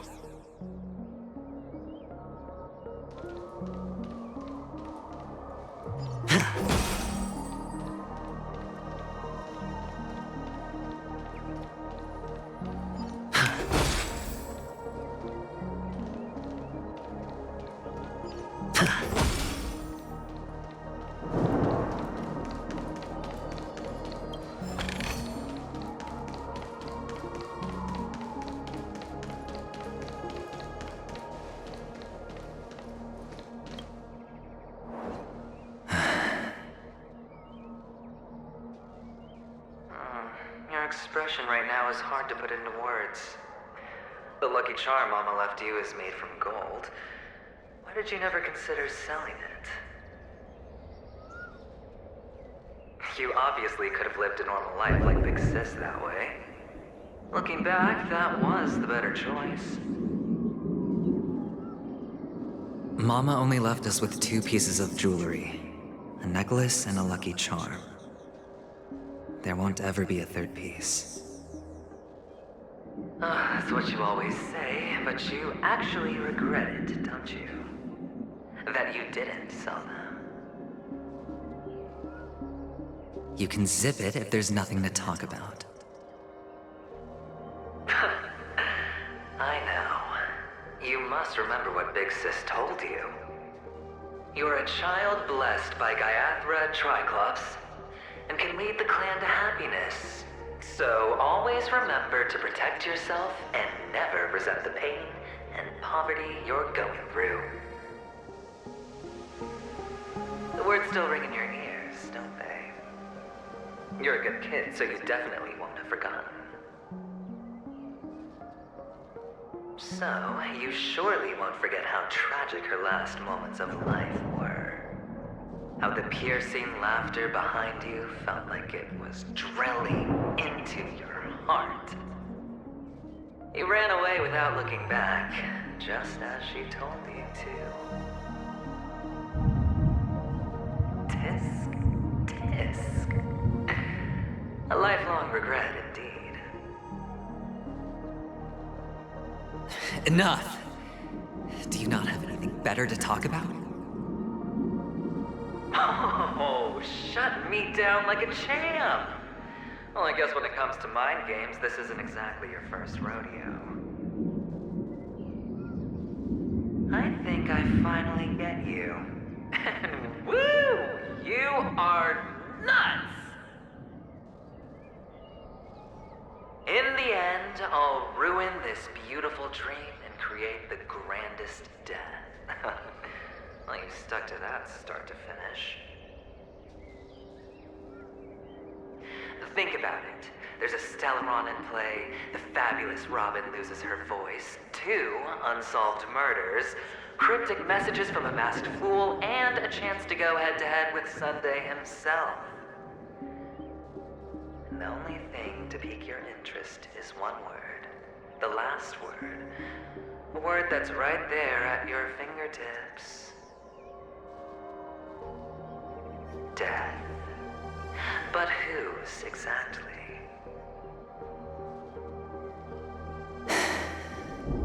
We'll know when the dice falls. All right then. Reserve a seat for me in the audience. I'm curious to see just how capable you are. Still, you never answered my question. If you could start over, would you still want to be the child who received Gayathra's blessing?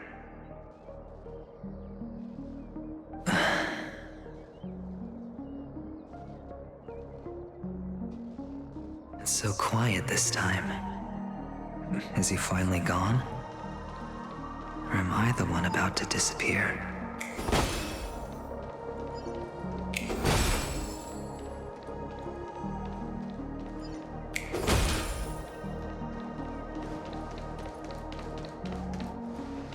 Finally, made it out of this place. We're going home? But I don't want to go back yet.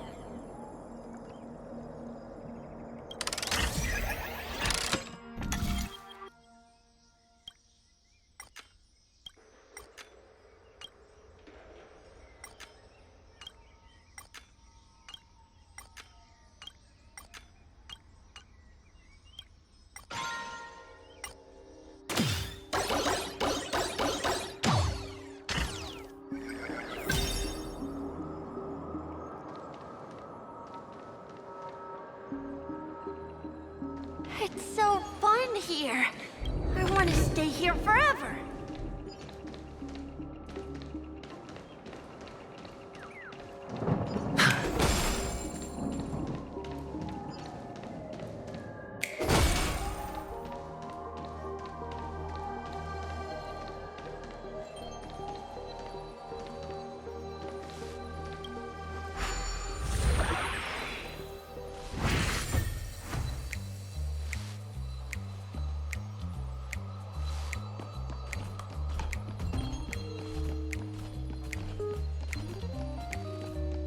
Brother Hanu, where are you going?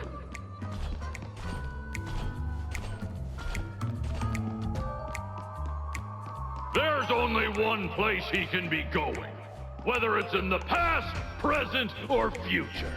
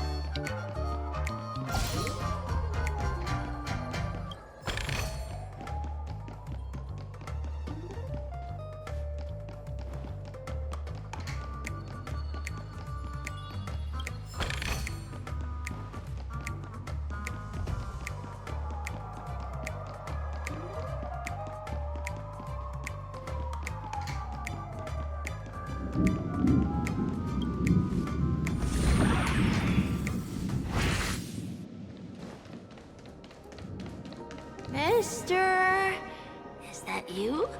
I hear the sound of leather shoes.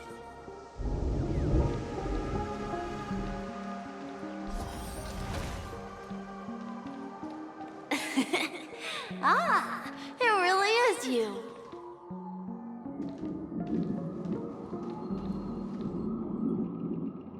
I don't know why, mister, but you always give me a special feeling that makes me more curious about you. It's sad that I can't get to know you more. We have to say goodbye. Did you have fun? You're going back? Yes, I should go home. The day's getting dark, and it's going to rain. I don't want to worry the others. You're home. Where is it? What a strange question. It's where Papa, Mama, and Big Sis are. In this dream.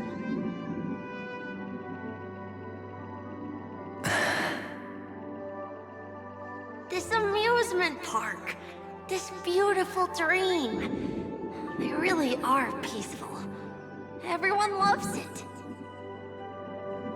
But, mister, why don't you like it? Because they're not here. Where are they then?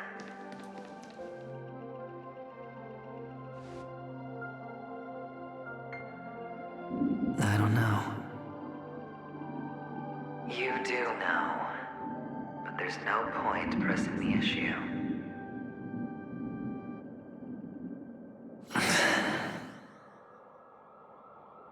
Admit it. You're tired.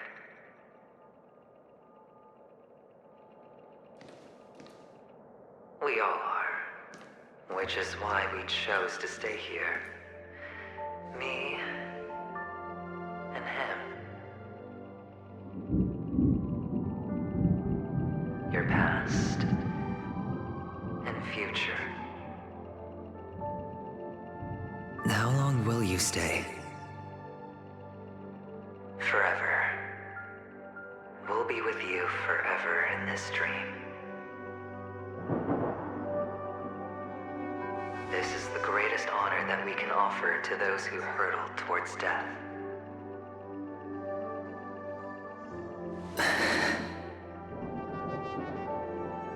The road less traveled is less traveled for a reason.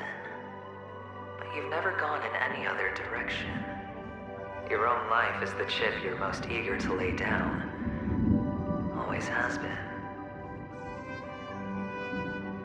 You don't care who the real murderer is, and the Watchmaker's so-called legacy couldn't be more boring. What you want, what you need, is to be the smooth operator, the solid gold deal maker who doesn't waste a drop of sweat, even when he's up to his neck in danger, deep inside family territory. You want to be polished up, cuffed with red-hot chains, and spotlit center stage.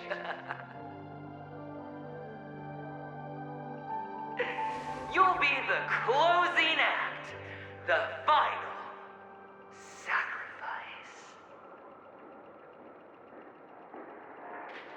I can do it. And it will be flawless. Of course you can.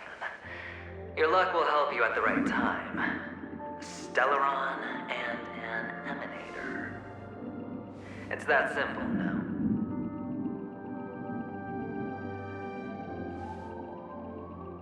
That way, the IPC will earn a place at the table. And as for you, you'll just happen to slip the leash, leave the rat race, extract yourself from this endless debacle. You'll have the freedom you've always dreamed of.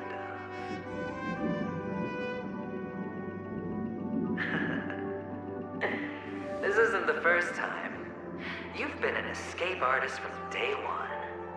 This fiasco started with a death, and its curtains will fall on another death. Oh. So that's why Diamond chose you. He's just after Penacony. No matter the means, no matter the price. It's not personal.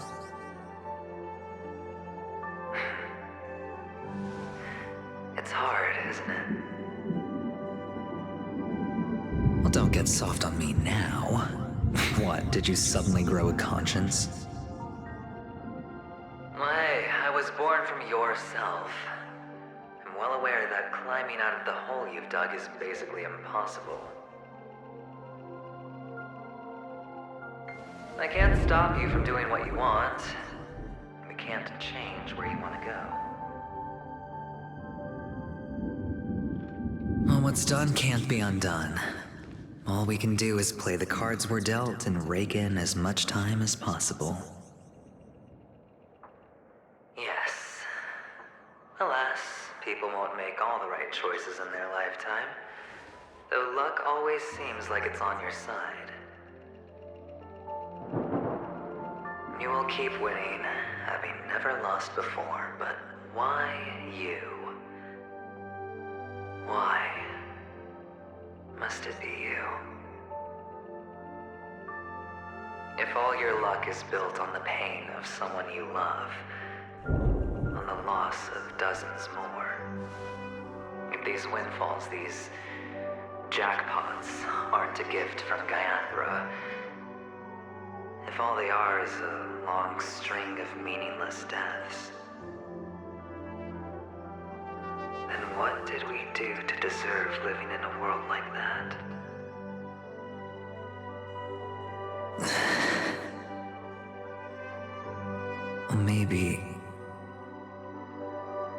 Maybe when I get to where I'm going and look back, I'll know what the trip was all about.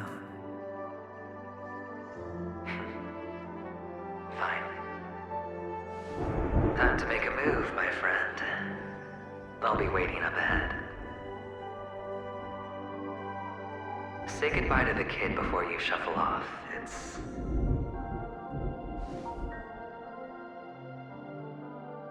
It's best to die without regrets.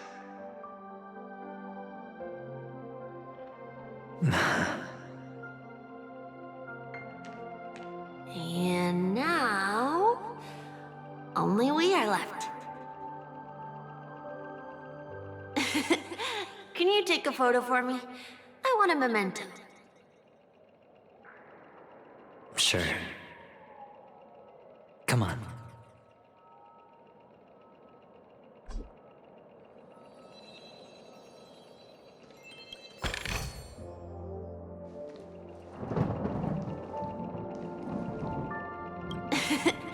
Can you take a photo for me?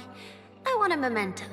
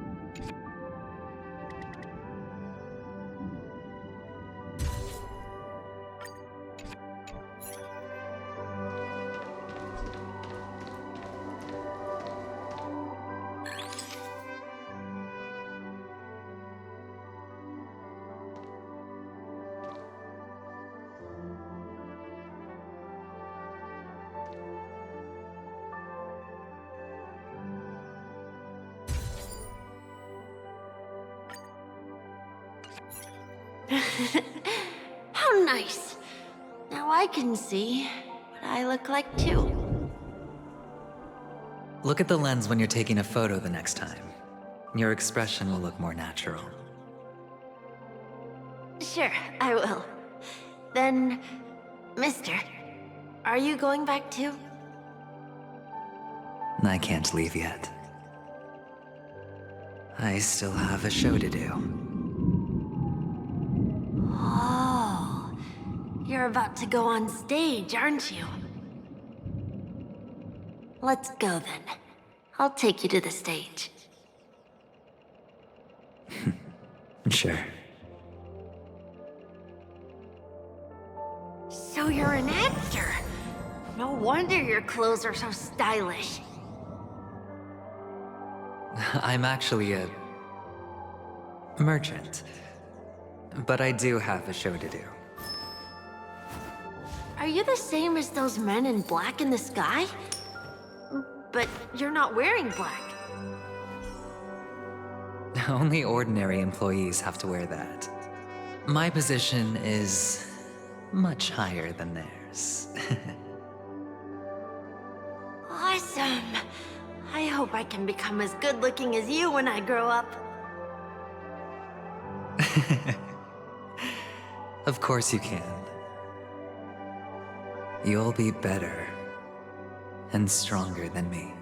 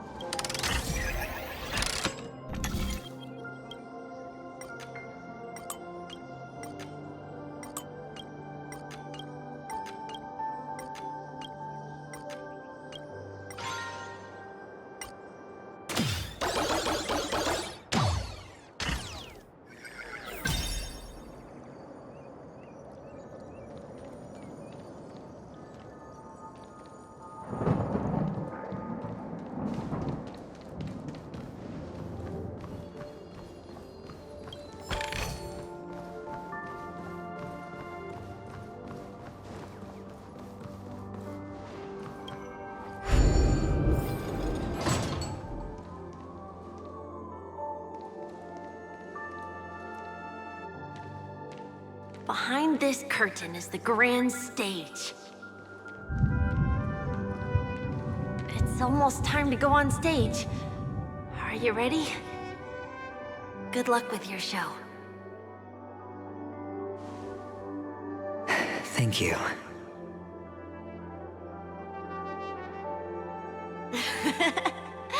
You still seem pretty nervous. Let's put our palms together. If you receive Gaiathra's blessing, you'll feel more relaxed.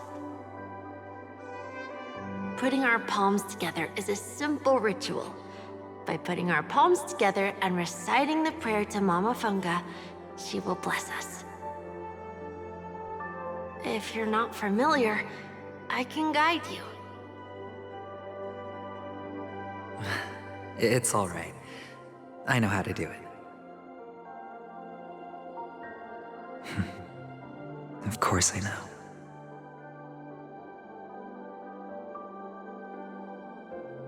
This is where we go our own way, Kakavasha. The catechins are coming. Why?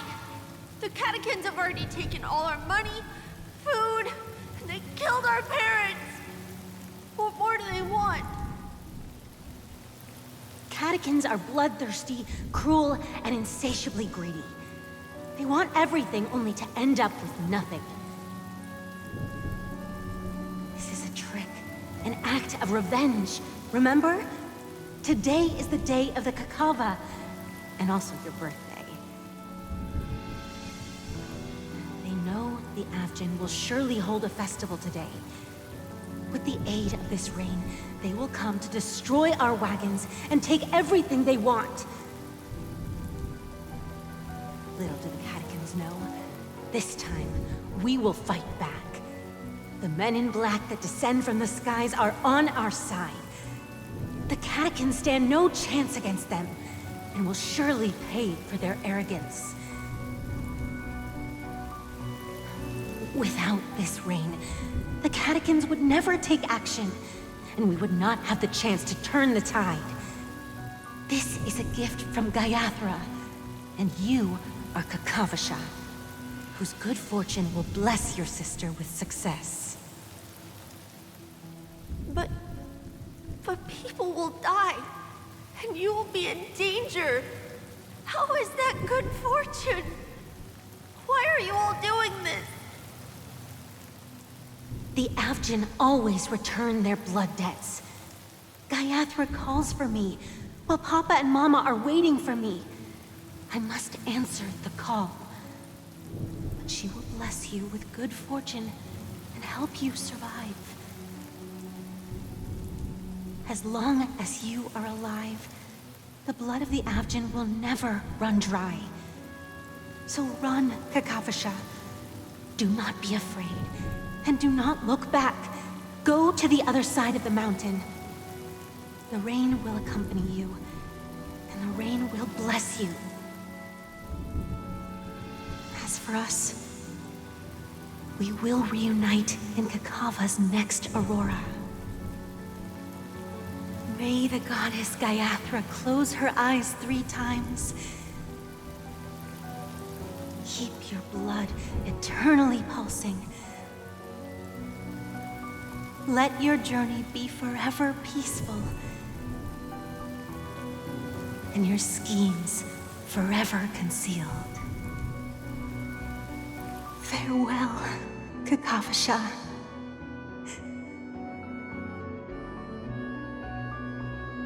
Newsflash from the Interastral Peace broadcast. The IPC Marketing Development Department spokesperson confirms that a small-scale rebellion has broken out in the unclaimed region of Sigonia. The situation is now under control. The insurgents are from a local clan known as Kataka, which has a long history of disdain towards the IPC. This has caused a serious negative impact to the work of the IPC's Marketing Development Department. The clan launched a massive attack on the Avgin, who were under the protection of the IPC, resulting in 6,728 deaths and 3,452 missing. The casualties are currently under the care of the frontline trauma team. The spokesperson expresses his deepest condolences for this devastating humanitarian disaster. At the same time, delivering an important message on this matter to all interplanetary citizens.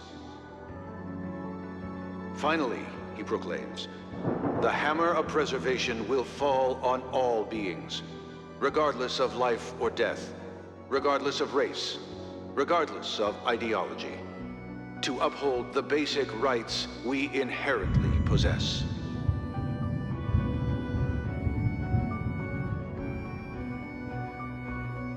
Kakavasha?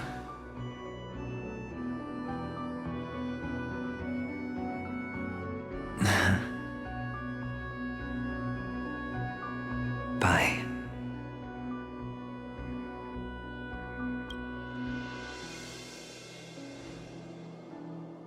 Okay. All the actors are in place. It's time for the show to begin.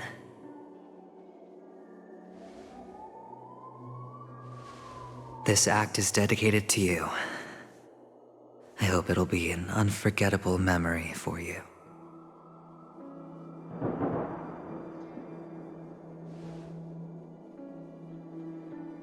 Kakavasha. By the way, before you go, I have a personal question. Do you truly want to destroy the world with your own hands? Let's assume, just assuming now, that every time I roll the dice, there's a possibility of achieving this particular outcome. Then I would be quite happy to make that wager.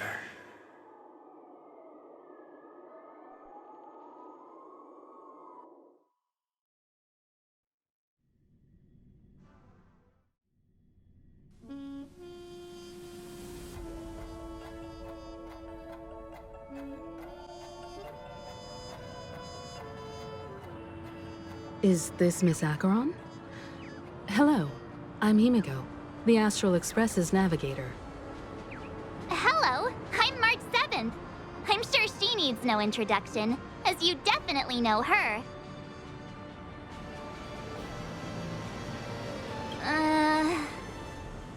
Hello? None of you seem surprised by my arrival. Since Welt has decided to travel with you, it means that he trusts you. And we trust his judgment. I envy your close friendships. Miss Acheron here doesn't present a danger, and she's of no threat to the Astral Express. Aventurine's prior accusation was based on nothing more than his own subjectivity. Which is why, before we continue working together, he has a duty to explain himself. You want to create a situation where all three parties are present? There must be some deeper meaning behind Aventurine's actions. I suspect he's been aware of Penacony's secret from the beginning and has been continuously strategizing to unveil it. In that sense, the Astral Express's role in his plans would be imperative. In the worst-case scenario, he may use us to do something unexpected. Assuming things do escalate to that stage, having an extra ally is a good insurance policy.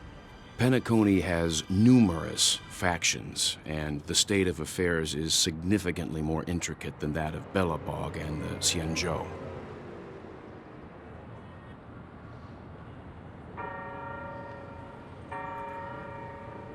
You're talking weird again.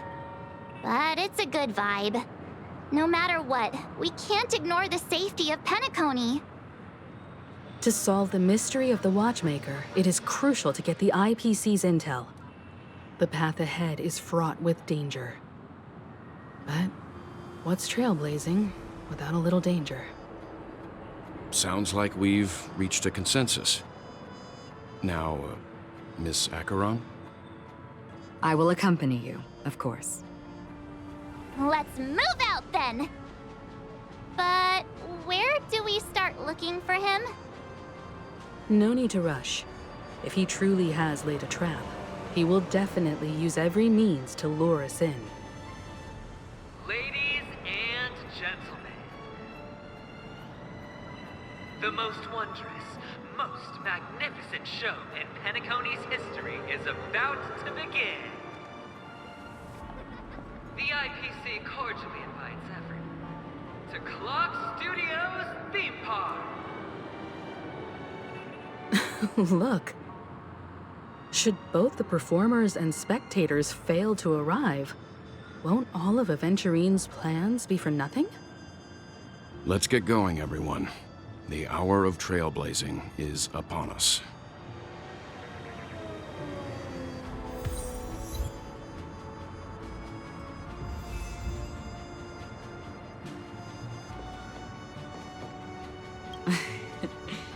I envy your close friendships. Let's get going, everyone. The hour of trailblazing is upon us.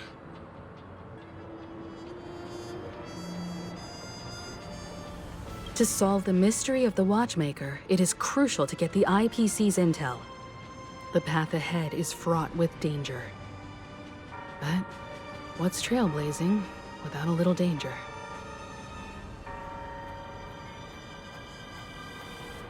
I have a bad feeling that something big's gonna go down. Are you ready? Let's waste no time and head to the theme park then.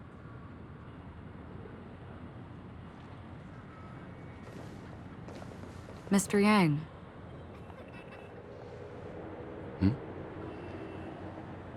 Why did you not tell your companions about my true identity?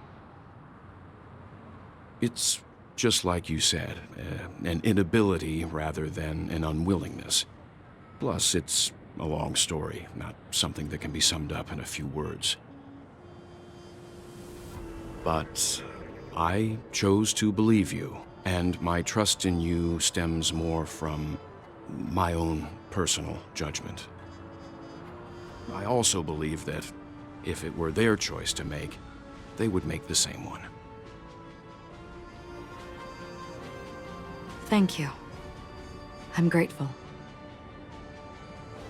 To reciprocate, in the upcoming confrontation, if the odds aren't in the Astral Express's favor, I will stand with you, if my meager strength is required.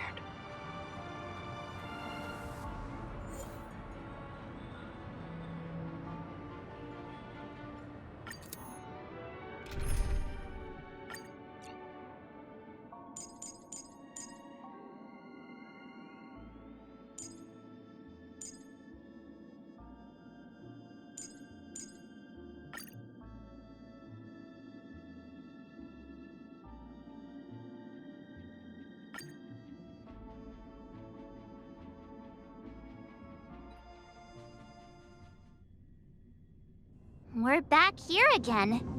Aventurine actually chose a really conspicuous location. That guy's really taking it to a whole new level. Does he really think he's a superstar or something? Not a soul in sight. The hounds drove out the visitors, and now their whereabouts are unknown too. Everyone, pay attention. The other party has obviously come prepared.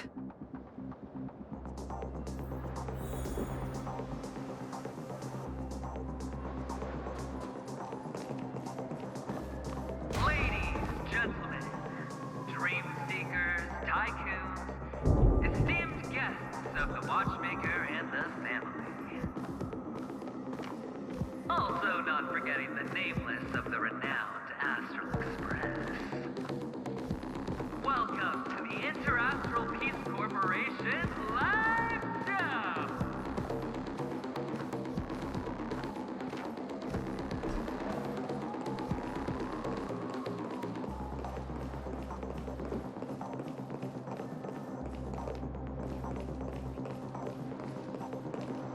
Astral Express. You're late. And this, unsought guest.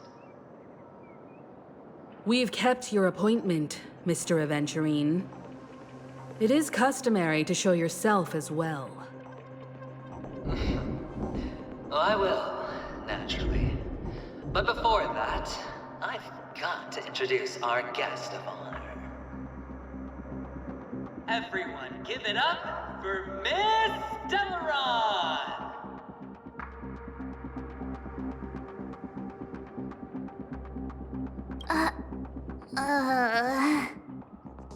Let me remind you that in all likelihood, this stage and her identity have nothing to do with the wanted murderer.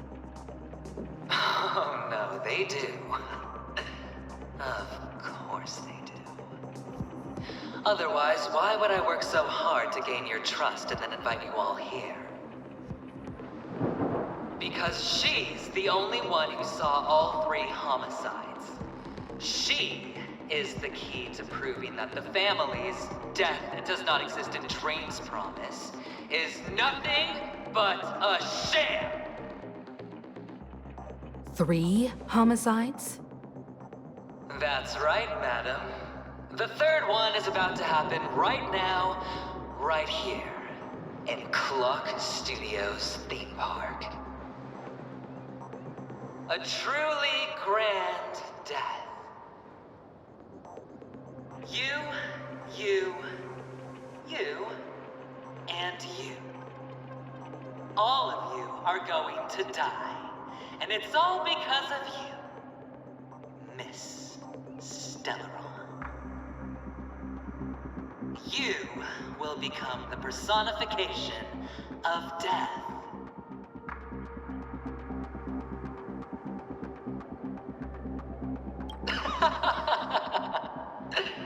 I thought my intent was crystal clear. Let me be a little clearer. I will detonate the Stellaron in you and cause a teeny, tiny accident on Penacony. BAM! The entire theme park will be reduced to a shattered dream. Then, before the family can even react, I'll become the IPC fleet's navigator. Your bluff isn't fooling anyone. If you could really do that, you would have done so earlier. You wanna bet? Sure. I'll bet with you. I'm betting that it'll be a sweeping victory for me. By detonating an unprecedented explosion to prove that the vow of harmony is a complete and utter joke. You won't do it. Of course I can. It's just another gamble. I came from the wastelands of Sigonia. For just 60 red copper coins, people paid to brand me. Put me in chains. Place me in the gallows and bury me in the golden sands. But the sun could not kill me, and the quicksand sent me back to the embrace of the Guild and the IPC. Bear in mind, my victory wasn't just a stroke of luck. No. I've never been defeated. Have you ever heard the saying, sleep is the rehearsal of death? Why do the living sleep? Oh, because we are not ready for the final rest. Every night is practice for the end. You and I are escaping into our dreams for fear of death at this very moment. And death will surface in our dreams. Friends, the game has commenced, and you cannot choose to decline. Nor do you have any reason or grounds to!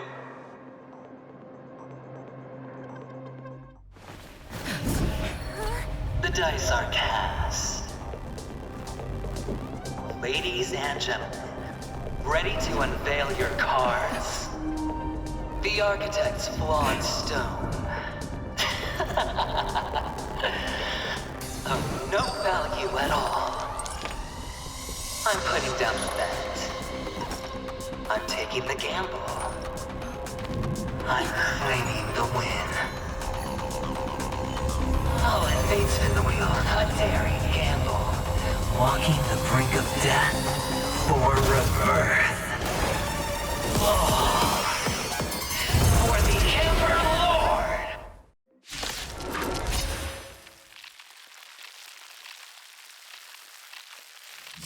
All right. Let's see who has the last laugh. Let the game begin!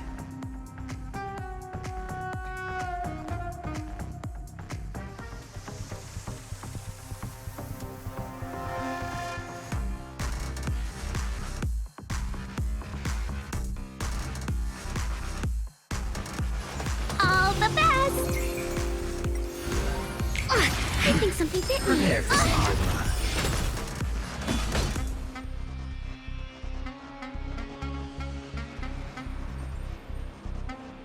Here, there's thunder!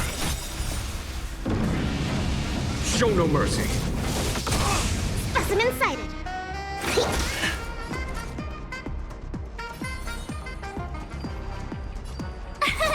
Here! Yeah! There's no time to lose. Conflict is pitiless. Right. Double down! 1,000 wonders! Fight is one! All or nothing. Here, there's thunder!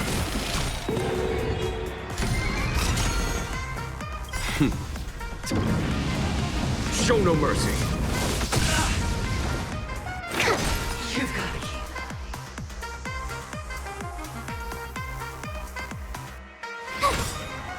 Gotta try hard. Watch this awesome move!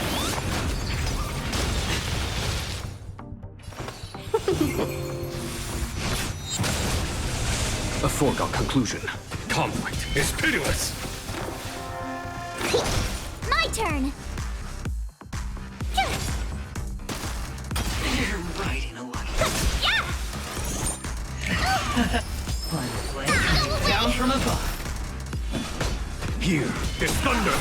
Commencing research. Here, try this! Thanks a lot, Trouble. Thanks a lot. Yeah! Tough luck running into me. Phew!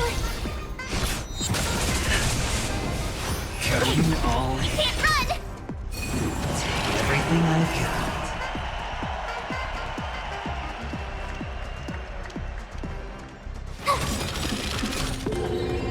Gotta try hard sometimes. Watch this awesome move!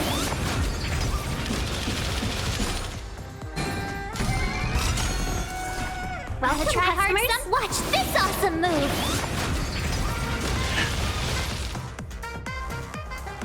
Yeah! Fight is fun! Conflict is pitiless! Show no mercy! Specimen sighted.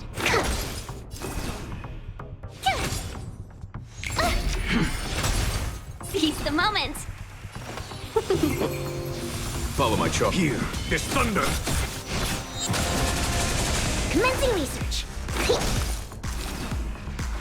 Yeah, my turn. Prepare for some. There's no time to lose. Conflict is pitiless! Specimen sighted. Yeah, tough luck running into me.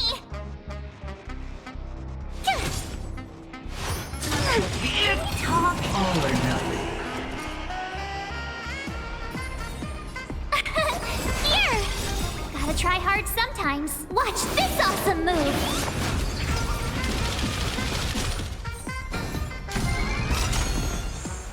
Follow my Try chalk. hard some. Watch this awesome move! Here is thunder! Commencing research. Let's be friends. 1,000 wonders. Fight is fun! Show no mercy! Fun flame coming down from Stop above. the bleeding. My turn. A foregone conclusion. Conflict is pitiless! Welcome, customers. Yeah, specimen sighted. To travel. Never. Even on a losing streak, as long as people still have hope, they'll keep throwing money on the table. The chance, no matter how small, the potential is what you hang on to. That's what justifies the gamble. What's wrong?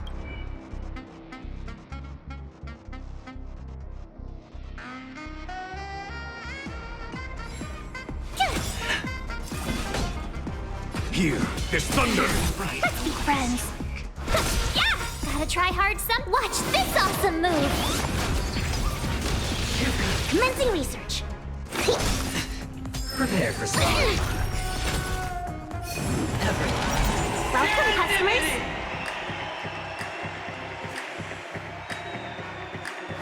Yeah! Conflict is pitiless! My turn. Here!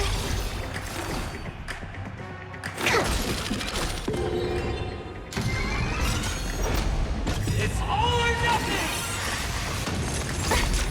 Talk. Done. Show no mercy! Double down! A foregone conclusion. Here is thunder! Let's be friends.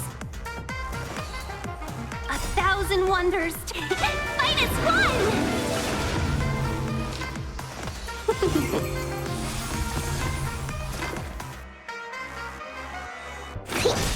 To travel.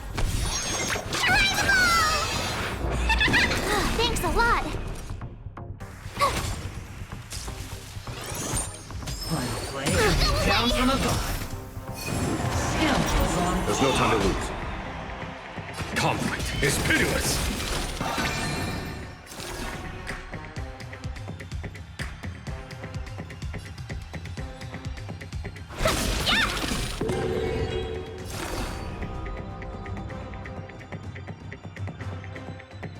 Here, try this. Better luck running into me. Phew! Gotta try hard sometime. Watch this awesome move.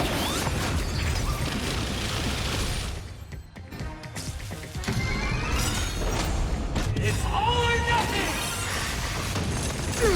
Try that again. Show no mercy.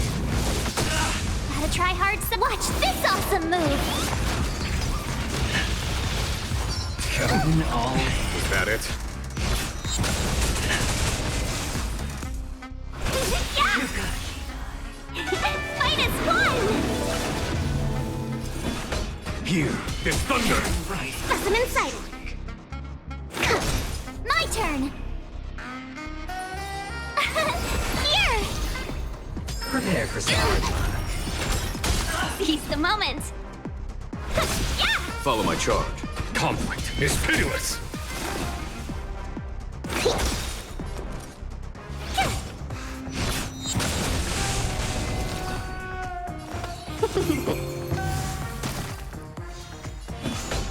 Here, this thunder.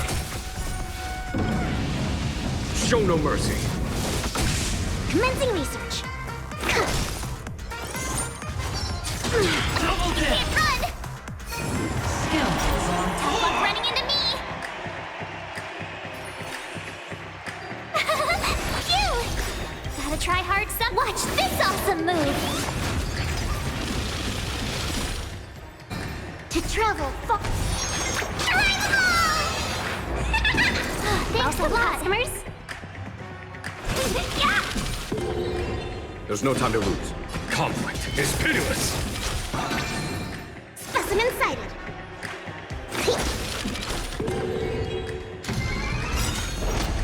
It's all or nothing! Try that again. Time. Show no mercy. Is that it? Gotta try hard sometime. Watch this awesome move. Follow my charge. Here, this thunder. Commencing research. Deep breaths. My turn. Let's be friends. 1,000 wonders. Fight is fun.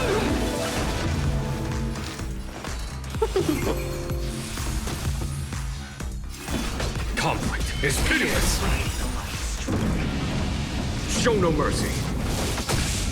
Everybody's like that. Down to the last player. So why can't I be happy too? Why can't I feel that free?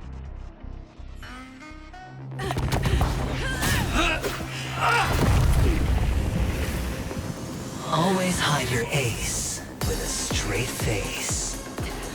I'm starting to get a little impatient with you all.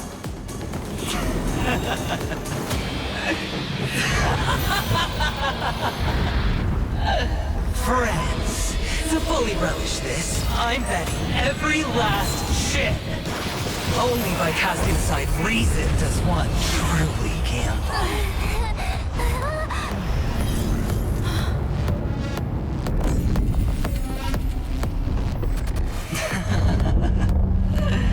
Emanator, I know you'll match my wager, right? You're leaving?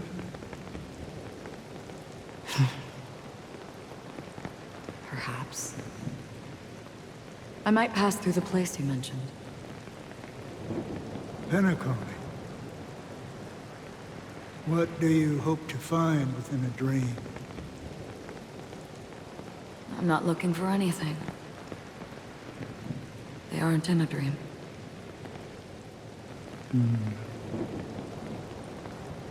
I'm afraid The family will not open the doors for you. Why? Because the path you walk is not accepted by the Harmony. Even if that's not what I want.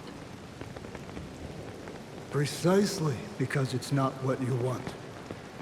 Because they are not like other eons. They have never glanced at anyone, and they never need to. They leave woven strands of fate for humans to walk, and together, they weave a great shadow. And this shadow silently envelops them. There are always those who rise from the shadows.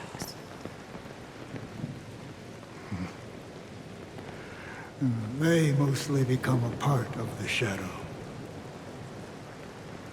In your eyes, am I the same? You still have a strand of color, but not much.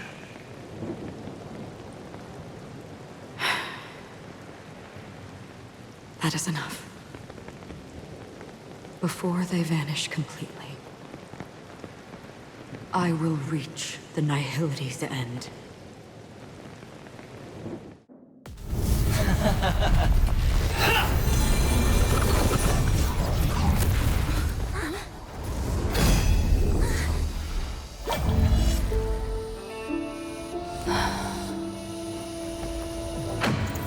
I wish to mourn the departed, weeping like rain, to swell the crossing stream.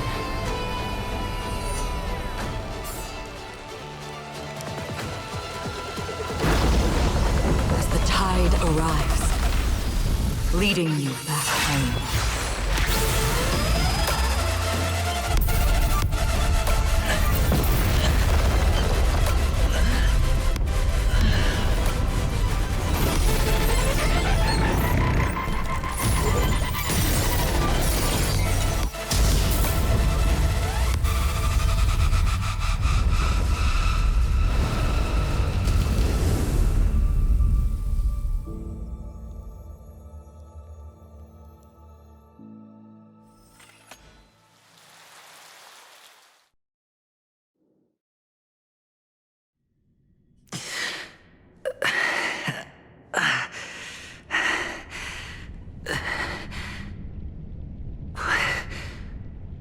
What is this place? A gigantic black hole. And see? Have I succeeded?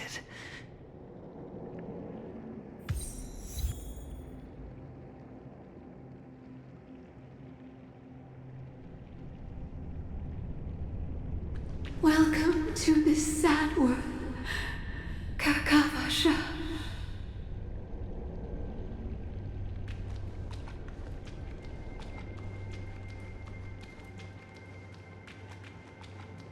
Your good luck is the most precious wealth we, all Avgin, have.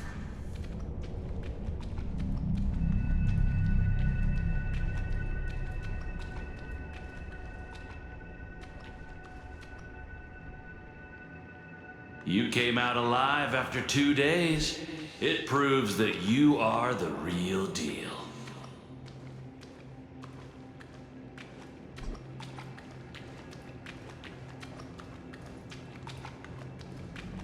Wealth, status, power.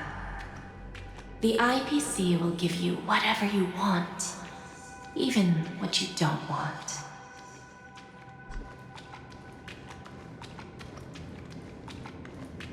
As for us, we will reunite in Kakava's next Aurora.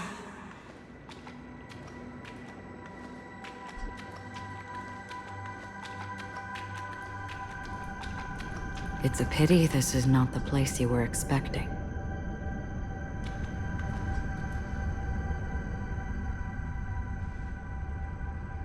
Melody, is it? Perhaps to you, I am just an emanator who's hiding her identity. But the sleeping and shapeless never glance at anyone. They have no face, no form, and even less of a will to speak. The nihility envelops everyone equally. Only some who have gone under their shadow can go farther, tainting themselves with more nihility. That's all. That's all. My friend, you really leave me at a loss for words. So, is this my final destination? The land of the dead? This is all but a fleeting dream. One of the thousands of manifestations of IX. Under the watchful eye of nihility, we momentarily linger here before moving on to our own paths. It seems that my death has already been determined. Even if you wish for it, I can't promise you anything. Now that you've accomplished your goal, I think you can be a little more forthcoming. What do you mean? Your performance at the theme park was wonderful and grandiose. A simple yet practical technique that fooled almost everyone. No one would have ever thought that you would have gone to such lengths, even staking your life just to prove a fact that had seemingly been disproved long ago. Real death does not exist in Penacony's dreamscape. Why would I do this? Because this is the only way you can uncover a secret that is even more unspeakable than the serial murders. To use this dream death to get there. To that promised land people constantly seek in this grand gathering. Penacony. The legacy of the Watchmaker. The true land of exile. How did you find out? I never imagined that something I learned about unexpectedly would become the key to connecting everything. It's our Stellaron friend's identity, isn't it? I see you're in the know. Let's just say I'd put money on the possibility. The murder isn't nearly enough to disrupt business as usual. Even if there were 1 or 2 murders on Penacony, most people wouldn't be personally affected. And that won't create any waves. This dream of theirs isn't a boundless sea. It's a lonely island. The family used the Harmony to build a high wall and isolate them from the vast and treacherous ocean of the outside world. That barrier they built keeps death out, but it also keeps the secrets that are lost in that watery abyss from floating to the surface. In a beautiful dream, free of suffering, who would want to go fishing for those secrets? No one.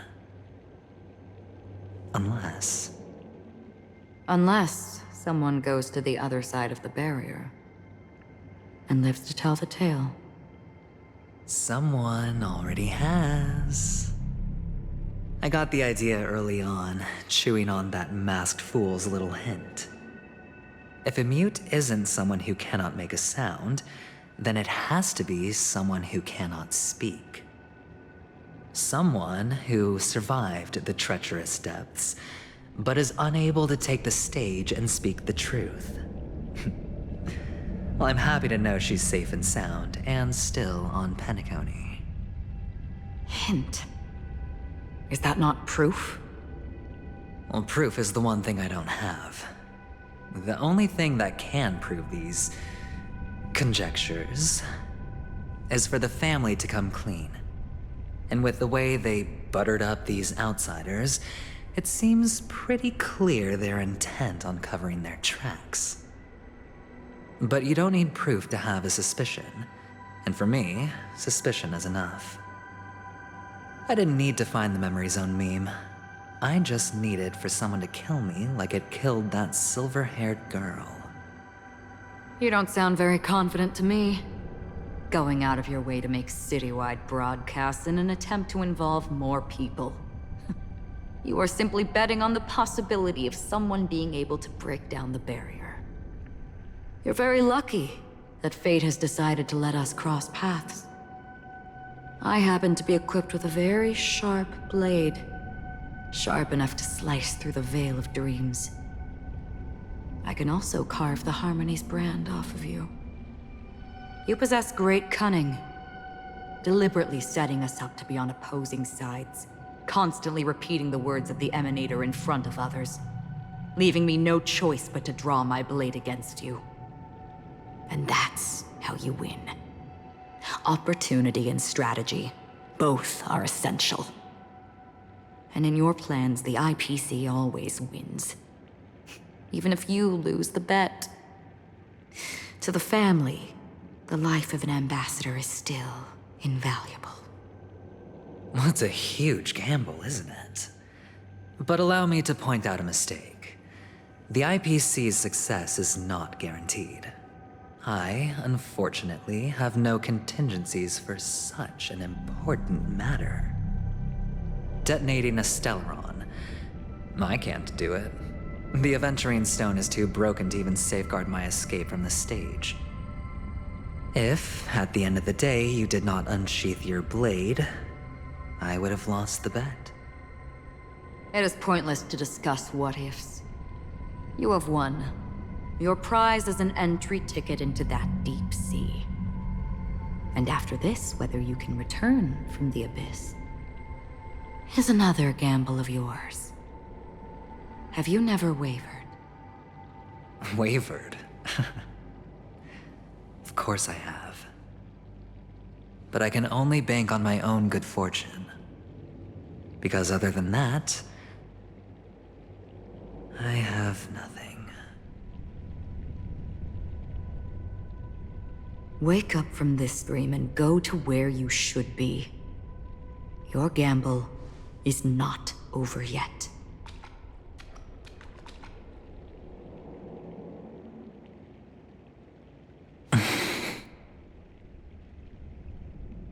Before we part, can you answer one more question? As someone who has traveled on that road, can you tell me, why are we born into this world? If it's just to die. I don't think this and never have. Nor do you. But the nihility envelops you and I. And everyone. And because of that, it's pointless.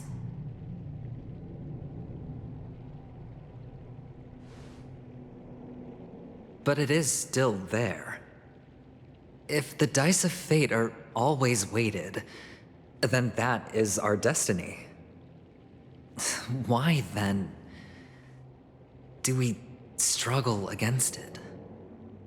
My answer might not be able to resolve your confusion, because it has been with you throughout your journey and is already a part of your life.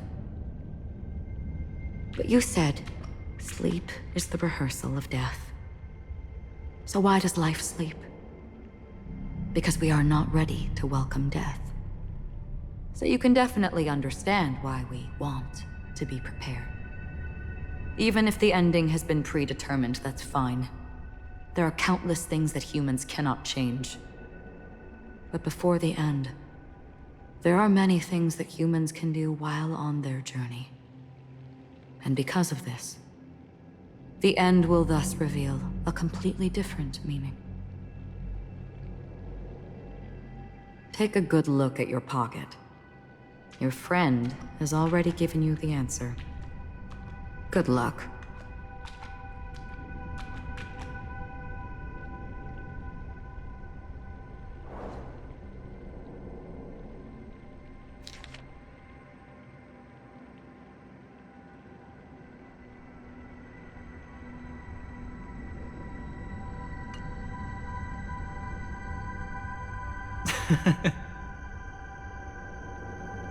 Then I shall get going.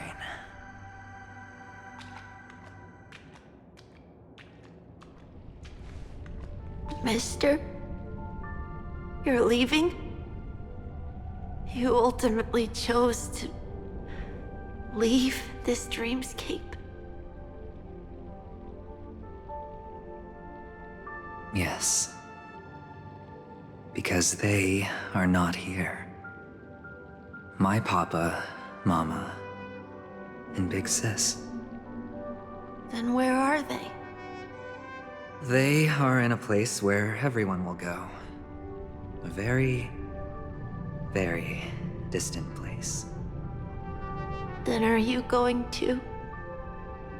I'll get there one day. But not now. There will come a day when the sky will drizzle, and I will hear the call of Gaiathra Triclops, and know that it is time for me to go, and be reunited with my family. So, until that time comes, I should be preparing. Preparing for what? Well, preparing to face them, Kakavasha. And to make them proud. I know you'll be able to do it. Good luck. Well, of course. For I am the child who received the blessing of Gaiathra Triclops.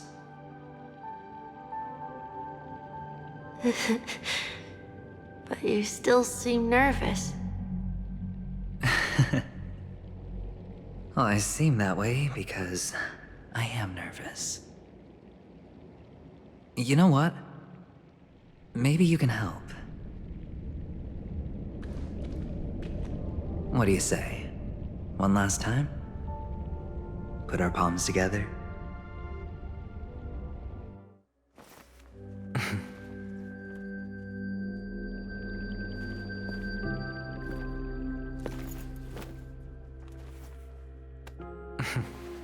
Are you going now? Yes.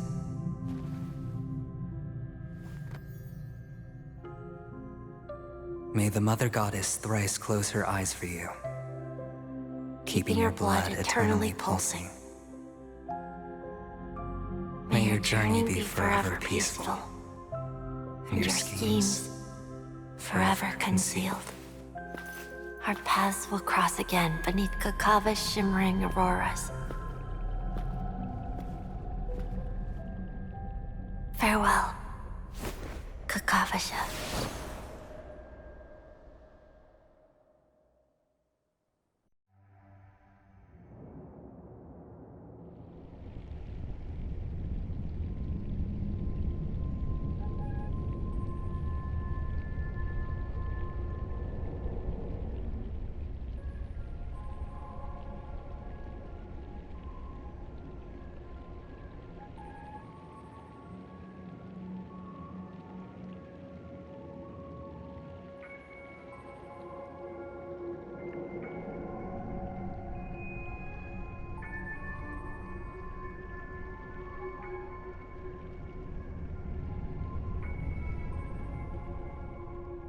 The light of the Aventurine Stone has disappeared. This only represents one outcome. He kept his promise and got what he wanted. As planned, your cornerstone has been successfully sent to the family's territory. Then... let's fulfill our duty and start harvesting.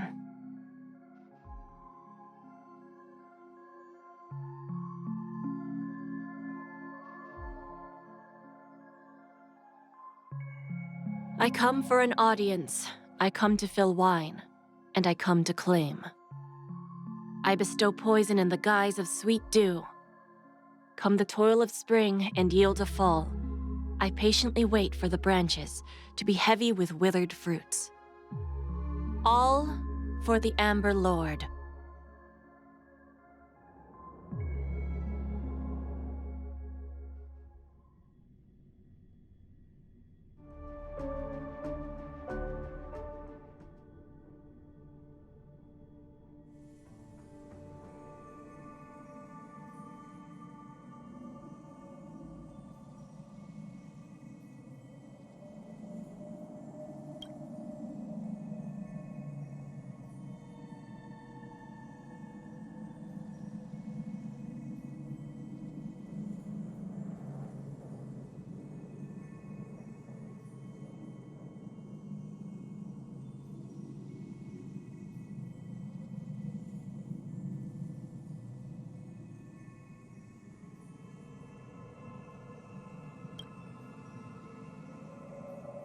you're awake. I've been waiting on you for quite a while. A crevice between dreams. You've met me before. I'm Sam, a Stellaron hunter. I originally planned on showing up earlier to reveal some truths to you. But I encountered more roadblocks than expected. 11 times I've tried, but ended in failure. Before I knew it, this world and I became too intertwined, and it became too difficult to escape the constraints of the script. Elio is right. In this land of the dreams, you and I will reap unforgettable gains.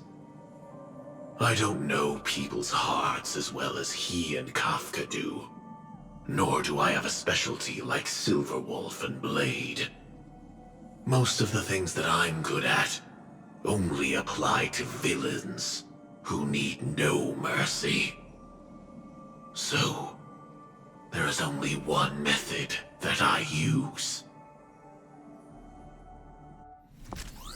This is to show you.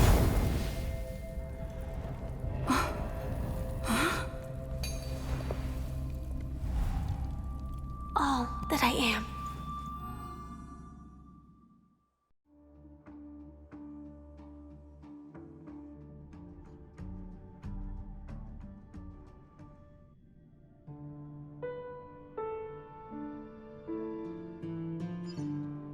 Labyrinth-like corridors and halls? Traps everywhere? The owner of this mansion must be a bit paranoid. You are so funny, Mr. Security Officer. I hope that sense of humor of yours has helped you find the serial killer. Just expressing a personal opinion. Why? Did I hit a nerve? Mr. Gallagher, my patience is wearing thin. Neglecting duties will only make me more suspicious that you and the real serial killer are connected.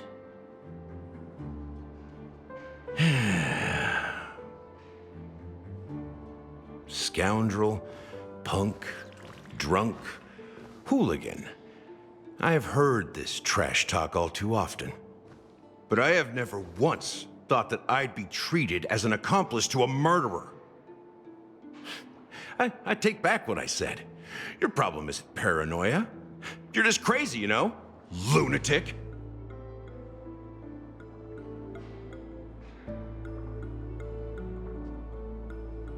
You, the family, you broke my spine and pulled out my fangs, and now you want to accuse me of murder? Ridiculous. Only idiots who've drunk too much Soul Glad will berate a stray dog in the streets. What exactly is making you say all this nonsense? You should be more concerned about the Outworld visitors who are making a scene in the theme park than me. I don't need you to remind me. Once that ambassador walks through the doors of the mansion, I will know what he wants.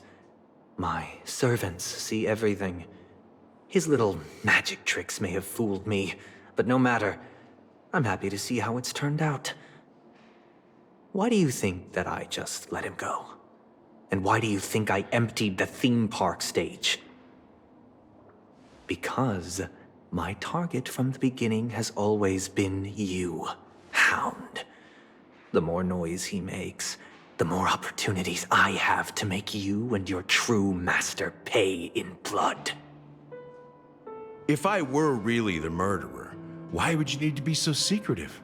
Ha! I forgot. You also have a difficult master to serve, telling you to ignore the murder case and focus solely on that Charmony festival. Isn't that right, my brother? Looks like your disguise has helped you successfully understand every facet of the family. Disguise? You must be blind to be accusing me of being a fake. Open your eyes, take a good look.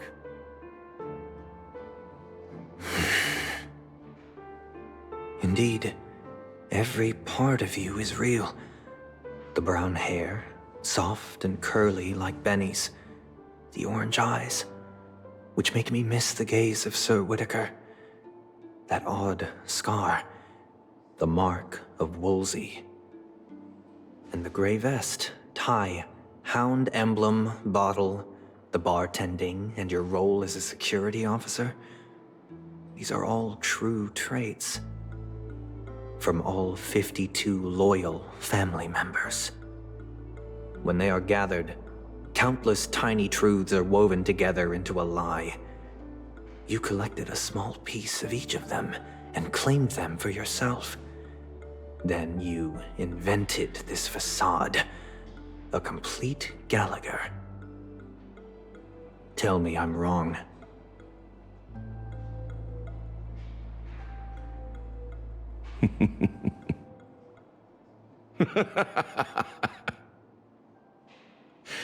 You have guts, I'll give you that. Not bad. I severely underestimated you. Admirable. But so what? Can this prove that I murdered your sister and that stowaway? This proves that you and the Memory Zone meme death are linked. And that's enough. Listen up. I don't care how you did it. I only care about one thing. The answer to a question. You devil. You wretched, despicable dog. Why did you kill her?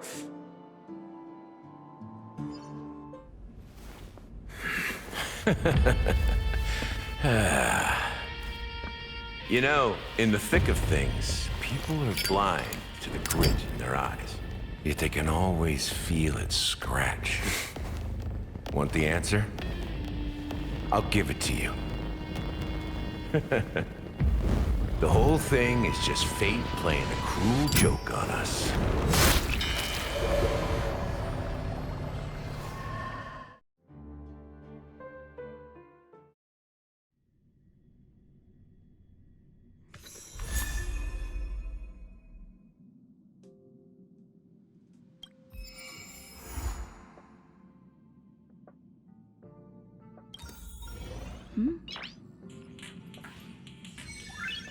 Noise.